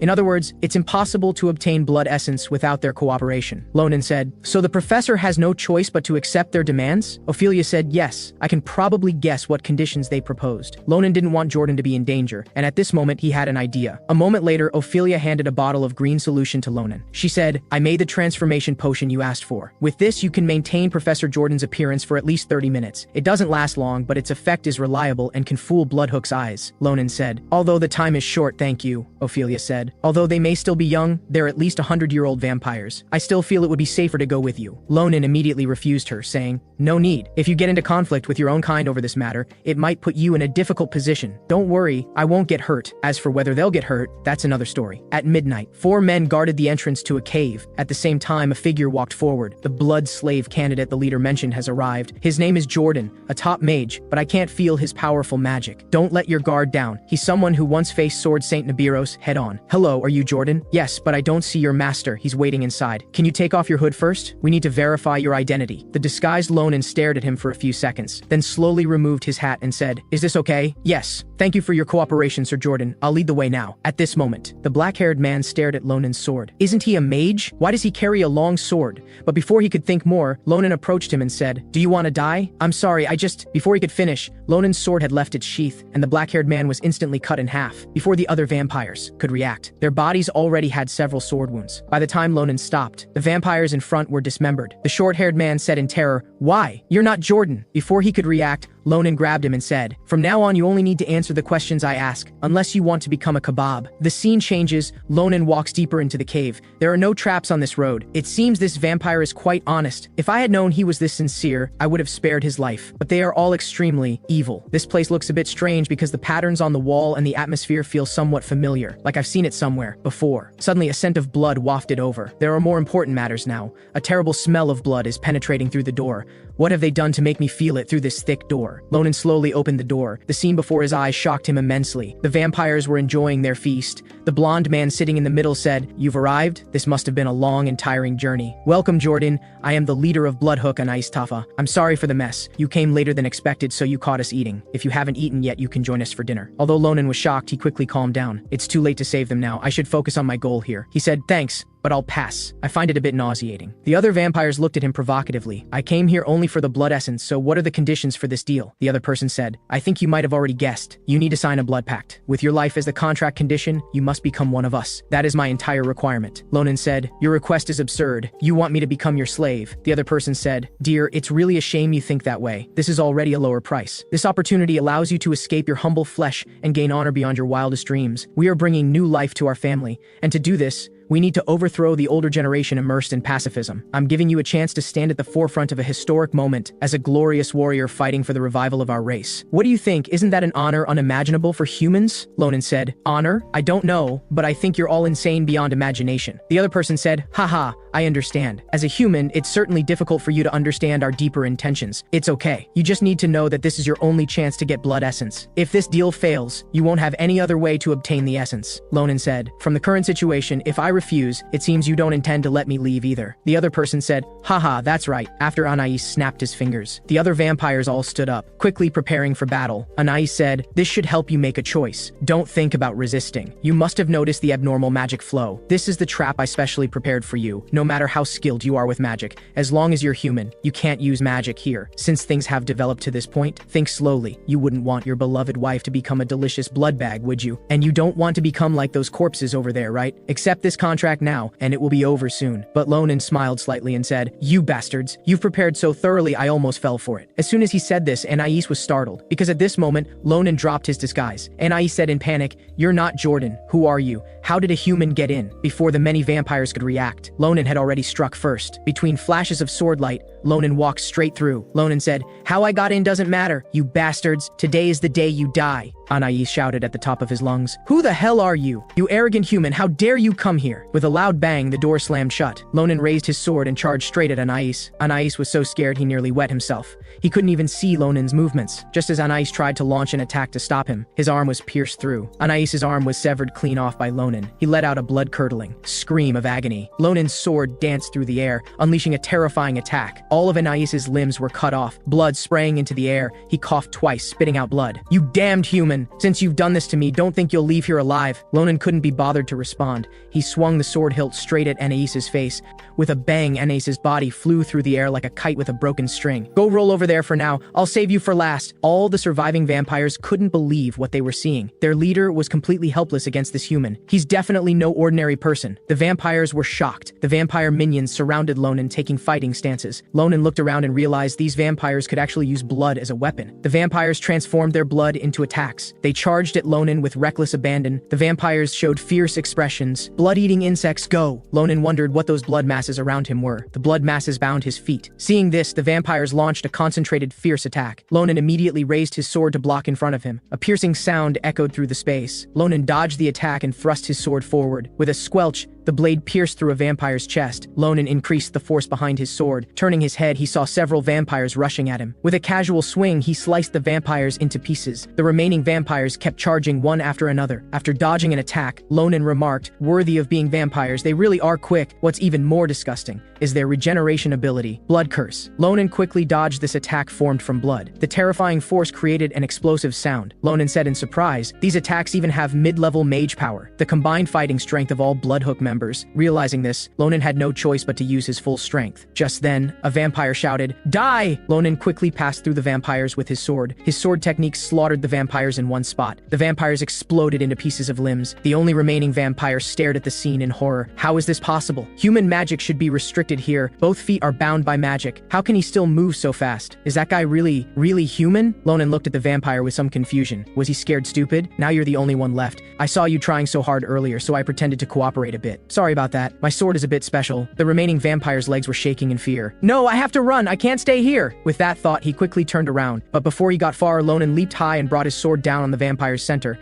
The vampire's head split in two. Then his body was cut in half.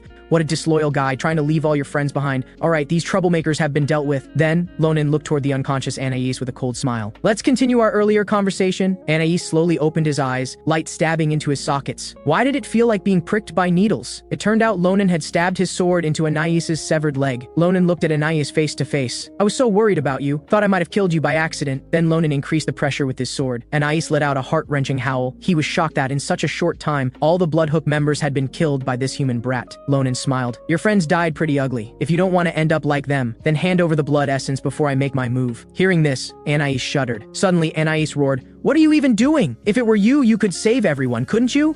Ronan thought Anais had gone crazy. These nonsensical words weren't directed at him either. Suddenly, a figure appeared behind Ronan. Ronan broke out in a cold sweat. The man said slowly, "Human, move aside." I won't say it twice. Ronan quickly dodged away. He stared intently at the man who appeared before him. If that guy wanted to kill me, I'd already be dead. The man stood in front of Anais. How disappointing. When you proposed that deal to me, didn't you guarantee you'd make Jordan one of us? Things turned out like this and you dare to yell at me? Such thick skin, no ability yet so ungrateful. Looks like the plan failed. Anais trembled all over. As he finished speaking, the man extended a hand. "I'll be taking the blood essence." Ronan froze hearing this. Blood flowed toward the man like a burst dam. Anais's face instantly aged, begging the man to give him another chance. Moments later, a mass of vivid red blood gathered in the man's hand. Ronan held his sword toward the man and asked, "You just interfered out of nowhere. What do you want? If you're the real owner of the blood essence, then I need your cooperation. Don't help and die." Seeing the sword pointed at him, the man showed no fear. "Though what you're saying is interesting. I refuse." Hearing this, Ronan wasted no words. "Get ready for a beating then." The sword unleashed a terrifying attack toward the man. A cut appeared on the man's palm, blood flowing out. "My body has been strengthened by blood magic, yet I'm still injured. Looks like you really do have the skill to impersonate Jordan's name. I just don't know if you have any other talents. I'll make an exception and take action to let you show me." Magic gathered in the man's hand. Blood/blade. A massive blade attack slashed toward Ronan. Ronan blocked with all his might with his sword. With a thunderous boom, Ronan directly cut the man's attack in half. Blood curse. Ronan was greatly alarmed. This man's attack is the same as that vampire's technique earlier. It's the same magic. Ronan raised his sword. He swung forward with a terrifying sword technique. Instantly, the entire space exploded. The man's lips curled. This was the first time in his life he'd seen such talent. This kid doesn't just weaken magic. He can even cut through magical power directly, the man sneered. "You're as interesting as Jordan." Ronan gripped his sword tightly. "Shut up. I advise you to keep quiet. Hand over the blood essence to me obediently, or I'll give you a taste of my sword." The man laughed. "Your spirit is quite impressive. Since you've made me so happy, I'll return the favor with equal respect." Just as the two were about to engage in full combat, a voice came from the sky. "Both of you, stop right now." Then a terrifying attack fell from the sky, blasting the ground and sending debris flying. Ronan quickly dodged to avoid the aftershock. The man was surprised by this voice. Then a figure appeared before Ronan. Looking at her face, it was none other than Ophelia. The man was surprised by Ophelia's appearance. Ophelia said slowly, "Long time no see, though I'm not happy to see you." Ronan was confused by Ophelia's arrival. He had told his senior not to come here. Then Ronan asked, "Senior, do you know this vampire boss?" The man is called Balzac. He's a bloodline of the Shadow Grand Duke, the vampire ruler, and also his capable assistant. Balzac looked at Ophelia. "I've really missed you. Have you been well? 83 years without seeing you. Truly moving," Balzac said as he walked toward Ophelia. Ophelia extended a hand. "Don't come any closer. To me, what happened that day? It's still a nightmare I can't forget." Balzac lowered his head. "Looks like getting your forgiveness will take some more time." Ophelia closed her eyes. "I know you had your reasons. After all, my sister really had gone mad at that time,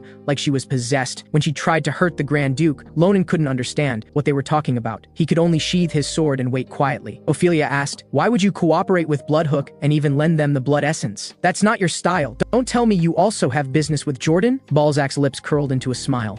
"There's only one reason. He and I still have an unsettled score. That day, we met on the western side of the continent. I fought him head-on with my warrior's pride. Unfortunately, the sun rose then. Otherwise, it would have been an unforgettable battle. Later, I tried to find Jordan, but he completely disappeared. No trace of him anywhere. For years, I've suppressed the regret of not settling our score. Until this Bloodhook group came to my castle, they said they had information on Jordan's whereabouts. Just provide some blood essence, and they'd bring Jordan before me. They could even make Jordan my subordinate to enjoy endless battles. Though I knew what they were planning, it didn't matter. Just small tricks. In the end, they failed. The culprit is this human beside you, though his power was restricted from our brief exchange. In 5 years, this guy will definitely pose a huge threat to my life. The aura on him is too strange. I've never encountered anything like it." Balzac originally wanted to properly savor Ronan, but considering Ophelia's presence, he ultimately gave up. He couldn't hurt Ophelia again. So Balzac extended his left hand. The blood essence flew toward Ronan. Before long, the complete blood essence gathered in Ronan's hand. Ronan couldn't believe it. Blood essence was very precious to vampires. Under normal circumstances, ordinary vampires could hardly obtain it in their entire lifetime. Balzac turned around. "Though it's precious, you're my predetermined future opponent and a friend of the one I love. You deserve such a precious gift. Hearing this, Ophelia didn't know how to respond. Then magic gathered in Balzac's hand. He released an attack toward the distance. Instantly, an explosion thundered in the distance. Balzac said, "On the other side of that wall, there's an aura similar to yours. Perhaps you'll find something." Ronan was stunned. Balzac's figure dissolved into purple starlight fragments and disappeared. Only his voice remained. "I hope next time we meet you'll be stronger. That way I can enjoy myself too." Ronan and Ophelia quietly watched the gradually dissipating starlight. After a while, Ronan turned his gaze toward the wall that had been blown down in the distance. His eyes showed surprise. The scene shifted to the Royal Academy. Jordan looked at the shimmering blood essence in shock. "Where on earth did you get blood essence? And you're really going to give this to me, Ronan?" Ronan handed the blood essence to Jordan. "Of course. To get it, I went through hell." Jordan knelt down on one knee, expressing gratitude to Ronan. "I truly, from the bottom of my heart, thank you so much." Ronan slowly helped Jordan up. Meanwhile, Balzac stood on the rooftop of a distant building. He said to Ophelia behind him, "I just wanted to see how my former opponent was doing. Don't worry, I won't do anything." Ophelia knew Balzac wasn't someone who'd lose face. "I just wanted to say something to you. Thank you for helping my friend." "That's from my heart," Balzac smiled. 83 years to achieve such progress. I really have to thank this human named Ronan." Then Balzac said goodbye. Though he wanted to stay in this moment forever, it was impossible. Because recently in the vampire world, a group of evildoers had been causing trouble. They were definitely the ones who stimulated and lured Bloodhook into action. "If you need help, contact me anytime. I'm always by your side." Ophelia watched as Balzac dissolved into blood mist, finally condensing into a blood rose, symbolizing that Ophelia was Balzac's eternal rose. After that, Professor Jordan immediately used Sonia's magic power and the blood essence for the 144th experiment. Given the nature of the experiment, it would take a long time for results. But Jordan said such waiting was his hope for survival. Then Jordan looked at Ronan. "You've been a bit different lately. That mysterious power in you that weakens curses has become even stronger. Did you gain some kind of opportunity during the battle with Bloodhook?" It turned out that after Ronan entered through the collapsed wall, there was a stone cave. The familiar aura emanating from inside made Ronan overjoyed. Inside the cave was actually a statue of Senile, continuously glowing and emitting green energy, hidden so secretly that even the Bloodhook vampires didn't know about it. Just as Ronan wondered if the cave was an abandoned temple ruin, the statue began to shake slowly. The statue blazed with light,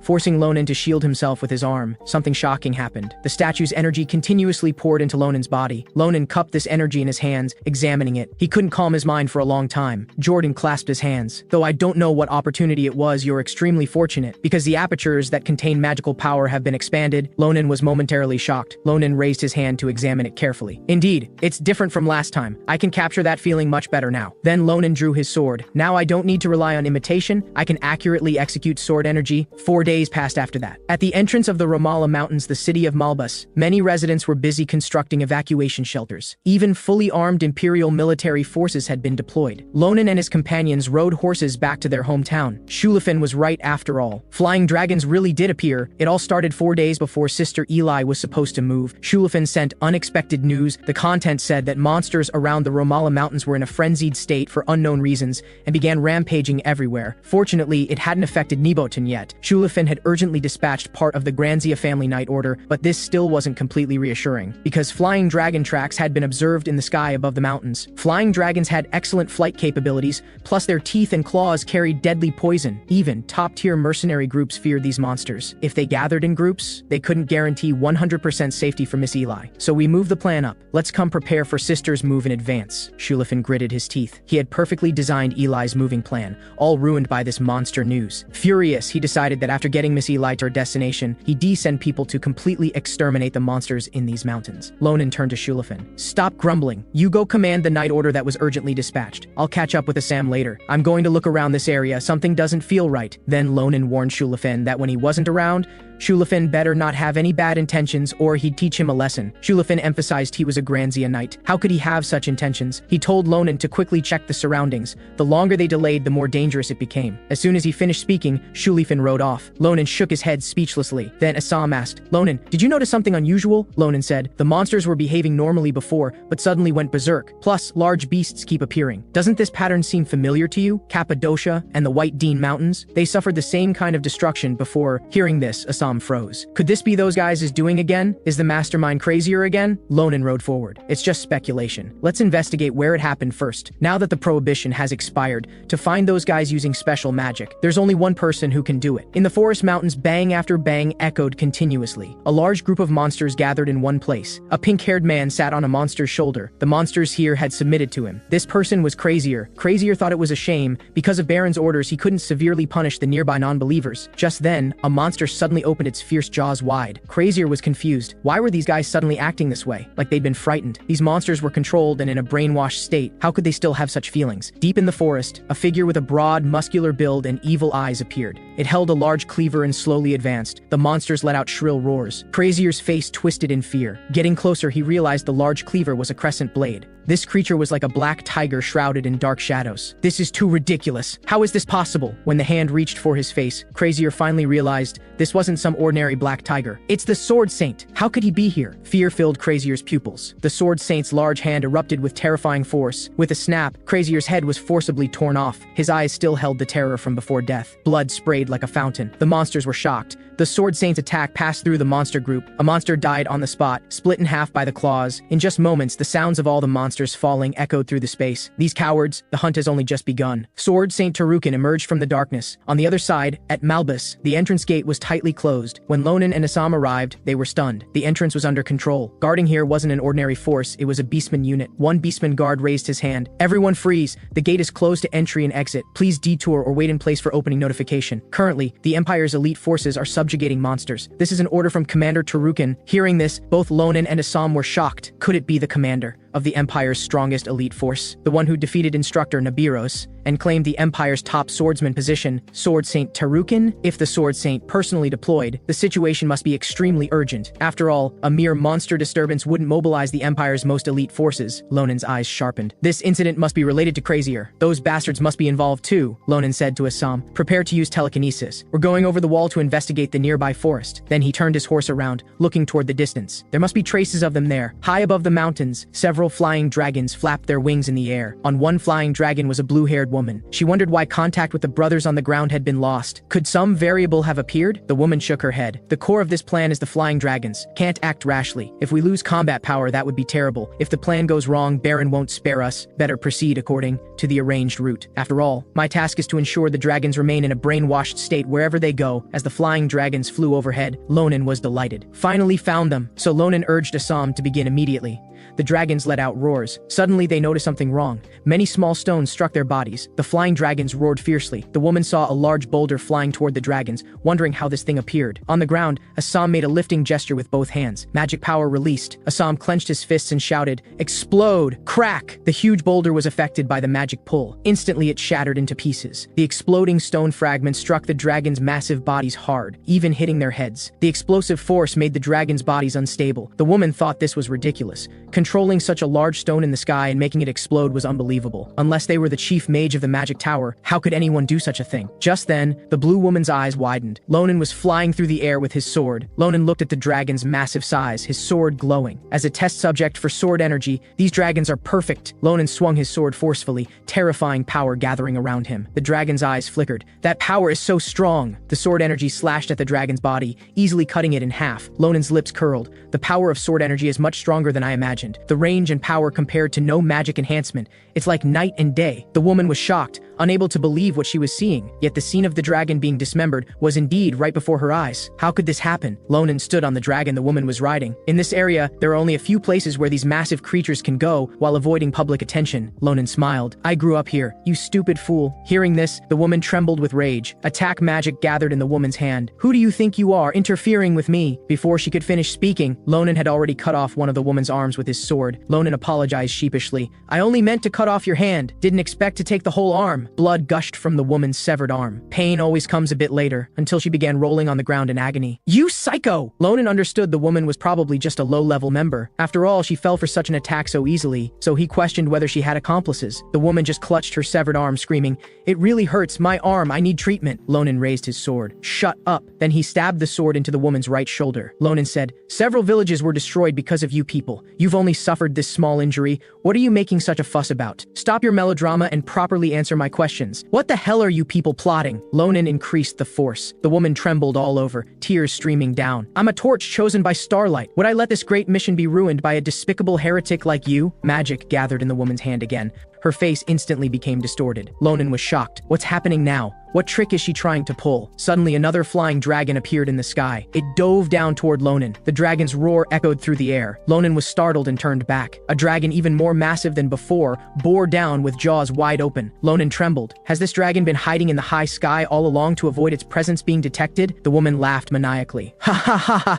It's too late for you to notice now. Among the dragons we captured, this one is the finest. A guy like you, it could swallow you in one bite with room to spare. Just then, a massive slash struck the dragon's open mouth. Both Ronan and the woman were stunned by this sudden turn. The dragon was easily cut in half. Then, behind the dragon appeared the figure of Sword Saint Tarukin holding a crescent blade. The Sword Saint's gaze was extremely fierce. Seeing the dragon killed so quickly, the woman thought this was too absurd. She shouted, "Tarukin, how did you show up here?" Ronan turned to look back. So he's Sword Saint Tarukin? Tarukin confirmed Lonan's words. Suddenly he noticed another flying dragon and extended a hand. He released a terrifying attack. Ronan watched helplessly as the dragon beneath his feet was torn to pieces. This is ridiculous! Tarukin just waved his arm without even using his sword and created such massive power? It's too outrageous. Tarukin's large hand reached for Ronan. The sky instantly flickered with meteor-like light. The ground was hit by a massive shockwave, sending debris flying. Then Ronan and Tarukin's figures were revealed, and the woman being trampled under Tarukin's foot. Tarukin gripped Lonan's neck. You'd better answer seriously. Tarukin's overwhelming pressure bore down. What are you? I can't sense that absurd fanatic believer aura from you. Ronan gritted his teeth. You damn cat! How dare you lump me in with those despicable rats? Looking for death? Shut up and get your hand off me. Ronan gripped his sword and slashed toward Tarukin's body. Tarukin's eyes showed surprise, but he made no move, just watching the sword energy slash approach. Ronan rubbed his neck. I didn't realize the gap between our strength was this huge. Though I expected he'd block that strike, I didn't think he'd take it head on without flinching, so he didn't just luck out beating Professor Nabiros. Even without fighting, I know I absolutely can't beat him, but even so, I can't just sit and wait for death. I'll strike him with a fatal blow when Sword Saint Tarukin lets his guard down. Then Tarukin spoke. Seems you're a warrior. Ronan was puzzled, not understanding what this meant. Tarukin raised his crescent blade. He said, let's have a match. Raise your sword. Tarukin gripped the handle firmly. I'll come straight down, right through your center. If you've got what it takes, try blocking it. With that, a blade slash came toward Lonan's face. Ronan used his sword to block. The terrifying attack made the ground explode. Tarukin praised, truly impressive. Though your strength is still lacking, this defense is perfectly flawless, but your earlier attack and movement style feel very familiar. Are you Nabiros' student? Lonan's eyes were fierce. I'm Ronan from Phillips Academy. You want to be a student too? But sorry, you can't. Someone like you who'd swing a blade at a defenseless student? In my book, you're already disqualified. Got it, Lord Sword Saint? Tarukin snorted coldly. What a reckless fellow. Whatever kind of teacher, that's what kind of student they'll produce. He continued, let's have a real battle. That speaks louder than 1,000 words. Ronan was furious. His body suddenly leaped from the spot. Raising his sword, he charged at Tarukin. You damn smelly cat! Suddenly, two monsters with glowing eyes and fierce claws lunged at Ronan. Ronan's pupils widened in shock. His neck was seized. These two are Beastman warriors. One is Bell, the hyena Beastman captain of the 3rd squad under Tarukin's command. The other is Betty, the bear Beastman captain of the 2nd squad under Tarukin's command.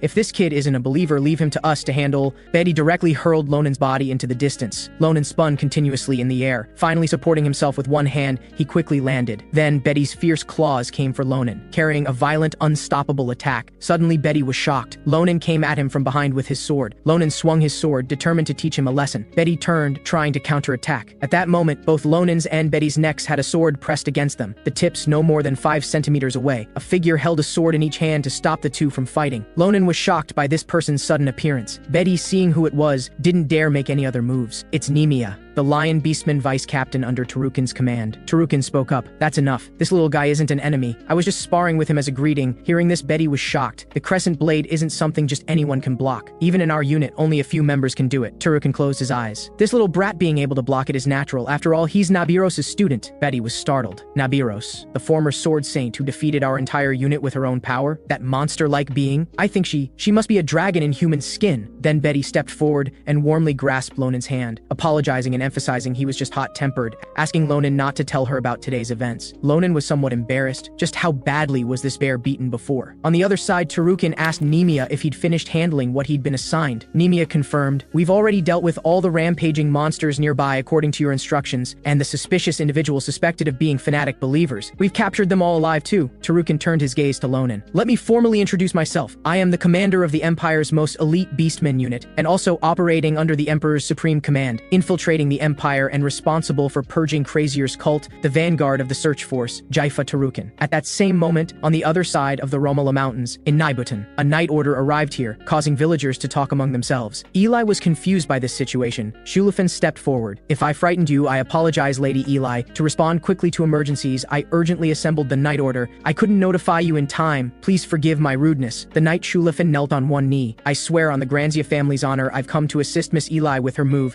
May I ask if we can start packing your belongings now?" On the other side, I was stunned to hear Tarukan's words. The Church Investigation Unit. There was no such unit before. Ronan couldn't help but wonder if it was because he'd captured those guys from Nebra that the palace got involved and created this unit. Still, he never expected they'd order the sword Saint Tarukan to serve as the unit's vanguard. Ronan voiced the question on his mind. "Those people hiding in various places with concealed identities. How do you find them? I heard the forbidden word interrogation method doesn't work anymore." Just then, a voice called out. Both Ronan and Tarukan looked toward the source of the sound. They saw Belle dragging Assam by the hand, stumbling over. Assam's eyes were brimming with tears as she cried out to Ronan for help. Belle said, "This little one was skulking around nearby, so I grabbed her first. Captain, want me to kill her? She won't stop crying, it's driving me crazy." Watching this scene unfold, Ronan rubbed his forehead and sighed, telling Tarukan, "This is a bit embarrassing, but she's actually my friend." Time flew by, and before long, night fell. Nemia said, "I've already rounded up all the suspicious people in this area, now let me report what we've learned so far.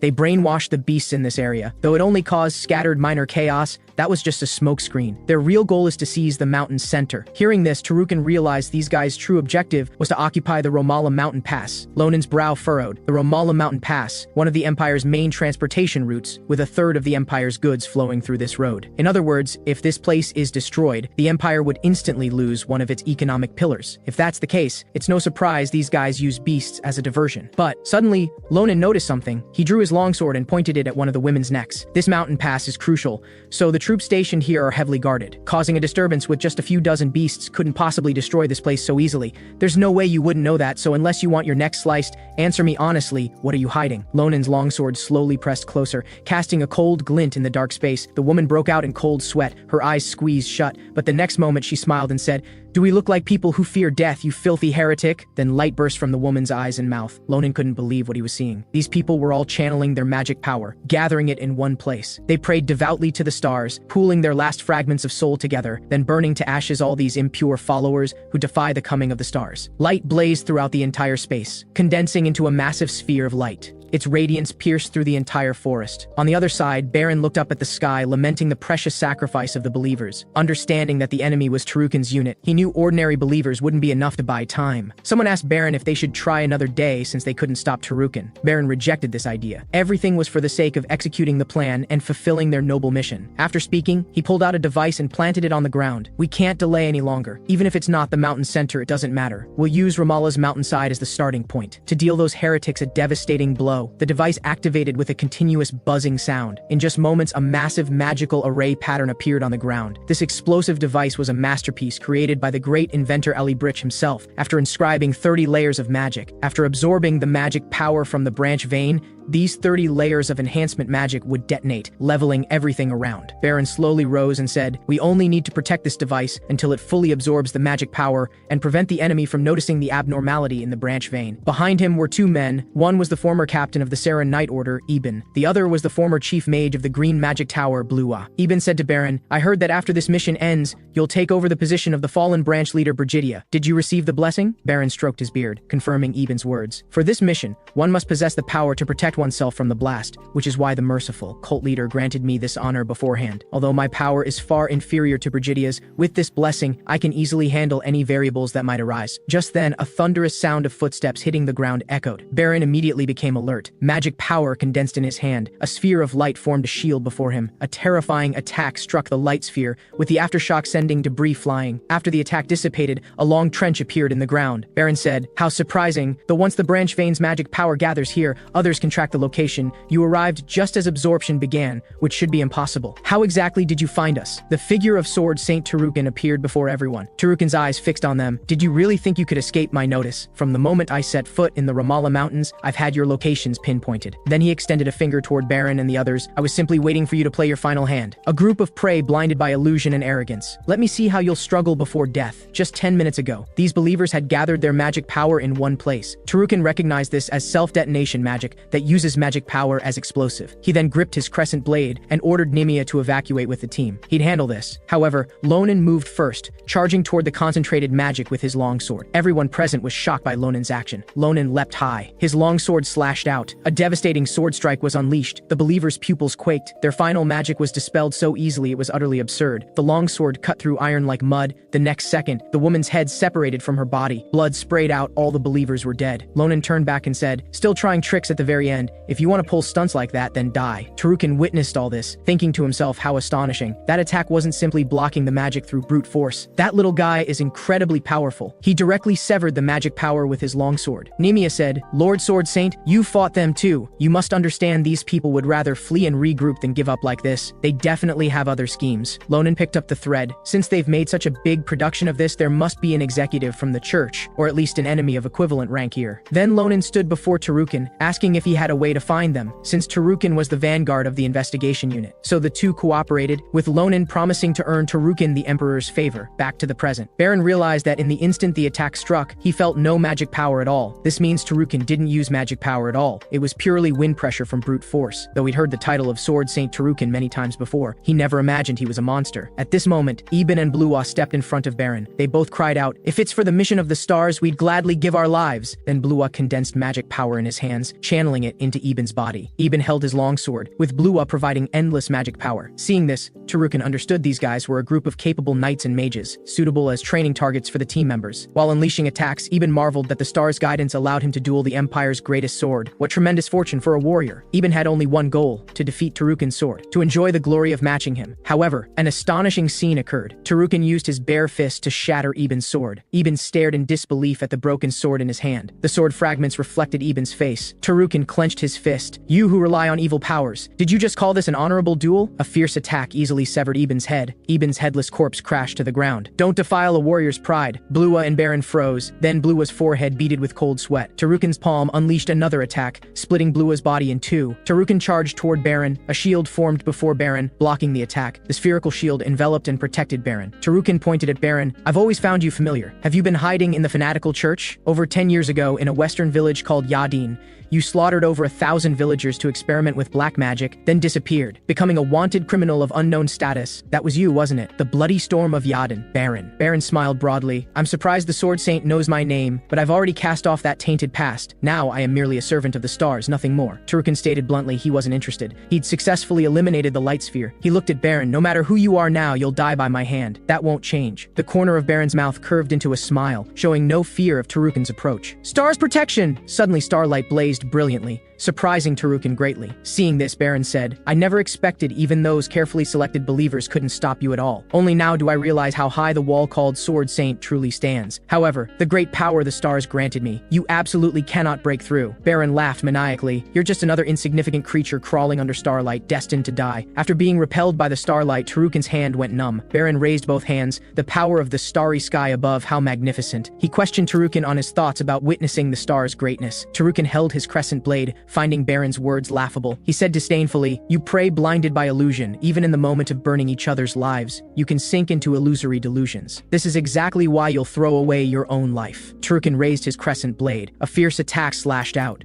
Baron's starlight attack was unleashed. The blade strike and starlight collided, erupting with tremendous destructive power. Baron's pupils dilated. Is this the might of the Empire's greatest sword? The aftershock sent debris flying all around. The smoke gradually cleared from the space, revealing what lay within. Tarukin knelt on one knee, gripping his crescent blade with both hands. Baron was enclosed in a protective sphere of condensed starlight. He was utterly shocked, though Tarukin is a sword saint relying purely on sword energy. To wield such tremendous power is truly astonishing. Then a smile appeared on Baron's lips. Even the remarkable sword energy wielded by a sword saint remains insignificant before the star's protection. Baron tossed out a spherical explosive device. This magic bomb continues to absorb magic power, Baron said, if you were alone, you might escape the blast radius. But as for those rookies besides you, they'll be annihilated along with this mountain range, dead without a grave, ha ha ha. Seeing this, Tarukin confirmed what Ronan said earlier about the enemy being able to weaken attacks. His eyes narrowed slightly. If he doesn't prepare thoroughly, greater crises will emerge later, so he must get to the bottom of this. So Tarukin asked, this star's protection you speak of, just how much can it withstand? Tarukin walked toward him step by step. His entire body radiated light, magic power swirling around him. Baron felt this power. The pressure was clearly stronger than the previous attack. This is Aurora, but Baron believed Tarukin's efforts were merely a beast's futile struggle against heaven. Starlight flowed in his hands. He wanted to see what the strongest person on the surface was capable of. Tarukin unleashed Aurora. Suddenly, a voice rang out. Ronan shouted at Tarukin, have you lost your mind? Stop right now. At this rate, you'll destroy the entire mountain range before the bomb even explodes. Tarukin turned his head. This kid arrived too late. Ronan stood beside Tarukin, panting. Now we've figured out what the star's protection is. You fall back. No matter how powerful you are, you can't handle him anymore. Hearing this, Tarukin thought the current phase was perfect to handle Ronan. He stopped being stubborn and retreated behind Ronan. Baron watched the scene before him in shock. What's that little guy's background to dare treat the sword saint with such arrogance? Ronan slowly walked forward. He drew his longsword and said to Baron, thanks to your loud voice, we've got the whole situation figured out. Anyway, once I deal with you and dismantle that magic bomb back there, this damn chaos will be over, right? Ronan stared intently at Baron. You, an executive, don't even have half the strength of Brigidia, who I killed. Hearing this, Baron's whole body trembled. How does this guy know Brigidia's name? After a moment, Baron gritted his teeth. He understood that Brigidia wasn't killed by Sarante, but by this green behind-the-ears brat. Rage filled Baron's heart. He would tear this person who humiliated Brigidia into pieces. Brigidia was one of the church's foremost believers, promoted to branch leader through truly formidable strength, one of the glorious faithful. Her status is so noble. How could someone with such insignificant magic power have killed her? Tell me the truth now. Countless vicious snakeheads lunged at Ronan. Ronan's longsword slashed out multiple strikes, easily crushing the snakeheads. Seeing this, Baron taunted, seems your mouth isn't your only asset. Perhaps you could serve as my lieutenant. But with just this level of ability, even if you ambushed her when she wasn't paying attention, there's no way she could have died by your hand. Baron extended his palm, believing that under the protection,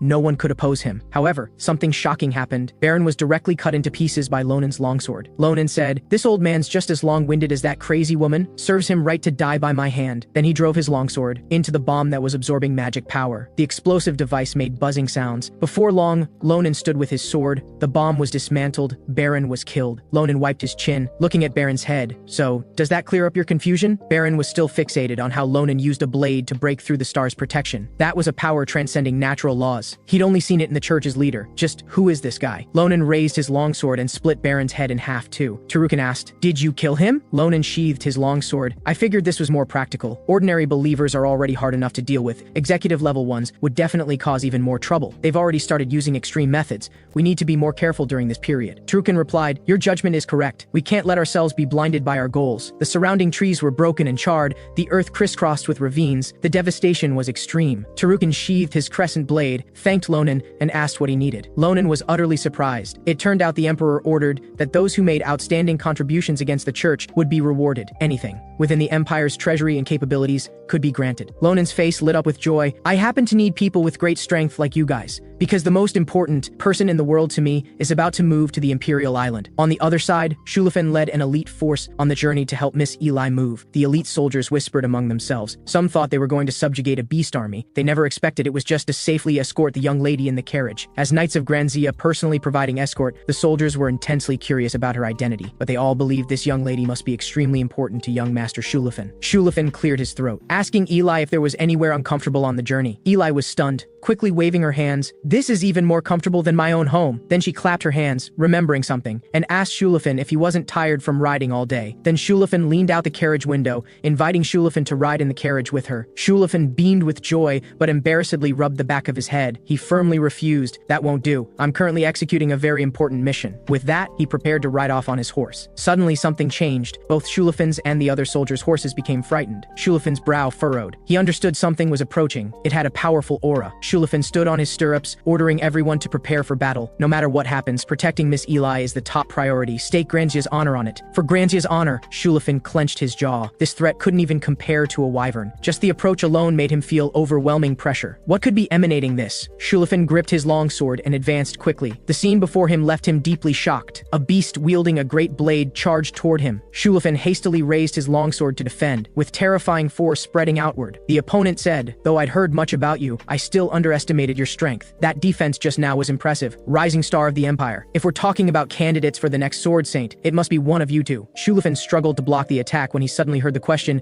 "Why do you point your blade at Granzia's banner?" Only after seeing the beast's features clearly did he realize it was actually Sword Saint Tarukin. Tarukin raised his crescent blade. "I'm just giving you a simple greeting. No need to be tense. For a warrior like you, one battle speaks louder than 1,000 words." Then a loud shout rang out. "Bullshit! That kind of greeting, you can give it however you want up in your northern territory. We don't do that here." Shulafin was curious about the source of the voice. Ronan suddenly appeared on Tarukin's back. Ronan jumped down to the ground with a crisp sound. He raised his hand. "Thanks for your hard work, Shulafin. I'm here to help you." Then his thumb pointed backward. "Don't take what just happened to heart. There's a bunch of great movers waiting right behind me." A group of beastmen advanced quickly. The Night Order soldiers whispered among themselves. "What movers? That's clearly Tarukin's beastman unit." The scene shifted. It was already the next day. Imperial Island, Valon. Before a gleaming, magnificent house. Eli covered her mouth, hardly able to believe it. Could such a beautiful, luxurious house really be where she and Ronan would live? Ronan smiled. "Sister, you can live here with peace of mind from now on. Phillips Royal Academy is right ahead. We can meet often. The security here is excellent too. You won't have any problems in daily life." Shulafin placed his hand on his chest. "The interior decoration and equipment were all made by craftsmen who work with our family. Though I've instructed them to spare no expense, I'm still worried you might not be satisfied." Eli grasped Shulafin's hand. "Of course I'm satisfied. Being here feels like being in a fairy tale." Then she made a fist. "This is a day worth commemorating. If you have time, stay for dinner." Shulifin's heart pounded. He couldn't believe he'd be dining with Miss Eli. Just then, a woman's footsteps in high heels approached. Her teeth were clenched. She roared, "Explain yourself. Why are you wandering around here?" Ronan and Shulafin turned around. It was teacher Nabiros. At this moment, she stood alongside Tarukin. Tarukin greeted Nabiros. "Long time no see. Your temper is still as fiery as ever. Is this really necessary to properly educate students?" Nabiros's brow furrowed. "How dare you criticize my teaching methods? You two-legged beast. This isn't your place. Get lost." Tarukin slowly approached Nabiros, sharp tongue. "Wonder if you have enough skill to back up those words. That past defeat, have you savored it thoroughly? The day I took your Sword Saint title from you." The Beastman unit watched the standoff between Tarukin and Nabiros. Nabiros drew her sword. She said, "If you're curious, find out for yourself." The tense atmosphere between them looked like a fight was about to break out. The Beastman unit members were all shocked because their bodies couldn't move. It was caused by Nabiros transforming into her serpent body and unleashing her technique. Tarukin's body trembled. He wondered if Nabiros had grown stronger because without even using her full power, she'd paralyzed his body. So Tarukin gripped his crescent blade tightly. "Snake woman, as you wish." Tarukin's entire body burst with power. Massive battle fluctuations surged between them. Then a foot stepped onto the railing. "Have you lost your minds? What the hell are you doing in front of someone's house?" At these words, both Nabiros and Tarukin's movements stopped.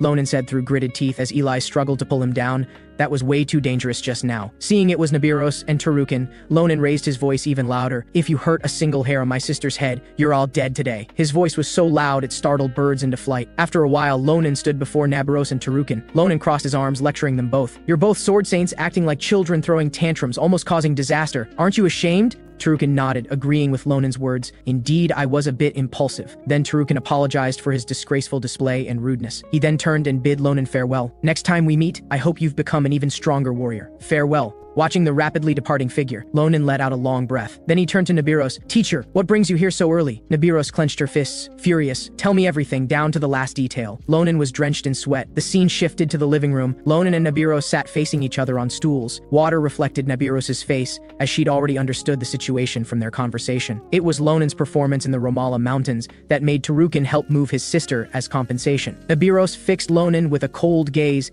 "That old beast is dangerous. You'd better not get involved with him anymore." Ronan was quite surprised, not understanding what she meant. Nabiros explained, 10 years ago, Beastmen launched a massive invasion, plunging the northern regions into chaos. People call it the Night of Fangs. The leader of the Beastmen was that guy Tarukin." Hearing this, Ronan froze. Now, after barely managing to bring the Beastmen into the Imperial army through ceasefire negotiations, and that guy became the Empire's sword. But I still can't trust him. Back then, Jaffa didn't resist the Empire to the bitter end, but instead wagered himself and took the path of negotiation. He proposed incorporating Beastmen warriors as the Empire's military strength, but the northern territories must belong to them. The Emperor, respecting his strength, accepted his proposal on the condition of a blood oath. Most people in the Empire rejoiced at gaining the continent's strongest sword, but in my eyes, that guy merely retracted his claws temporarily to protect his people. One day, when the blood oath breaks, his existence could become a more terrifying threat than the church. That's Jaifa Tarukan. Ronan fell into thought in his past life. When the war with the giants broke out, Tarukan never appeared. Could he have been eliminated by the church like other powerful figures? But other possibilities can't be ruled out. The two remained silent for a long time, until Nabiros spoke up. Can you really control sword energy freely now? The corner of Ronan's mouth curved into a smile, confirming her words. That's right, but compared to your domineering sword energy, teacher, mine is still crude. Nabiros was satisfied. Then she stood up. She brought Ronan to the training area, which contained a large number of armored straw dummies. Ronan raised his longsword, ready to show Nabiros how much he'd grown. Meanwhile, Shulafin was enjoying the delicious food Eli prepared, the atmosphere between them harmonious and joyful. Nabiros said demonstrating magic-based sword energy would show his progress. Ronan nodded. He raised his longsword in his right hand, channeling magic power into it. A sword strike slashed out. This was sword energy formed. The strike was fast as lightning, heading toward the straw dummy. As it traveled through the air, it made crackling sounds. The dummy's armor became covered in cracks, but the strike disappeared. Ronan was shocked. He didn't understand why his attack suddenly vanished. He'd been able to execute it effortlessly just days ago, so he raised his longsword, wanting to try again. Nabiros stopped Ronan's action. She said, being able to channel magic power into your sword is already great progress for you, but it hasn't reached the stage where it can be called sword energy. You're just infusing a bit of magic power into an attack that was already unnatural. Of course, that alone should give you tremendous power. After all, you're still just a first-year student. Just hearing about your feat of killing a wyvern with one strike proves that. Hearing this, Ronan couldn't help but doubt, because he felt there wasn't much difference. Nabiros nodded. Your thinking isn't unreasonable, because you view sword energy as a projectile of compressed magic power that deals massive damage to enemies. However, if you only see magic power as a tool for enhancing power, that's an extremely narrow perspective. The true power contained in magic can become a pathway guiding us to the next stage. That's why I first confirmed what you consider sword energy to be. Right now, you must grasp your understanding of magic power before we can clearly know how to strengthen and improve yourself. You probably don't feel much about what I'm saying now, but you can't rely on luck forever. This difference will inevitably determine your life or death in the future. Ronan trembled after hearing these words. It was such a powerful impact. Seeing Ronan's expression, Nabiros patted his shoulder. This is just the beginning. We just need to make up for what's lacking. Don't worry, I'll help you. Nabiros took Ronan's sword. Then she turned around and closed her eyes. Ronan didn't understand why his teacher was taking his La Mancha longsword. Nabiros channeled magic power into the La Mancha longsword. A powerful fluctuation formed around Nabiros. Ronan struggled to open his eyes against the bright light. Nabiros said, watch carefully. This is your La Mancha longsword's true form. Ronan asked, the bright red appearance is La Mancha's true form? Nabiros held the hilt with one hand and supported the blade with the other. That's right. After resonating with my magic power, it revealed its hidden strength. Just like my Usa longsword and Duke Renzia's P-Rod longsword, weapons born from craftsmen's hands that rise to the ranks of legendary blades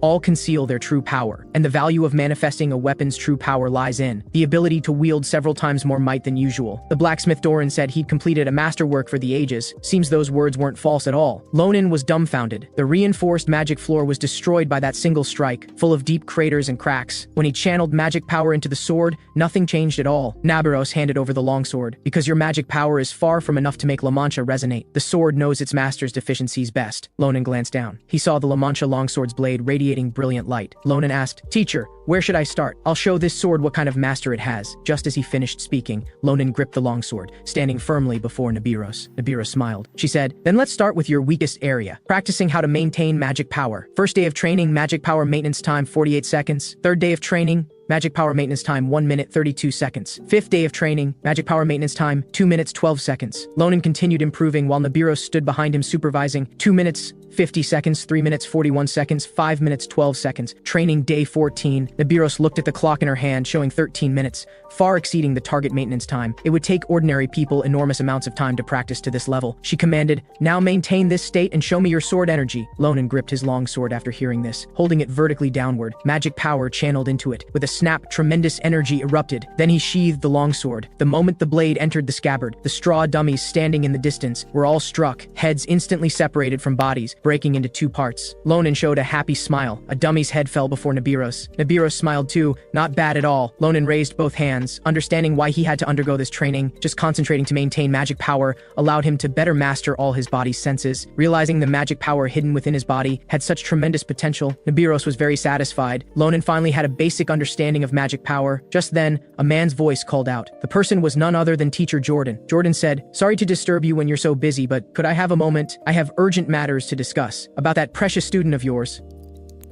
Ronan was incredibly curious when Jordan arrived, wondering what business he had with Nabiros. Nabiros asked, "Does what you're calling my student's issue have something to do with magic power?" Jordan said, "You already know Ronan's constitution is quite special, so he needs regular checkups." Nabiros stared hard at Jordan, suspecting he was using this as an excuse to extort them. Then she reached for her sword. Jordan broke into a cold sweat and said, "This isn't the mercenary guild, put the blade down," he said, thanks to Ronan. Sunya, who hadn't shown any improvement all this time, blinked her eyes yesterday. Nabiros froze when she heard this. Jordan said, "Though it might still take a long time, I hope one day you'll come visit her too, because Sunya really loves your adventure stories. And the most important thing I need to tell you isn't about Ronan, but about your teaching assistant Andershan. Ronan asked me before, so I've been investigating Andershan for a while now. Though I'm not entirely certain yet if I'm right, she might be in danger. Andershan possesses a power so strong that even she herself can't bear it. You must have already noticed how dangerous that power is, right? That's why you keep her by your side to protect her. One wrong move and everyone could be endangered because of her." As Nabiros listened, her fists began to clench. Finally, unable to hold back any longer, she spoke out, "That's enough, Jordan. My teaching assistant isn't as weak as you think." Nabiros looked at Jordan with cold eyes. "Don't go making conclusions about her future." Jordan was instantly speechless. He could only say, "Let her make that choice herself." After a long while, Ronan scratched his cheek looking at Nabiros, who was only showing her back. Then Ronan turned and asked Jordan, "You just mentioned a mercenary guild. Were you two mercenaries before?" Jordan rubbed the back of his head and smiled. "Yes, we were quite well known in the southern region over 10 years ago. That was when Nabiros and I first met. But it wasn't pleasant. We'd both received contracts to eliminate each other, so we were enemies for a time. The events of that day are still vivid in my memory. And Nabiros back then was the very embodiment of death. The fear she brought was truly beyond words. The result was that I completely lost to her that day, even stood at death's door. If Sunya, who lived there, hadn't saved me, I probably would have died there. Sunya devoted herself to caring for me when I was near death. During that time, we fell for each other and naturally became husband and wife. After that, because we'd fought and made peace, Sunya and Nabiros became friends. The reason was Sunya's pure and cheerful personality. Because I failed to protect Sunya, Nabiros began to hate me. She was also furious at my determination not to give up on Sunya. Even so, Nabiros has always kept my secret. Thanks to her support, I've been able to continue treating Sunya. So I believe that once Sunya recovers, Nabiros will eventually let go too. Though Nabiros acts like she doesn't care on the surface, she's actually someone who values relationships deeply." The next day, at the Hall of Truth, the main building of the magic department, Black Magic Research Lab, Ronan, Jordan, and Andershan slowly stepped inside. Ronan looked around and sighed. "I never thought there'd be a place even more gloomy than Teacher Jordan's lab." Jordan said, "No matter how gloomy it is, bear with it, because only here can we use the ultra-expensive equipment." Then he turned to look at the human magic extraction device behind him. This is the highest grade magical tool that can extract the original magic power from within a living being. Many people who can't understand their own magic power and face countless difficulties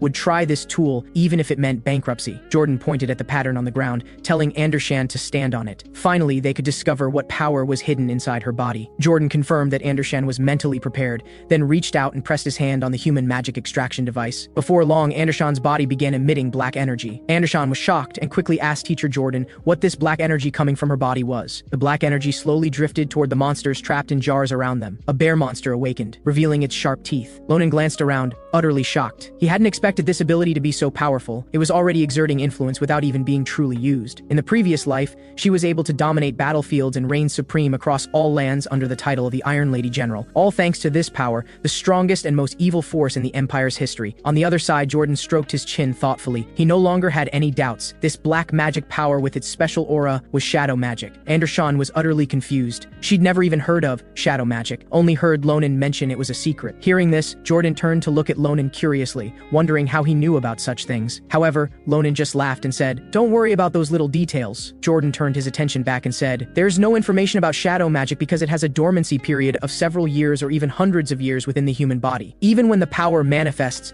most people lose their lives because they can't bear this power." Andershan was startled hearing this. Jordan paid no attention and continued, "Shadow magic is different from what we use. It's something of a completely different nature. Even for someone who can't control magic power, it can give them strength comparable to a sword master and turn the impossible into reality. This power that defies reason and natural laws is shadow magic. But the problem is this power suddenly manifests at moments even the owner can't predict. If even the possessor can't control this powerful force and it goes berserk, it will bring terrible disaster to the surrounding area, and those people ultimately exhaust all their strength and burn themselves out completely." Jordan asked Andershan, "Even knowing this, do you still want to possess this power? If not, he could find a way to impose restrictions so the magic power wouldn't manifest, or exhaust every means to find a method to completely eliminate the shadow magic." Then he told Andershan to think carefully, because everyone in the past who manifested shadow magic, whether they could control this power or not, all came to bad ends. After all, shadow magic is a double-edged sword. Jordan asked, "Are you willing to bear this power?" Andershan fell into memories. Many scenes kept surfacing. Andershan turned away. After a long while, she spoke. "If I said I wasn't afraid, I'd be lying. But someone once told me not to worry. So I'm willing to give it a try. I can't let myself become weak." Andershan showed a smiling expression. "Please, teacher Jordan." Jordan smiled too. As expected of that guy's teaching assistant, "Your eyes are truly full of fighting spirit." With that, he placed his hand on the magic extraction device. "Then let's begin right away." Instantly, Andershan was enveloped by the light radiating from the magic power. Magic power continuously flowed from her body, gathering in one place, forming a sphere. Jordan looked at Andershan's confused expression and said, "I'm now going to extract the magic power from your body. You must have always felt you had no talent in magic, right? No matter how hard you tried, you were far behind other students in the same grade." Andershan was shocked. How did the teacher know about this? Andershan continued, "Shadow magic is a power that defies natural laws. This kind of power can't just lie quietly dormant inside the body. The shadow magic and the magic power you've been gathering have been constantly colliding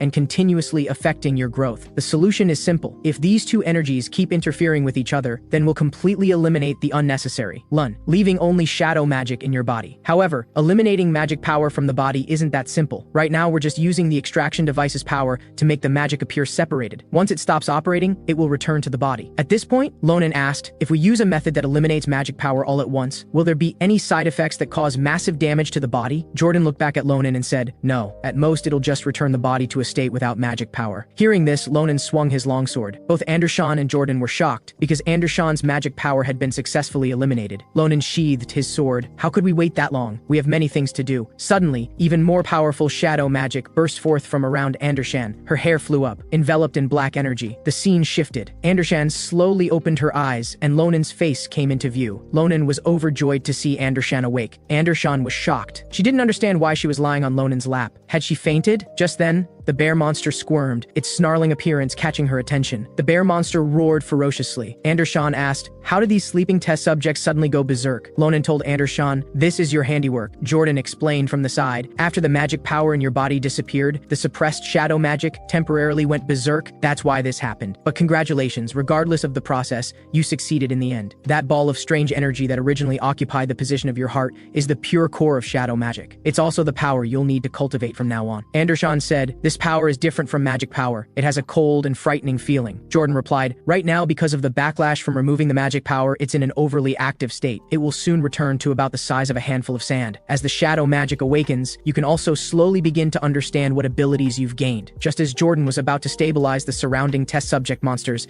Ronan stopped him and suggested letting Andershan try telling these test subjects to be quiet herself. It might have the desired effect. Hearing this, Andershan began to try. As soon as she said quiet, the surrounding test subjects actually stopped their rampage. Seeing this scene, Andershan could hardly believe her eyes. So this is the ability of mental control. Jordan scratched the back of his head, unable to understand. Because even the simplest brainwashing requires extremely powerful magic and magical tools. He never imagined such power could exist with just one word. Lonan's expression turned serious. Andershan had awakened a power more dangerous than imagined. The new power is called domination of thought. It can target living beings and forcibly impose one's will upon them. If used only to alter cognition, it would be an efficient means of command. But if the power's range is reduced to the scale of a military unit, it can create puppets that don't fear death. And Andershan showed no hesitation when using the ability. In the previous life, Andershan could only live as the Iron Lady. And in this life, she'll one day face the same situation. Thinking of this, Ronan clenched his fists, unsure what he could do to change the outcome. This also depends on what choice Andershan ultimately makes. In the blink of an eye, it was already the next day. Ronan walked forward with his hands behind his head, with Andershan slowly following behind. He said, "Senior really hit the jackpot. Not only has a new power awakened in your body, but the teacher also promised to personally help you tame and train that power." Then he turned and asked Andershan, "You're one step closer to becoming a future general. How does it feel? Are you especially happy?" However, when Ronan saw Andershan's expression, he realized she looked troubled. Andershan gathered shadow magic in her palm. She told Ronan, "If this power grows stronger, it will one day affect other people. I doubted I had the ability to use such dangerous power. At first, I was indeed excited about gaining new power, feeling I was one step closer to my dream, but when I truly witnessed the might of this power, the fear in my heart began to continuously dramatically expand. Andershan asked, what if one day, in the name of thinking about the majority, I choose to sacrifice innocent people as puppets and treat such actions as justified? I'm afraid I'll become a monster who'll stop at nothing to win. Hearing this, Lonan's pupils went blank. It seemed Andershan had already understood that possessing this power was a double-edged sword. In the previous life, as a general, Andershan's combat operations were always near perfect. With her exceptional judgment, she saved countless lives and became a guiding light leading people toward tomorrow. But on the other hand, there were also many soldiers who sacrificed their lives under the domination of this power. Andershan asked cautiously, Lonan, if I become like that, could you stop me then? I feel like if you're by my side at that moment, I'll gain the strength to overcome everything, just like now. Hearing this, Lonan's lips curved into a smile. Remember what you just said. Don't regret it later when you've made something of yourself. After that day, they spent a rare period of peaceful days at Phillips Royal Academy, and Senior Andershan and teacher Jordan officially began training the shadow magic. At first, Andershan had difficulty controlling even a single sparrow, but now she could already manipulate 5 sparrows simultaneously and was about to try restraining larger beasts. As for Senior Brian, same as always, he continued his self-training, feeling fulfilled every day. And Senior Ophelia, who was rarely seen during the day, also seemed to have become interested in teaching Sita blood magic. Every day she would bring it to the training grounds to practice on straw dummies. Sita's attack directly severed a straw dummy's head. Ophelia held Sita in her hands, overjoyed, saying she never expected the first attempt at blood snipe to be so successful. Sita really is a genius. She kept spinning in place, thinking about what to teach Sita next. The blood wheel blade used in combat against humans, or the blood mist suitable for large-scale attacks. And Lonan was the same, spending peaceful days. Right now, he was sparring with Shulifin. The two were evenly matched, their long swords clashing as they argued verbally. They looked at each other, both insisting they were better than the other. Maria looked at the two on the battlefield and sighed, because they'd been fighting for hours and didn't seem tired at all. She felt they should be fighting on an actual battlefield, not in this place. Maria smiled as she looked at Lonan. Perhaps this was Lonan's charm. Then she turned and asked Assam for his opinion. Assam confirmed her view. After all, back in Lonan's hometown, he'd witnessed Lonan's power and charisma. Assam fidgeted with his fingers, muttering that he should be more steady like Lonan. Maria laughed, thinking her words just made Assam jealous. Then she put her arm around Assam's shoulders, praising and comforting him. You're really cute, don't worry. No matter what, to me, you're still the best. Let's continue training our coordination. Next time we spar, we'll also show Lonan what we're made of. That's a good idea, right? Hearing this, Assam instantly blushed. A while later, at the top floor of the teaching building, the teacup Lonan was holding was steaming. The tea reflected his face. He looked at Marin across from him and said, seems my hunch was right. Just smelling this tea's aroma seems to naturally awaken the senses. It's almost identical to the tea I drank at Sarante Temple before. But you said you wouldn't use a single leaf until the cultivation succeeded. Yet now you've actually made tea. Marin, the advisor teacher in charge of the Special Adventure Club, laughed heartily. It's all thanks to you that I was able to cultivate it successfully. If you hadn't given me the gift Sarante gave you after your adventure to the White Earth Mountains last time, forget knowing how to use it. I wouldn't have even known this herb existed. Though it took a lot of thought and time, I've successfully cultivated this herb, feeling like it can help many people in the future. Just thinking about it makes me happy. Hearing this, Lonan applauded the good news. Lonan said, as an advisor professor, you've always been cleaning up after our club's messes. I'd been wondering how to repay you. If that's the case, looks like we can cause a few more problems from now on. Saying this, Lonan showed a mischievous smile. Marin stammered, this is a bit much for me. I actually had another reason for calling you today. I just received a reply, he said, taking out the letter. You once said that to understand the curse in your body, you absolutely must visit the Tower of Dawn. Now we've obtained permission to visit there. However, don't get too excited too soon. Be very careful when you go. Because of the scandal that happened before, the situation there should be quite chaotic. Oh, also you won't be going alone. The Magic Department Honor Students Tower visit was postponed before, so they'll be going with you this time. This same grade student was none other than Eliza, who right now was frantically expressing her love for Andershan on paper. The next morning, the airship Western Wing, heading to the Tower of Dawn, flew slowly through the air. Eliza, sitting on the sofa drinking tea, was very surprised by the person who appeared before her. Seeing Eliza, Lonan waved and greeted her. Long time no see, Elizabeth. No wait, I should call you Eliza. Hearing this form of address, Eliza shouted, I told you not to call me that. The nickname Eliza is exclusively for Senior Andershan, and you should first tell me why you're here. Lonan answered, the airship only has one destination. Of course I'm here because I have business at the Tower of Dawn. I originally wanted to bring Assam along, but he didn't have time. He said he wanted to focus on coordination training with Maria. Speaking of which, why didn't the other first years come? After hearing the question, Eliza chuckled softly. Of course it's just me. The Tower of Dawn is famous for fire magic. Only the 10 excellent students participating in practical fire magic courses can get the chance to visit. Besides me, who got first place in the entire magic department, the other first years probably don't even have the qualifications to dream about it. That's why I can enjoy my afternoon tea time thinking in solitude. Hearing this, Lonan was delighted delighted and said then we can chat this whole journey. It just so happens I'm alone too, so I'll graciously keep you company. How about that? Not bad, right? Eliza's face showed an angry expression. Who's keeping whom company? She doesn't need it. The magnificent airship flew through the air. The students inside were chattering away, leisurely fooling around. This scene made Ronan sigh because the famous Tower of Dawn was right before them, yet they weren't using their time to think more about magic-related matters. Eliza smoothed her hair, indicating she also couldn't stand these commoners. Then she smiled and said, well, that's only natural, because in this academy, besides Sister Andershan,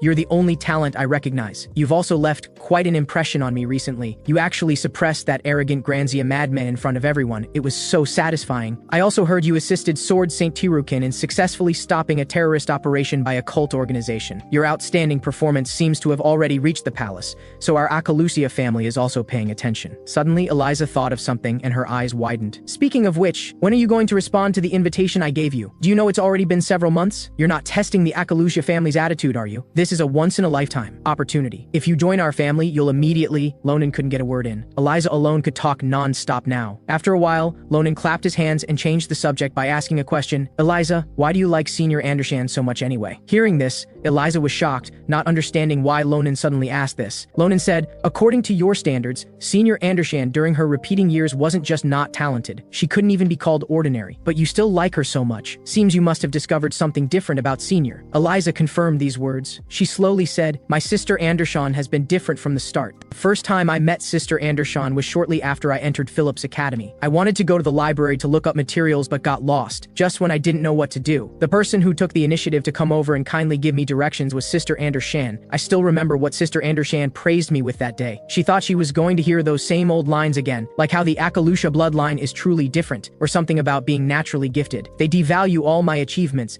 as if everything was obtained through inborn good luck, yet they're just trying to rationalize my life. However, Sister Andershan said, for such a small body to achieve that much, you must have put in a lot of effort. It's probably incalculable. You must have had a hard time by yourself. But if you're still having a hard time later, whatever you want to say, you can come find me anytime. Even if I can't help much, as a senior, I can still listen to your troubles. That moment of emotion is such a precious memory for Eliza that it simply can't be fully explained. Then Eliza covered her ears, her cheeks flushing, saying, but actually, most importantly, Sister Andershan is the most beautiful person in the world. Her silky black hair and slender figure radiate such captivating, upright elegance. No one can compare to her beauty.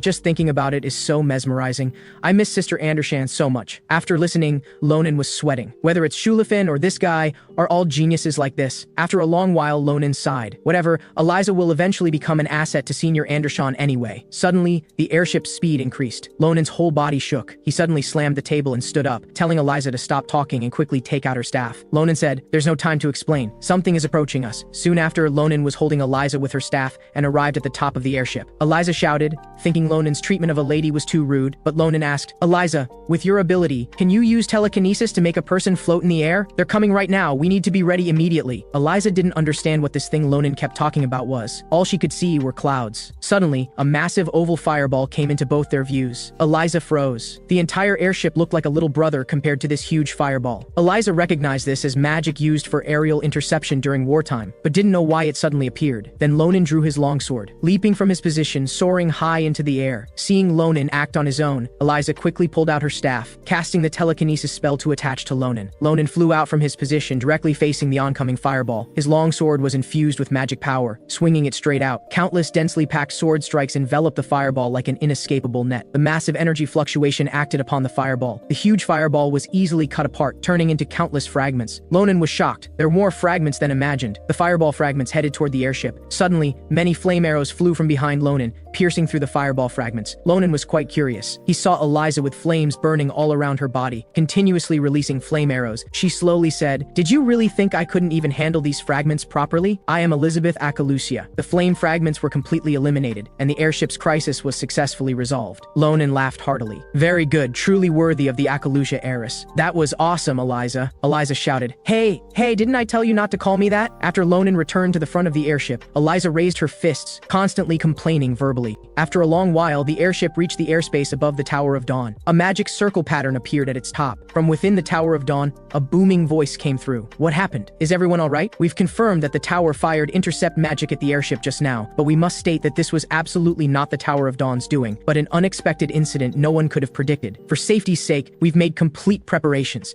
Please land without worry. We will personally apologize and explain to everyone. Soon after, the airship successfully landed.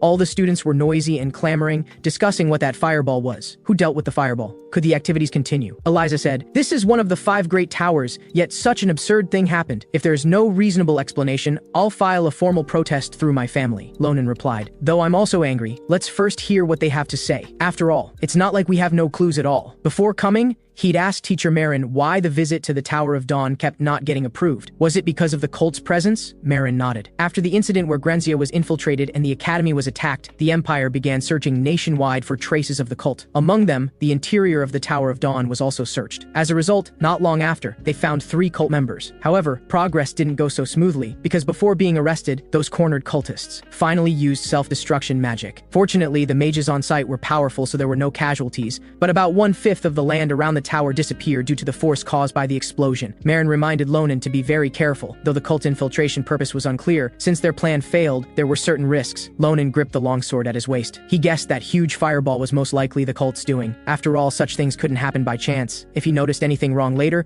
he'd strike first. Just then, the door in front of Ronan and the others suddenly opened. A figure slowly stepped out. He bowed his head, apologizing for what just happened, then said the Tower Master wasn't here. He was the Tower Master's representative, named Farah, the Vice Tower Master of the Tower of Dawn. Ronan was utterly shocked seeing who came. In the previous life, in the field of fire magic, he became famous as one of the Empire's foremost mages. This uncle actually came from the Tower of Dawn. Farah closed his eyes and said, "Though we should explain the entire situation in detail to everyone. Unfortunately, many facts haven't been clarified yet. However, one thing we're certain of, in the room with the launch device, we've captured what appears to be magical fluctuations belonging to the culprit. We're now comparing it with all personnel in the tower. Catching the culprit is just a matter of time. Of course, we'll also compensate for the damage you've suffered, and guarantee we'll strengthen internal security so your upcoming apprenticeship won't have any mishaps." Farah apologized while bowing his head, begging for understanding. The students were all shocked that a mage like Farah would personally come to apologize. Eliza cleared her throat and said, "Seeing how sincere he is, we can trust him this time. Let's let this matter pass." Ronan very much agreed with this. Farah was trustworthy. Back then, when fighting the giants, Farah was a member of the Vanguard forces, responsible for standing at the very front, buying time for everyone.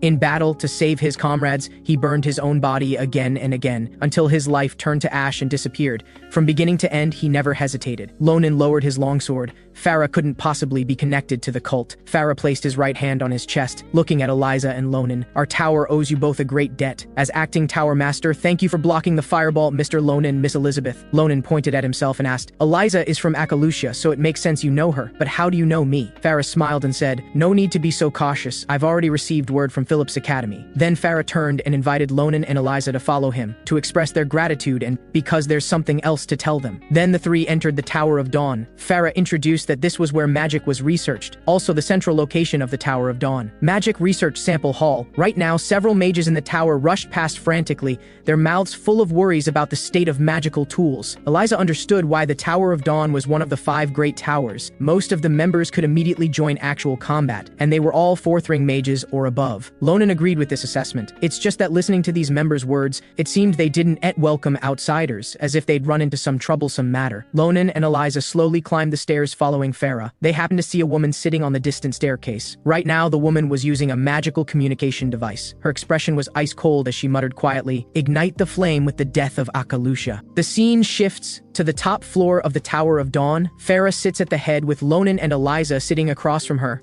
Ronan believes it was an accident, but there are still some things he can't understand. Why couldn't you deal with that fireball attacking us? If it were the deputy tower master, handling it before the fireball reached the airship should have been a piece of cake. Farah closes her eyes. You're right. Forget about me. Even the mages of the Tower of Dawn could have dealt with it immediately, upon detection, but only if they could detect it in the first place. Ronan freezes at this. You don't mean to say, Farah nods, until the fireball reached the airship. The tower couldn't identify its existence at all. Eliza says in shock, that's ridiculous. Such powerful magic, yet nobody could see it. Ronan, if this is true, the problem problem might be more serious than we thought. Someone might have avoided everyone's attention and hidden here, then cast a large-scale perception interference spell. That's the only explanation. Besides, if it's at a level even a 7-circle mage like Farah can't detect, then perhaps only the Empire's sole 9-circle archmage Horn would be a suspect. At this, Ronan is utterly shocked. In his previous life, Horn was the old man who sealed one of the 3 giants. That guy stood with us until the very end. He shouldn't be the culprit behind this incident. But if the enemy has power equal to his, the consequences are unthinkable. Feeling the heavy and oppressive atmosphere, Farah breaks into a sweat. He raises both hands and says, "Please calm down, you two. There aren't many leads we can confirm yet, and it's also possible other methods were used instead of magic. Plus, as soon as I discover any element that could threaten the tower, I will personally burn it to ashes immediately. So rest assured." Farah claps his hands. "Besides that, I need to compensate you both." Both Ronan and Eliza look puzzled. Farah nods. "First, as a special reward for Miss Elizabeth taking first place in this course, I plan to personally teach you flame magic. These spells are rarely seen at the Phillips Academy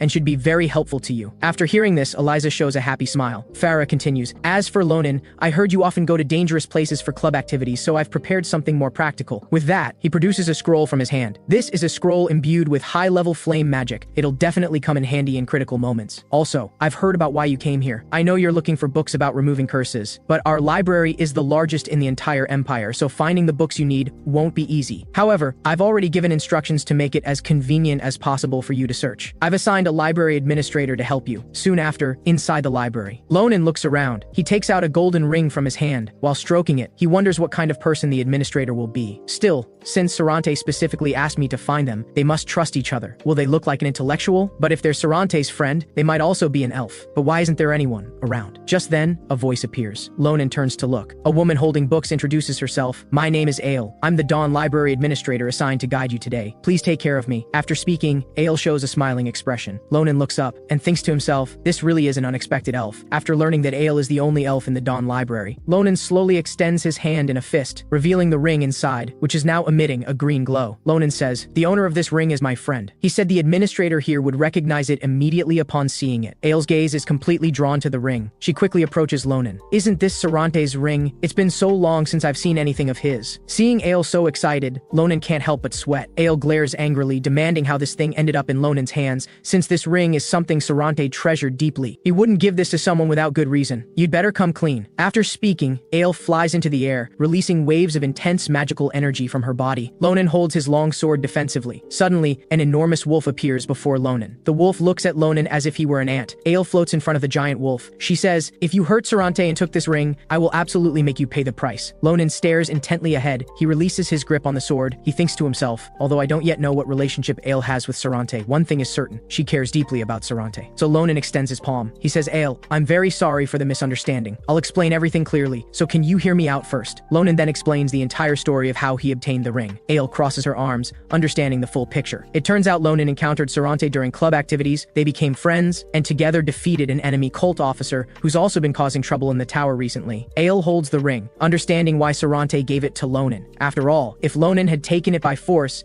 he wouldn't know about their relationship. Ronan extends his hand, affirming Ale's thinking. "If that weren't the case, how could I possibly have managed to steal a ring Sarante treasures? I don't need to tell you, you already know that guy is very different from his appearance. He's actually a terrifying elf." Ale deeply agrees with this. Immediately after, Ale apologizes to Ronan for her rudeness. Ronan waves his hands repeatedly, saying it's fine. Then he says, "But how do you know Sarante? You two seem to have more than an ordinary relationship, and you just used wolf form magic. You're an elf, aren't you?" Ale admits to being an elf and says, "My relationship with Sarante is more like a mentor-disciple one, because I learned so much from him. Sarante and I met hundreds of years ago. At the time, I was in my rebellious phase, extremely dissatisfied with everything in the world, and got into plenty of trouble, like running off to human settlements to bully them, or seizing their land for myself. Back then, I was very immature, and even thought it was okay to do these things, since there was nobody nearby who could stop me, until that day, when I met Sarante. I arrogantly said to Sarante, 'What's this, old elf? Get lost. This is my territory.' Sarante released magical power around her body. She said,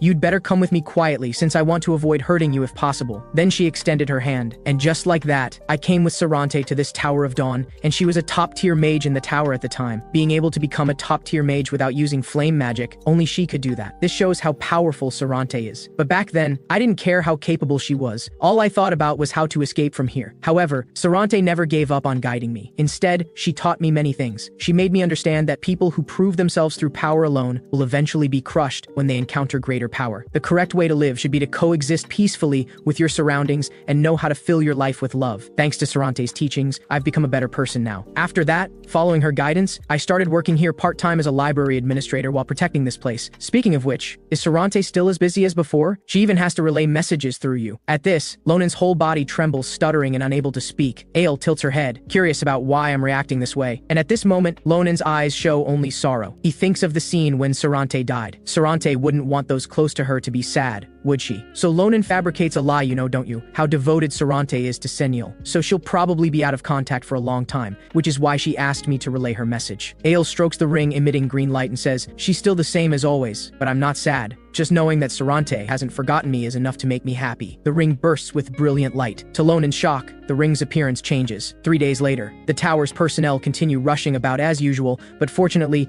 no abnormal situations have occurred again. Ronan can also investigate curse-related matters with peace of mind. At this moment, he's holding a pen in his mouth, supporting his head while flipping through books. Ale suddenly appears, asking if Ronan has made any progress. Ronan turns to look at Ale and says, although I haven't found details about the curse yet, I've got a general idea about it. Thanks to you, I've had a crash course on curses for 3 days straight. It's just that the deeper I dig, the more frustrating it gets, making me want to give up. Ale says, I happen to have time right now. Ask me anything you want. Ronan flips through a book. He just noticed a particular issue. Ale's pupils dilate with shock upon seeing it's a forbidden book. After learning the question is about the term Vajra, Ale pauses for a moment, then places both hands on Lonan's shoulders. She says, how do you know this term? Don't tell me you snuck into the forbidden section when I wasn't looking. Ronan says in surprise, this is the first time I'm learning about that place. It's just that this word appears frequently in the books you brought me, so I'm asking you. Ale reaches for a nearby book. That's impossible. None of the books she brought mention this term at all. Ronan stands up in disbelief, frantically flipping through his book. He says, this page alone is filled with related content. A jaw-dropping thing happens. The text in the book disappears. Ale's face darkens as she crosses her arms. She says, Sarante didn't have you come here just because I'm the library administrator, did she? The Tower of Dawn has many curse-related books and has accumulated vast knowledge. However, even the Tower of Dawn cannot casually mention the word Vajra. They say Vajra is the most terrifying forbidden book in history, written by demons themselves. This book can grant infinite power to those who touch it, while also driving them with a terrible destructive instinct. This once led a prosperous kingdom to its downfall long ago, which is why it's also called the Vajra of destruction. Meanwhile, Farah slowly approaches an old man bound by chains. This old man is none other than the Tower Master of Dawn Tower, Raldane. Phelan turns and says, I believe you can understand that all of this is a choice made for tomorrow's dawn. Ale continues, the forbidden section of the Dawn Library exists to seal away forbidden books like Vajra and others of its kind. The reason Sarante asked me, an elf, to be the administrator here is because humans are easily seduced by the power of forbidden books, so someone needs to guard this place. But you just blurted out Vajra, the most evil of all forbidden books. After the self-destruction incident, there were disappearance cases and all these strange occurrences. Ronan interrupts Ale at this point. He asks, are you saying the disappearances happened after those guys carried out the terrorist attack? Ale replies, yes, I remember it very clearly, and the people who disappeared were all those who usually helped me manage the books. So the moment they went missing, I searched every corner of the tower, but couldn't find any trace of them. It's as if they all evaporated. Ronan is utterly shocked at this. Vanishing into thin air. How is that possible? And it's as if they were waiting for the explosion to happen. Perhaps the explosion was just a trap to divert attention. Night falls. Eliza is currently practicing flame magic. Seeing the massive power of flames summoned by the array pattern, Eliza beams with joy. This is something ordinary people could never do. Farah's flame magic is truly exceptional. Just applying his theory has drastically reduced magical consumption while creating such beautiful array patterns. Eliza wants to recruit him into her family, but Farah probably wouldn't agree. She stretches lazily. During the remaining apprenticeship period, she'll just learn as much as she can. Suddenly, Eliza senses someone hiding in the shadows and furrows her brow. She raises her staff and launches a magical attack. The attack wraps directly around the person's neck. Eliza grabs his collar with one hand while demanding who he is. Did you think using invisibility magic and holding your breath would let you spy on me? You're seriously underestimating me. Eliza's hand gripping the collar freezes. She's seen this person on the bulletin board. He's one of the missing persons. Just as Eliza wonders why this person would appear here, a violent tornado strikes from behind, scattering debris everywhere. The attackers are a group of mages. Suddenly, a massive wave of flames surges toward them. Seeing this, protective shield spheres are hastily activated. The flame wave crashes against the shields with a tremendous sound. The wave carries the missing person from earlier, who is now completely charred and smoking. Eliza slowly advances step by step, gripping her staff tightly as flames blaze around her body. She says, you can only blame yourselves for attacking first, but before that, I want to ask you one question. You tower veterans disappeared without a trace not long ago. Why have you suddenly appeared to attack me now? Then Eliza turns her gaze to one particular person, demanding, why did you get involved in this? This person is none other than the third child of the Granzia family, Miss Shuen Granzia. Shuen doesn't answer. Eliza isn't bothered. She's been wanting to apply the magic Farah taught her in actual combat. There are many array patterns she wants to experiment with, so everyone please, don't turn to ash too quickly. With that, Eliza activates her staff, releasing a terrifying attack. The unstoppable assault devours the group of mages. The ground collapses, eroded by flames. Feeling the powerful flame force, the mages rapidly retreat. One of them says, truly the genius of the Akalusha family. This is far beyond what a four-circle mage should be capable of. Then glances at Shuen and orders, burn her to ashes. A flame-wreathed spear appears in Shuen's hands. Blazing spear! Shuen releases the blazing spear forward. The spear shoots straight out, piercing through the flame attack, heading straight for Eliza's face. Just as the blazing spear is about to pierce Eliza's skull, Eliza casually waves her hand. This level of power is weaker than even a match, and this was magic you loudly chanted for.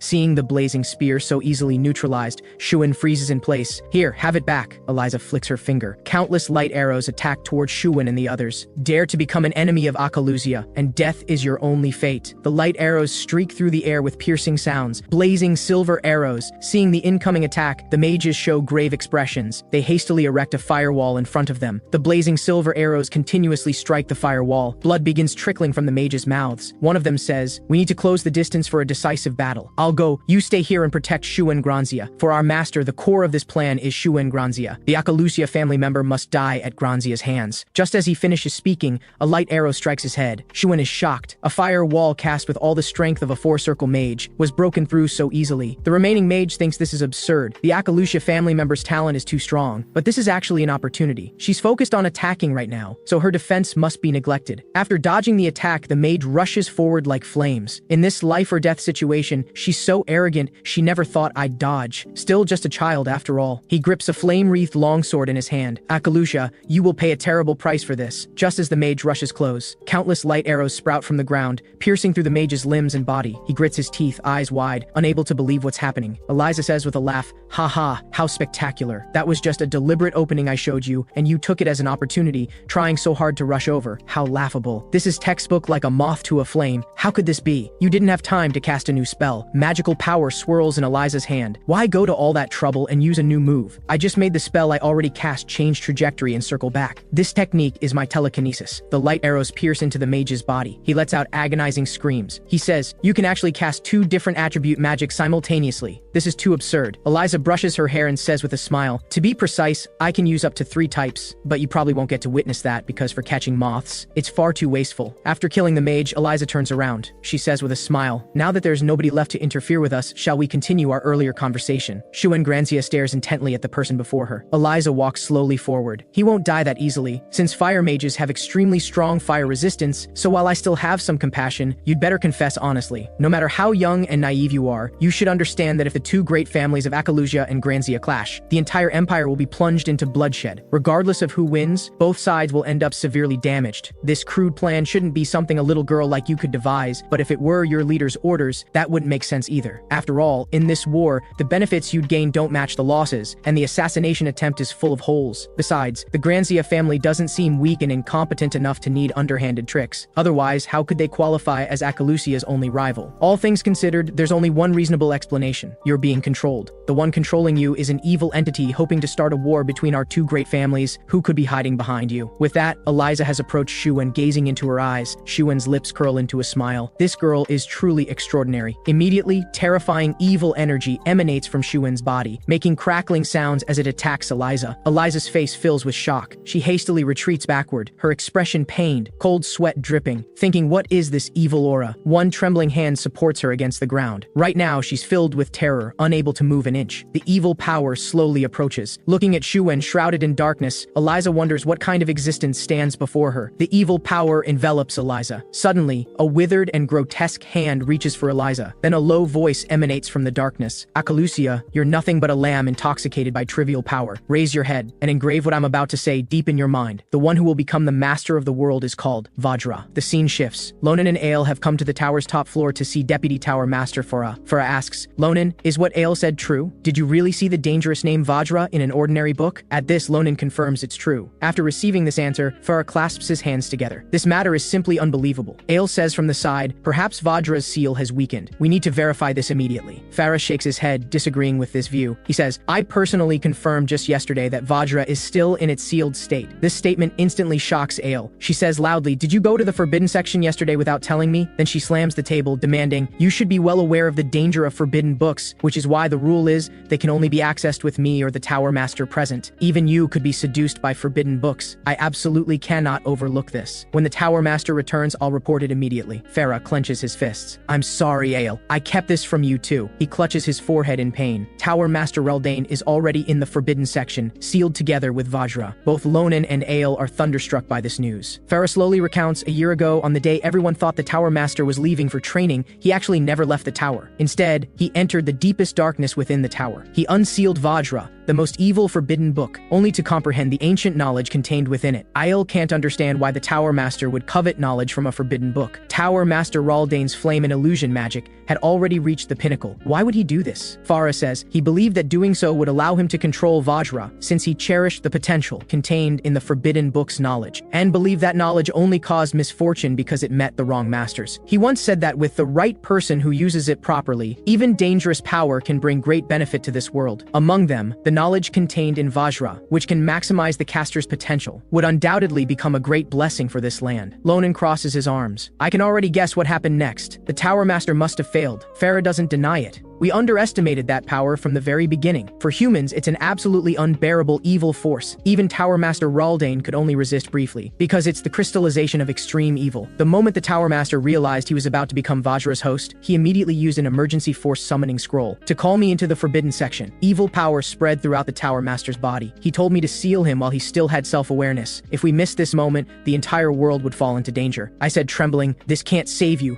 How can I do such a thing? The Tower Master struggled to control the evil power from eroding his consciousness. He said, now is not the time to worry about my safety. Rather than let Dawn be occupied by evil because of my arrogance, it would be 1,000 times better if I died. So please, for the sake of our tower, I couldn't speak through gritted teeth. All of this is for tomorrow, was Dawn. And so I sealed the Tower Master together with Vajra, even using the most powerful magic. This is the hidden truth that should have been made public immediately. But the Tower Master acted with the world in mind, and I'm also someone who thirsts for knowledge. I can understand the Tower Master's thinking, so I couldn't bear to personally destroy his reputation. Learning the truth, Ale is completely incredulous. Ronan says, although what happened to the Tower Master is regrettable, now isn't the time to wallow in grief. All the circumstances indicate that Vajra's seal has been broken. Although Farah says he personally confirmed the seal's status, that may not be the truth. If this is a power strong enough to shatter everyone's understanding in the tower, then to deceive just Farah's perception. Tower Master Raldane's illusion alone as the host would be sufficient. But there's one question. The fact that Vajra was unsealed has been hidden all this time. Why reveal its existence to everyone now? While Ronan is thinking, starlight suddenly begins drifting through the air. Ronan is shocked. Why would Crazier's magical power appear here? This isn't emanating from Ale or Farah, and the source isn't nearby either. This aura is so strong it fills the entire space. Even Briggia couldn't accomplish this. What on earth is happening right now? On the other side, Eliza kneels on the ground, looking up at the sky. Even in the Akalusha family, Vajra is considered an extremely dangerous existence, a rare forbidden book that can't be investigated without the family head's permission. How could something like this appear here? Eliza trembles. Upon looking more carefully, she discovers Vajra's appearance has changed. Its form is clearly that of Tower Master Raldane. Vajra descends to the ground. He says, as you can see, this body belongs to the Master of the Tower of Dawn, the Elder of the magical world closest to humanity's peak, Tower Master Raldane. However, now he couldn't grasp the situation and dared to covet my power, which instead caused him to lose everything. He's been reduced to a puppet at anyone's mercy. That's right, Akalusia, just like your current situation. Eliza clenches her fists, her mind racing with thoughts. This Vajra is indeed rude, speaking so carelessly, but she needs to stay calm. If this really is the forbidden book Vajra, forget about her. Even if everyone in the tower resisted together, they wouldn't stand a chance. But something still doesn't add up.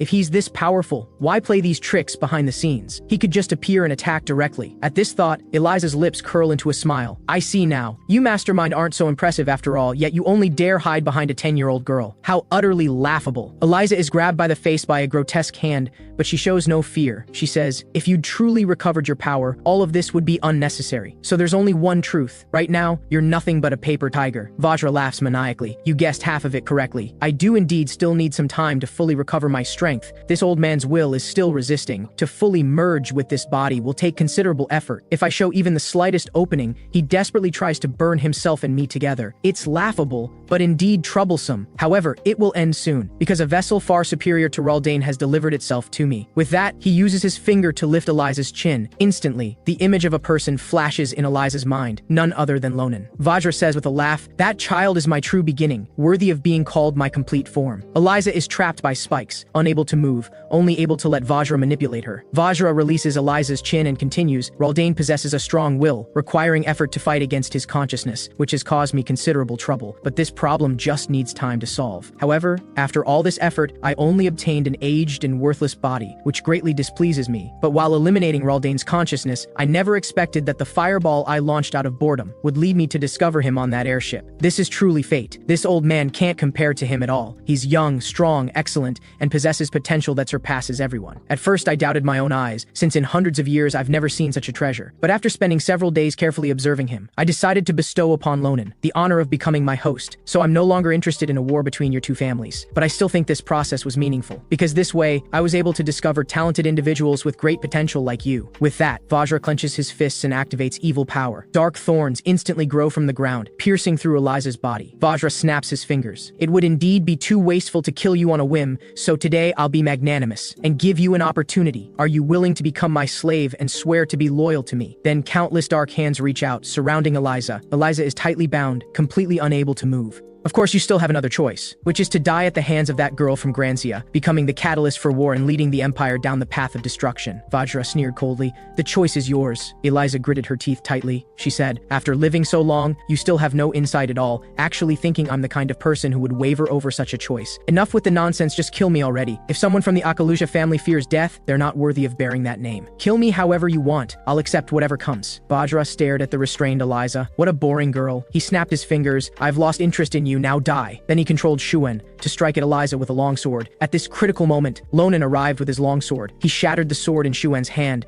then recklessly grabbed Shuen's hand holding the broken blade. Eliza's pupils dilated in shock seeing Ronan's figure. Ronan said, Eliza, and this familiar little one, you both owe me a favor. Vajra was stunned in shock seeing the scene before him. Ronan raised his longsword high, leaping into the air. Charging toward Vajra, Raldane's head was severed. Vajra couldn't believe this scene. He had clearly strengthened Raldane's phantom with power, yet the opponent not only saw through it, but could so easily decapitate this body. Ronan landed smoothly carrying Shuen. Vajra firmly believed such an excellent person should become his host. On the other side, Farah looked around, then said to Ale, Ronan was right. The training grounds have been isolated by consciousness-blocking magic. He reached out and discovered that this magical fluctuation is identical to Tower Master Raldane's. Ale similarly reached out to sense the magic. She said, Vice Tower Master, it seems Vajra's seal really has been broken. Farah broke into a cold sweat. He said, we must now gather all the mages in the magic tower to discuss countermeasures together. At the same time, Eliza was smiling bitterly. Her current state was truly pathetic. She had clearly felt the intense stabbing pain in her body, but it turned out to be just a phantom. She reached one hand toward the sky. Even all her body's senses had been deceived. At this point,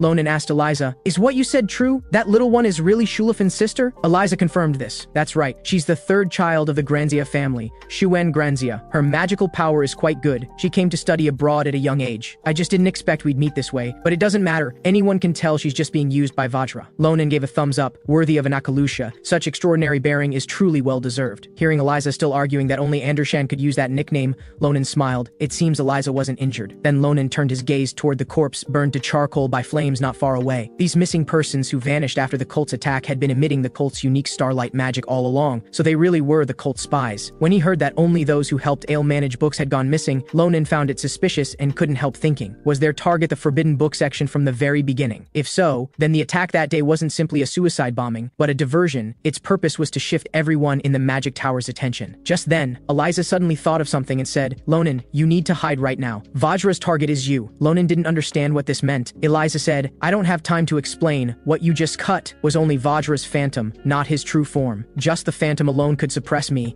You can imagine Vajra's true power must not be underestimated. If he really obtains your body and becomes a true complete form, the Tower of Dawn will surely face destruction, so you must leave here quickly, while there's still time." Just then, a voice rang out. "That won't do." Hearing this, Ronan shuddered. Endless evil power surged forth. What is this? Eliza fell into a daze. Not far away, Farah and Isle also couldn't move. Ronan shouted loudly, "What's happening?" Vajra spoke slowly. "Not just them. Aside from you, all the humans in this magic tower, their consciousness and bodies are now under my control. At this point, all the waiting ends. Ronan, you will enjoy the honor of merging with me. Come to my side." The entire Tower of Dawn was on the verge of falling to dark forces. Ronan gritted his teeth. "This damned bastard." He roared, "What have you done? You bastard, get out here now. Stop playing these useless tricks. Get out here." Vajra, sitting in his chair, supporting his face, showed a smile. He slowly extended one hand, saying, "Our meeting will be an important milestone. This place is too crude. Meeting here would be such a waste, so let's change to a more suitable location." Then he dispatched a mage to go forth. Ronan heard footsteps and his attention was drawn. A woman slowly walked out. Ronan recognized her as the last missing person. The woman said, "Let me take you to meet my master. Please come with me, Ronan." Ronan smiled. His gaze swept around. Seeing Eliza and the others with their bodies and consciousness controlled, like walking corpses, he had no choice. Ronan sheathed his longsword and agreed. "Lead the way. Take me to Vajra." After a long while, Ronan looked ahead and said, "This is the place, right?" The two were now standing before a door emanating evil power. The door slowly opened. Ronan followed the woman inside. The scene that met his eyes shocked Ronan. He saw Tower Master Raldane bound by chains, still constantly begging Vajra for mercy. "Spare my life. I was too arrogant. A mere human like me dared to covet your power.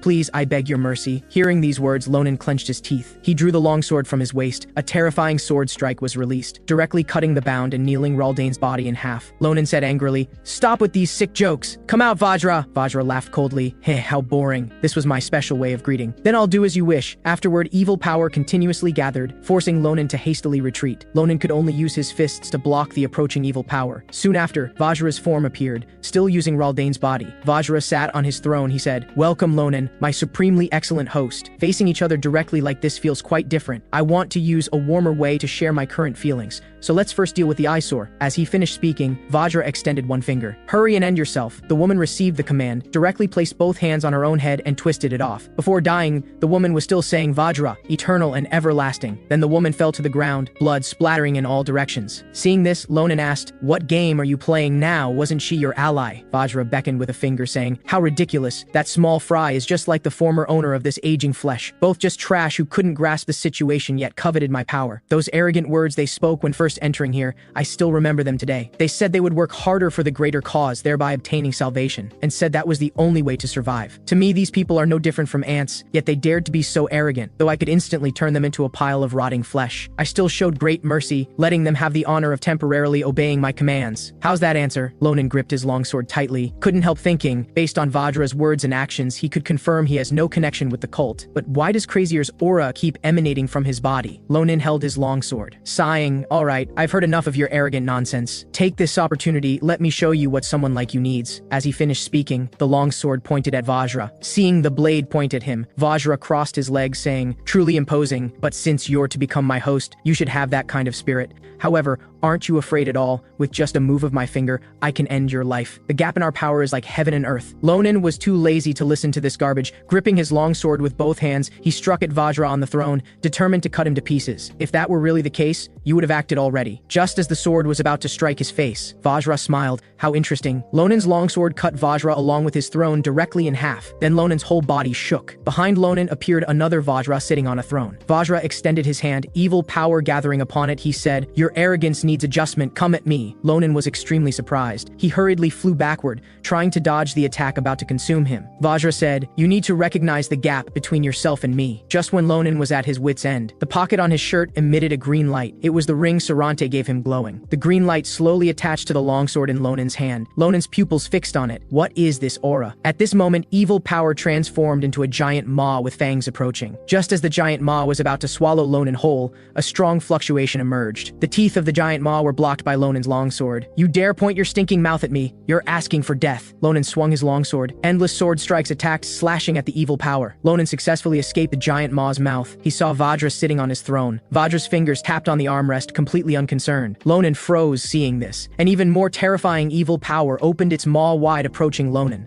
Under the contrast of the giant maw, Ronan was as small as an ant. He raised his longsword, unleashing what could be called his strongest strike toward the evil maw. A rumbling, terrifying explosion sound spread in all directions. Ronan directly cut the giant maw in half. Vajra supported his cheek, saying, truly excellent. Though somewhat disheveled, you handled it quite well. If that's the case, how will you deal with this move? Evil hands kept emerging from the ground. Evil undead, one by one, crawled out. The undead's hands covered Ronan's mouth. More and more evil undead came toward Ronan. The undead strangled Ronan's neck. More and more undead swarmed over. The undead sealed and surrounded Ronan. Vajra extended his hand. A terrifying attack was released.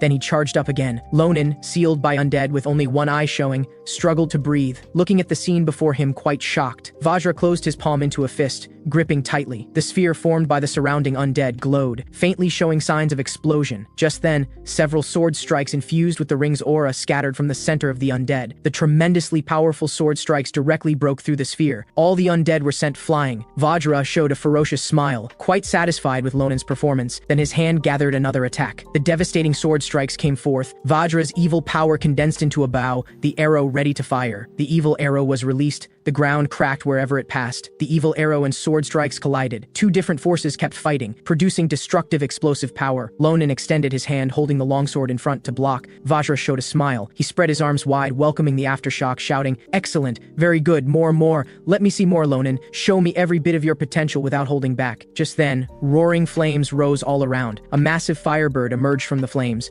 Vajra's pupils contracted. This firebird is Vice Tower Master Farah's special magic. Heatbird magic. How can this kid use such advanced magic? Vajra was first surprised, then his lips curled into a cold smile. He said, this old man, Raldane, I'm using as a host, is the top expert in fire magic, so this petty trick is meaningless. Then Vajra gathered evil power and cast a flame attack. The heat bird magic was easily blocked. Vajra extended his hand, releasing a flame attack, praising Ronan's combat ability as quite good. Let me see your next attack. However, Ronan at that spot suddenly disappeared. Vajra understood that the heat bird magic just now wasn't meant to attack, but to hide his aura, a decoy set using powerful magic. Ronan appeared behind Vajra holding his longsword. Go to hell. Vajra turned his head in shock. Ronan completed his attack. A striking sword mark appeared on Vajra's neck. Blood couldn't stop gushing out. Vajra's head tilted. Blood flowed down. Blood at the wound kept spurting out. Vajra hadn't expected Ronan could injure him. Sizzling sounds came from around. Ronan's attention was drawn. Vajra said, truly remarkable. Show me all your remaining talents. Suddenly, countless wormholes appeared. Monsters with gaping fanged mouths crawled out from within. Ronan held his longsword standing ready. The monsters moved with lightning speed, charging at Ronan. Ronan was extremely shocked. He clearly felt he had seen Vajra's physical form, yet it was still useless. Does he have to find the forbidden book controlling Tower Master Raldane to make it work? This is truly troublesome. Speaking while raising his longsword, releasing sword strikes, attacking the gaping-mouthed monsters. Using the scroll Farah gave him to launch a surprise attack is useless now. The Tower Master himself is a powerful figure, his strength on par with teacher Nabiros. Up to now, it's only because Vajra covets my body that this offensive and defensive battle is possible. If not for that, this battle would have ended long ago. There's no chance in a direct confrontation. Ronan's longsword swung repeatedly. The gaping-mouthed monsters were cut in half one after another. Vajra's left hand gathered evil power again. He swept his large hand. A terrifyingly fierce attack charged at Ronan. Ronan looked at the attack rushing toward him. He lowered his longsword with both hands. Unexpectedly, Ronan gave up resisting. Just as the attack was about to pierce through Ronan's neck, the evil power dissipated. This was the only way Ronan thought of to counter.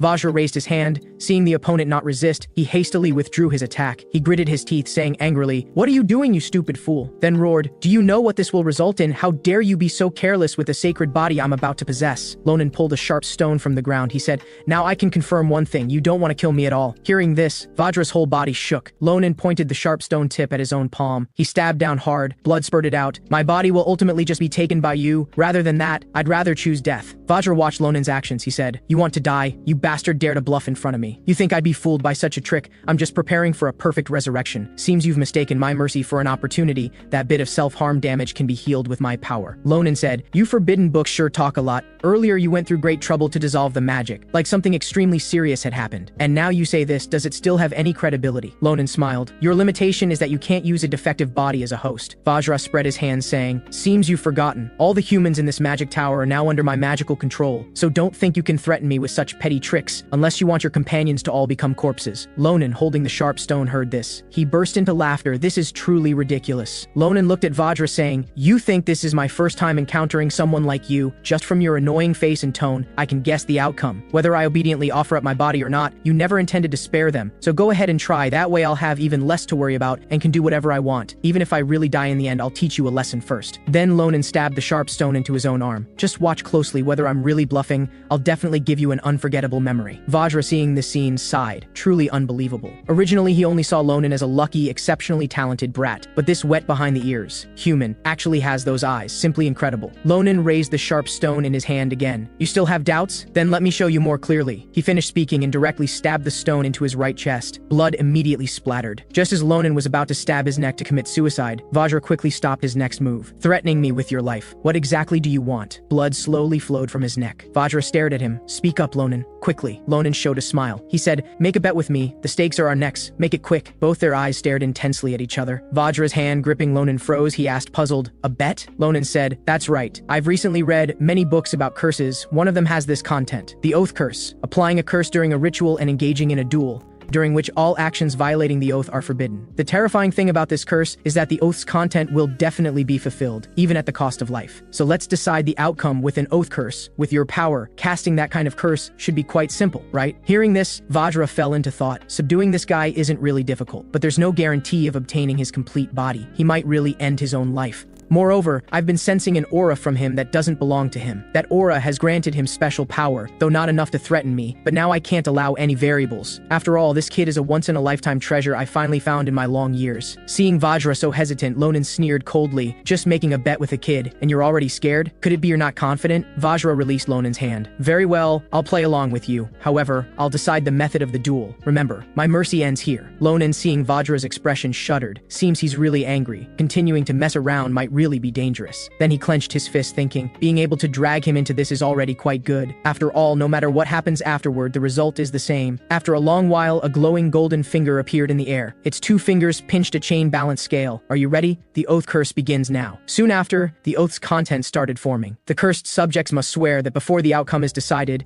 they absolutely cannot act against the oath. If Ronan loses, he must offer his body to Vajra. If Vajra is defeated, he must release the hostages and be sealed forever. Then Vajra said, besides the method of deciding victory, endure one instance of illusion magic cast by me personally. Ronan, do you agree? Ronan stared intently at Vajra, stating the obvious, I agree, so hurry up and start. Time is precious. Hearing this, Vajra smiled from ear to ear. Now begin. The oath takes effect. Ronan, may you have sweet dreams. This will be the last memory of your life. How ridiculous. You're the one who should breathe more outside air. When the bet ends, you'll regret setting your eyes on this body of mine. Vajra cast the illusion magic. Ronan fell into a dream realm. Noisy sounds awakened Ronan. He opened his eyes. At this moment, Ronan's identity is Captain Ronan of the penal squad. A penal soldier asked Ronan what good dream he had. Ronan rubbed his eyes. What good dream? I just had a brief messy dream. Enough nonsense, check the equipment. Bayless, seeing Ronan wake up, complained loudly about the miserable life of penal soldiers, how easily they die. He suggested that next battle they escape together. As long as Ronan leads the way, there's definitely a chance to succeed. Afterward, the money problem can be solved by his poaching. Hearing this, Ronan angrily glared at Bayless, saying, if you dare mention poaching one more time, I'll cut off your wrists. Bayless quickly withdrew his hands, indicating he wouldn't dare. Ronan, supporting his head, said, we just need to serve 2 more months. The general will pardon us. Everyone is persisting until now, holding on to this belief, then we can escape this criminal's wretched life and start anew. So before that, stop talking nonsense, protect your own life first. Penal soldier Martin hooked Ronan's shoulder, one finger pointing at Ronan. He said, anyway, as long as we stay close to this lord, there's no way we'll die, right, Captain Ronan? Ronan smiled. Martin, you brat, you need to protect your own head, yet you want to rely on others for protection. Then Ronan spread his arms, laughing heartily. Everyone, My life is the top priority. If you get in the way, I'll immediately abandon you. After a while, Ronan sat down. Actually, the general already told him that if this mission succeeds, they'll be pardoned early. Although this mission is extremely dangerous, everything is truly almost over. Just need to hold on a bit longer, then he can return to Nibotan where his sister is. No matter what, must desperately survive. The scene changed. A massive starlight magic circle appeared in the sky.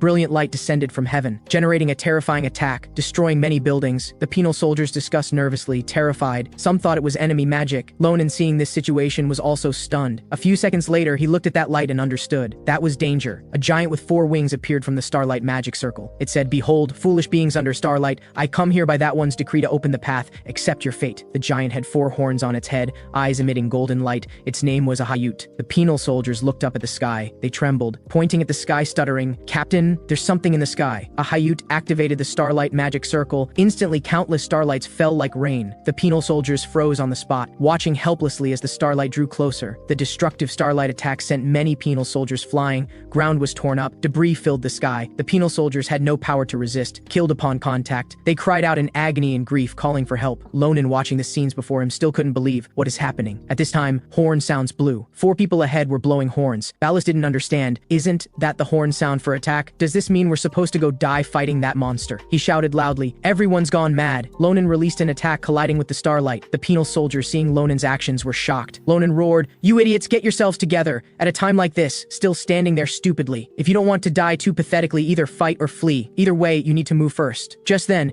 explosions from starlight attacks spread from where Ballas and others stood. Smoke rose instantly. Blood splattered on Ronan's face. He froze. He held his longsword, hadn't recovered his senses, completely didn't notice the starlight attack overhead. A figure rushed over quickly. He embraced Ronan, dodging the attack. Where Ronan had been standing was now a gruesome sight. Martin crouched up, shaking Ronan lying on the ground. "Wake up quickly, let's leave here first. That's not an opponent we can handle. Wait for reinforcements." However, Ronan opened his eyes wide, staring blankly without speaking. He saw the tragic state of Ballas and others' deaths. Ronan slowly sat up, his veins bulging, eyes filled with tears. He cried out in anguish, "No!" At the same time, in reality, Vajra and Ronan stood facing each other. His hand still held remnants of evil power. He said, "The illusion magic just cast will penetrate into your memories, manifesting painful and terrifying moments, and it will repeat endlessly, mixing together, evolving into inescapable bonds. Your mind will be trampled until it shatters, then torn to shreds. Until you'd rather beg for death, it will repeat endlessly. And this eternity is the one instance of illusion magic you must endure. Ronan, all mortals in the world cannot bear eternity, though I don't know what thoughts led you to propose this deal. But the moment you handed the decision of victory to me, your defeat was already determined."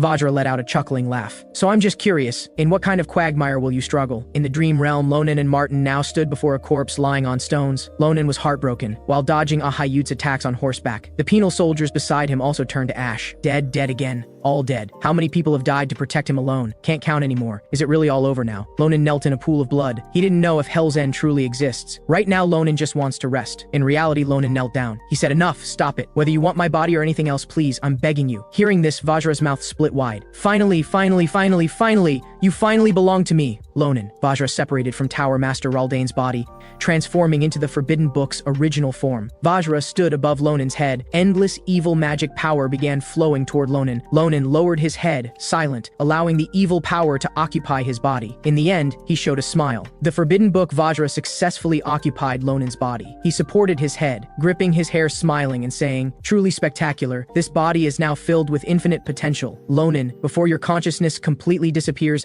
I'll give you one final gift." Vajra drew the longsword. "Watch closely. This is your true power manifested through the grace I've bestowed upon you." The longsword released an attack, creating destructive impact force. Vajra continued, "You must be looking forward to it, the despair created with this extraordinary power. Before that, let's fire a celebratory salute for this memorable day, celebrating with the death of that insignificant insect who wasted my time with laughable struggling." The insect naturally refers to the defeated Raldane lying on the ground. Vajra slowly walked toward Raldane. He said, "You still want to keep struggling? Though with this willpower alone, you're indeed worthy of being called strong. Why are you so anxious? Is it because of the sense of responsibility as Tower Master, or because of the guilt of being the culprit who brought disaster to this land? Whatever the reason, fall into despair together, forever." Vajra held the sword hilt. The blade tip pointed directly at Raldane's head. Just as the sword was about to strike down, Vajra's sword suddenly trembled. "What's happening?" Soon after, Vajra powerlessly collapsed to the ground. He clutched his head, crying out to the sky, What is happening? Countless tentacles coiled around. Vajra was fiercely bound. Vajra was utterly shocked, his entire body trembling. How could a mere human body harbor a demonic aura even stronger than mine? Ronan let out a cold laugh and praised, well, you really live up to your reputation. I know a professor with a frail constitution who nearly lost his life just from infusing magic power and barely touching it. To think you could fully absorb it and even wield a sword, I have to admit, I'm impressed. Vajra was astonished. Why was Lonan's will still completely intact? As Ronan reached his hand into his clothes, he explained, you really made that guy's phantom unbearably annoying. That day, all the memories felt so vivid and real. Honestly, if I'd been careless, even though everything was going according to my plan, I nearly suffered a mental breakdown. But fortunately, I had this. Ronan revealed Sarante's ring between his fingers. Ronan recalled his previous time with Ale. Ale said that by infusing it with specific magic power, the ring would reveal its true form. This is an arrangement Sarante made especially for you, tormented by your curse. Within it lies a sacred and powerful demon-suppressing aura. When you're trapped in an inescapable trial, this will bring you great strength. Please cherish his intentions. In the dream, as Ronan knelt in the pool of blood, on the verge of giving up, the ring in his pocket began emitting a green glow. As the ring transformed into Sarante's form, he reached out and successfully pulled Ronan out of the dream, breaking the illusion magic. Ronan expressed his heartfelt gratitude to Sarante. Thank you, Sarante. I owe you another favor. The ring lay quietly in Ronan's palm. He clenched his fists, still shaken, as he said, I can't believe the curse in my body could work in this way. I just remembered what happened back then. So I improvised and proposed this wager. Looks like you were completely devoured. Vajra couldn't believe this was really happening. He roared to the heavens, this is impossible. Absolutely impossible. How could such an incomprehensibly powerful being exist in this world? Ronan put the ring away, a smile appearing on his face. Then he picked up the sword from the ground. I told you before. You'd regret coveting my body. The curse's power intensified further. Vajra was gradually consumed. He roared, impossible. I'm the forbidden book representing destruction, the being that rules this land. For someone like me to meet such a miserable end in a place like this, absolutely impossible. Ronan stepped forward and severed one of Vajra's arms. He said, your pointless struggling is downright disgusting. Your annoying behavior ends here. The wager is over. Now get lost. The evil force surrounding the Tower of Dawn emitted a sizzling sound. Before long, the evil force shattered, and the tower welcomed the dawn once more. Eliza regained consciousness and control of her body. Ale and Vice Tower Master Farah did the same. On the other side, Ronan collapsed to the ground. He let out a long sigh. The forbidden book beside him had closed its eyes, almost died. To get this beaten up over this damned book, the disgusting evil aura could no longer be felt around the forbidden book. Ronan stared intently. He noticed something worth paying attention to. The star magic power on the forbidden book hadn't disappeared. As expected, it's connected to those people from the order. Just then, a voice came, drawing Ronan's attention. He saw Raldin trembling as he asked, did you really defeat Vajra? Ronan asked, are you awake, Tower Master? Raldin weakly held his forehead. I'm truly sorry for putting you through this. I can't face you. Though this is technically our first meeting, even as my consciousness was fading, I could still sense the astonishing power you displayed against Vajra and your unbelievably strong willpower. Covered in blood, Ronan smiled optimistically. It was quite rough. I've never been through anything like this in my life. Then Ronan asked cautiously, are you all right? Your magic power, Raldin held out his hand. This price is small. I nearly destroyed Dawn, almost harmed innocent people. For this old bag of bones, losing all my magic power doesn't matter, but I didn't expect I'd still be alive to have a chance at redemption. Hearing this, Ronan said with a smile, those who can become Tower Masters are truly extraordinary. Just then, footsteps sounded from the doorway. Farah and Ale came running, asking if anyone was hurt. Ronan's eyes blinked sleepily, his body beginning to sway. Finally, he collapsed to the ground. Finally, I can rest easy. Today has been so long. One day later, Ronan opened his eyes as sunlight streamed in. Standing by his bedside were Tower Master Raldin and Vice Tower Master Farah. Ronan held his head as he slowly sat up, feeling like he'd slept for ages. Seeing the two, Ronan smiled and said, everything should be taken care of now, right? Farah replied, thanks to you defeating Vajra, the magic binding everyone was lifted. Miss Elizabeth has also been treated and is fine. She's currently helping restore the damaged parts of the tower. We wanted her to rest properly, but she strongly refused, saying that leading everyone through chaos is Akalusia's duty. Also, Miss Shuen has successfully regained consciousness. However, there's one peculiar thing. For some reason, ever since she woke up, she's been staying by Miss Elizabeth's side the whole time. Hearing this, Ronan put his hand to his chin. He'd been worried this incident would create a rift between the two families, but it resolved so smoothly. With this, he could finally go back. Then Ronan reminded them, please don't throw a banquet, it's really embarrassing. Farah and Raldon trembled. Farah had already prepared a farewell banquet proposal, the absolute final version, but fortunately didn't bring it out. To ensure their benefactor didn't leave empty-handed, Raldon gestured for Farah to show the box in his hands. He said, though it doesn't fully express our gratitude, we still want to thank you. Farah slowly opened the box. Inside lay two gleaming medals, symbols of Dawn's highest very important person status, the first-class tower medals. With them, you can enjoy all the tower's facilities anytime and access Hermione, the special exchange only only magic users can attend, with various privileges. Also, like the scrolls we gave you before, these contain several practical spells that should help you in emergencies. This represents that Ronan will forever be an ally of the Tower of Dawn, a symbol of that oath. The two then bowed in thanks. Thank you for restoring the dawn to our tower. The sudden gesture put Ronan under pressure, and he quickly raised a hand to indicate it was fine. Flames of magic power burned in Farah's hand, and a vortex appeared above the room. He said, "There's one more matter to clarify. The arrangement regarding the forbidden book." The scene shifted to Ale watching the beautiful scenery by the tower's seaside. Then Ronan slowly appeared behind her. Seeing Ronan, Ale was delighted. "Ronan, are you feeling better? Why did you come out so soon? You should rest more." Ronan said, "I've rested enough. Vajra took good care of my body, so I'm not injured." Then Ronan touched his cheek, hesitating before speaking. "I'm heading back to Phillips soon. Before that, there's something I think I have to tell you. It's about Sarante." The waves lapped at the beach and silence fell around them. "You don't have to say it." Ale's words surprised Ronan. Ronan looked at Ale's forced smile. Her eyes revealed deep sorrow. Back in the library, Sarante had appeared to Ale as a projection. She gently stroked Ale's hair. He said, "I'm sorry, Ale. Please forgive me for saying goodbye this way. Thank you for leaving so many warm memories in my insignificant life. I hope you'll be safe in everything ahead, my dear friend." Recalling this, Ale's whole body trembled. Tears streamed down her face. Then Ronan, Eliza, and the students boarded the airship back to the academy, Phillips Royal Academy. At this moment, in the training grounds,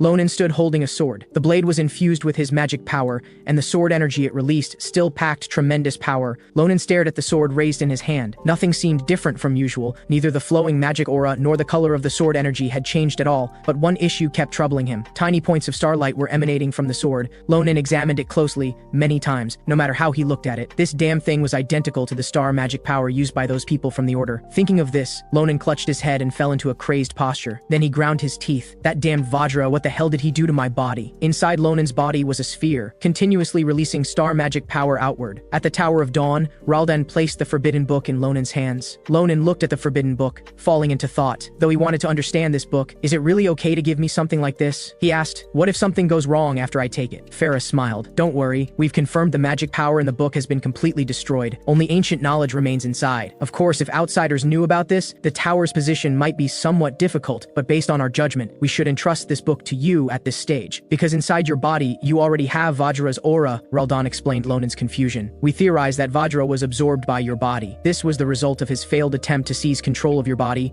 which is why he was absorbed by your body afterward. If that weren't the case, the book should still contain an evil will right now. Don't think too negatively. This might just be the only method we've been unable to find for controlling Vajra." Recalling these words, Ronan shouldered his sword and scratched his head in complaint. "What kind of bullshit only method? I can already see my future. If I encounter Tarukan in this state, I'll definitely be torn apart. Fortunately, others can't see the star magic power. If I'm misunderstood and accidentally implicated in what? Who are you talking about?" Before Ronan could finish, a voice interrupted him. Nabiros pressed close to his back. Ronan jumped in fright. "Damn it, what the hell?" The words barely left his lips when Ronan swung his sword, releasing an attack. Nabiros drew her sword and blocked the attack while asking, "The depth of your sword has changed. Did you have another adventure during this time?" Ronan's pupils dilated. It was Teacher Nabiros. He quickly hid the sword behind his back, putting distance between them, and laughed awkwardly. "Teacher, that was your fault just now. You released killing intent first." Nabiros slowly approached, staring at Ronan. "Brat, something happened to you at the Tower of Dawn, didn't it? How did you form a core?" Hearing this, Ronan was puzzled. He pointed at his chest. "You're saying this sphere in my body is a core? Isn't it just a lump?" Anger crept onto Nabiros's brow. Her hair flew up. "How dare you compare a lump to the sacred core? I explained it in detail during theory class. Were you napping then?" Ronan quickly bent over to apologize. Nabiros sighed helplessly. Then she began explaining. "The so-called core is a blessing only true swordsmen can obtain after countless magic training sessions and real battles. Simply put, it's when the heart, after countless magic circulation cycles, ultimately becomes a vessel capable of accumulating magic power. This achievement is often considered an important watershed moment in a warrior's life,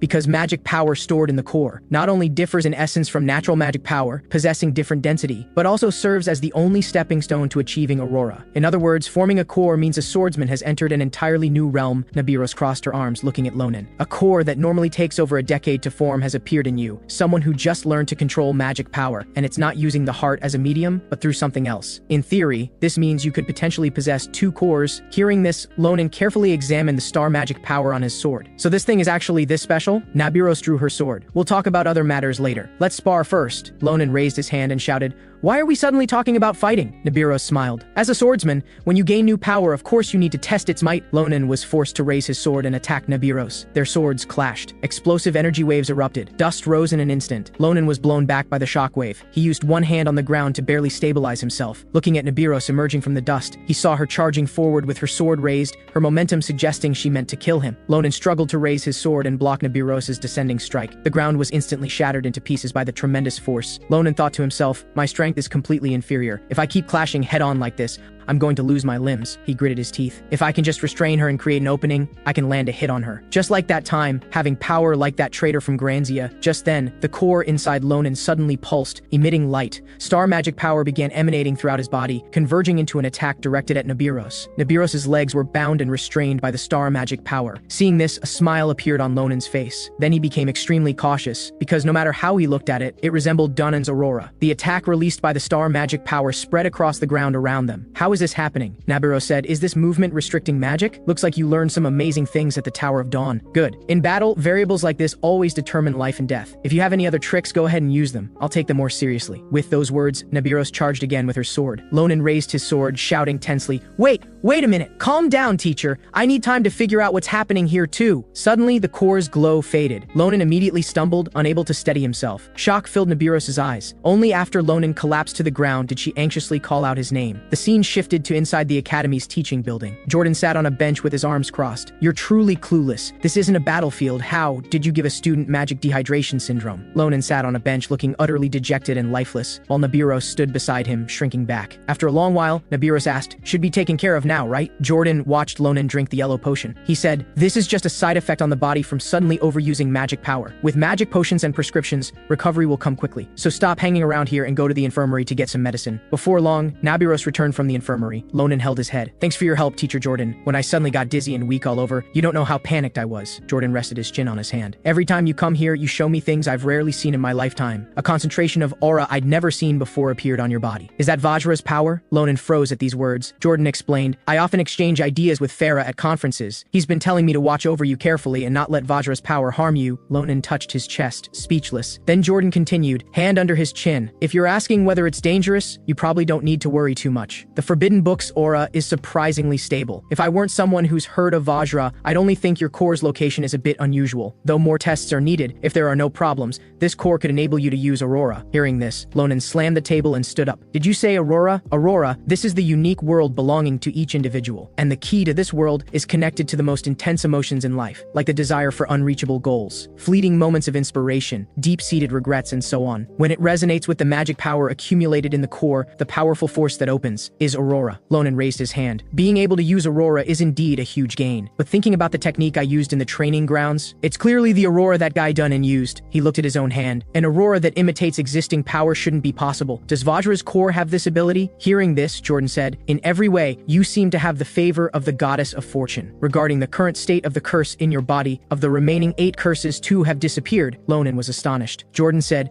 based on the information I currently have, to be more specific, Vajra and 2 curses have merged into 1. Though this sounds unreal. After all, I've never heard of curses merging. But if this could actually happen, the premise should be that they originated from the same place. Crazier. Ronan lowered his head and smiled. There are too many incomprehensible things inside my body, but I think I'll understand eventually. The scene shifted to Ronan walking home. He had a magic potion stick in his mouth and held the forbidden book in his hand. Looking at the eyeball on the forbidden book, even dead, it's still disgusting. He tossed the forbidden book into the air, thinking, forget it, not thinking about it. Though it's a bit unsettling. 2 annoying curses disappeared. Overall, it's a gain. To catch 1 or 2 more of those order people, there's no need to be petty now. Better to understand it slowly. Ronan caught the forbidden book and continued forward. Just then, a voice calling him rang out. Looking back, he saw a figure running quickly, kicking up dust along the road. It was Assam, tears in her eyes, running over quickly. Ronan waved his hand, smiling. Long time no see, Assam. How did you know I was here? Are you doing well? An astonishing wave of energy came from behind Assam. She cried out loudly, Ronan, please save me! Ronan's waving hand froze in midair, his words unfinished. He let out a shout. Assam, what the hell did you bring here? A massive monster was chasing her from behind, roaring ferociously. Ronan stared dumbfounded at this monster. He'd only gone to the tower once. What the hell happened in such a short time? How could something like this appear at the academy? And no matter how I look at it, it's a manticore. Manticore,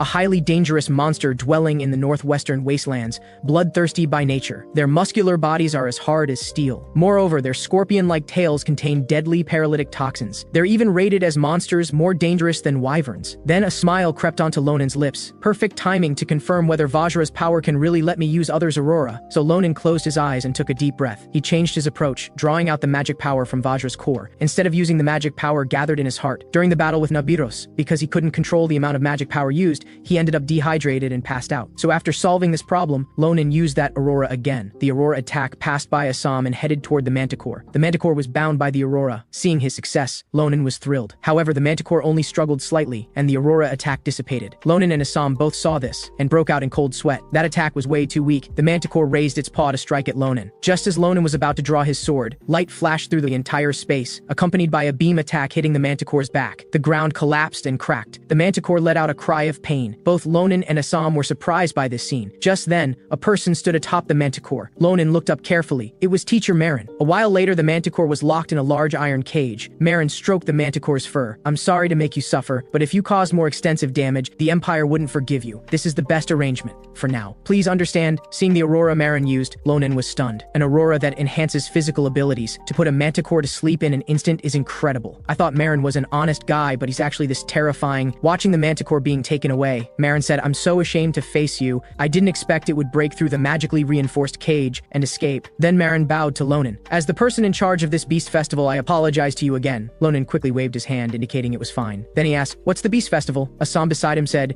"You just got back, so you wouldn't know. All of Phillips is preparing for this event." The Beast Festival introduces various rare beasts and fantasy species from the Empire's lands, held by Phillips. Everyone's really looking forward to it. Hearing this, Ronan remembered reading about it in books before and became excited about the event. The next day, inside a luxurious house, Ronan, Assam, and Maria sat in the living room talking. Ronan said, "There's something I don't quite understand. Why is everyone talking about the Beast Festival? It's worth seeing, but not to that extent, right?" Maria smiled. She held up a finger. "This Beast Festival is a very special event. The twin forms, Alpha and Omega, will both appear. Twin forms are fantasy species that can read the thoughts of those they gaze upon and transform accordingly. Alpha usually transforms into the existence loved by the one being observed, while Omega transforms into an existence associated with negative emotions. To witness this miraculous sight, everyone's willing to queue up. After all, it's rare to see, and this time it's free." Hearing this, Ronan fell into thought. Fantasy species that read others' emotions and transform. If it were me, Alpha would be Sister Eli. As for Omega, it should be the giant Ahayut. Thinking of this, Ronan felt particularly disgusted. Then he looked down. They're indeed miraculous creatures. This way all kinds of people will gather at our academy. During this time, Teacher Marin will have it tough. After all, the more times like this, the more likely unwelcome guests will appear. Meanwhile, on the street, unwelcome guests had already arrived, holding scrolls in their hands, carrying out their plan thoroughly according to orders from above. All for Caravolo's honor, ensuring no mistakes. On the other side, Ronan moved past the Beast Festival topic, ready to get to the main point. As he pushed out the forbidden book, he said, "The reason I called you two here privately today is because I have gifts for you. First, this is for Assam." Assam opened the forbidden book. Ronan introduced beside her, "This is a rare item I worked hard to get from the tower. That said, you might find it hard to read right now. The people there said every page has some encryption magic. Just understanding one page's content takes a whole day, so just take your time slowly." But Assam, holding the forbidden book, kept trembling. She excitedly flipped through it, then slammed the table and stood up. "Oh my god, this is insane. Something like this actually exists in the world." His words interrupted. Ronan asked in surprise, "You can read it?" Assam smiled. "Though each page looks very complex. With enough time, I should be able to read it all. Full comprehension will take more time, but every bit of content in this book represents innovative advanced wisdom." Assam held the forbidden book in both hands, asking excitedly, "Ronan, how did you get such an amazing magic book?" Ronan recalled his dangerous encounter with Vajra. "You're better off not knowing." Then Ronan said to Maria, "When you have time, go see Teacher Marin. He has an amazing money-making opportunity." Maria was puzzled. Ronan explained, "Not long ago, the teacher successfully cultivated Sarante's medicinal herbs. I heard they'll soon be processed into potions and distributed throughout the Empire. I strongly recommend your Carabel Trading Company as the sales agent. That's the money-making opportunity. With the herbs effects and your company's skills, making big money is just a matter of time." Hearing this, Maria's eyes lit up, already imagining herself lying in an ocean of money. Then Ronan said he wanted to spar with Maria since it had been so long. Maria smiled. "I'd be delighted." The two walked toward the door together. Ronan turned back to tell Assam to study the magic book well. At this stage, reading that book will be much more effective for increasing your strength. Only Assam remained in the living room. She watched Ronan and Maria walking and laughing together. Assam could only watch this scene. Time passed. 15 days later at Garland Hall, Ronan and Brian stood facing each other. Adeshan held up a whistle. "The 514th test. Are you both ready? Brian picked up his greatsword, eager to try. Adeshan said, then I'll start the countdown. 3, 2, 1. Brian infused magic power, launched his attack all in one smooth motion. Just as he came within 5 centimeters of Ronan, Lonan's eyes widened. The core gradually ignited. Star magic power was activated. A sizzling sound rang out as both Brian and his greatsword were restricted. Brian said with a smile, haha, I really can't move at all now. This technique is amazing. Ronan let out a long breath, wiped away his sweat, and smiled. Thanks for your hard work, Senior Brian. Adeshan congratulated from the side. Congratulations, Ronan. This execution, both the speed and the balance of magic power were just right. To achieve this level in just 15 days is truly impressive. Ronan said, I have to thank you both for your help. Sister Adeshan analyzed my technique, pointed out shortcomings, and even proposed perfect reinforcement methods. And Senior Brian swung his sword without hesitation, allowing me to maintain keen perception. Thanks to you both, this technique's power has greatly improved. Brian extended his fist. Ronan, I should be thanking you. You gave me a new goal. You're truly the best club president. Then Brian waved goodbye. I'll go do some personal training now. If you still need me, just call anytime. Ronan raised his hand, watching Brian's back and thinking, though successfully executing that guy Dunan's aurora is already a major achievement. Unfortunately, with Teacher Marin's golden aurora I saw, no matter how much I try, it only drains the core's magic power completely. I can't even imitate it. Could it be that as the aurora's level increases, the difficulty of replication also increases? Thinking this, Ronan scratched the back of his head and sighed. If I could see it 2 more times, maybe I could get the hang of it. But Teacher Marin is too busy. Just then, a figure came running and stopped in front of Ronan and Adeshan. It was Marin's teaching assistant, Barry, who was gasping for breath from running too urgently.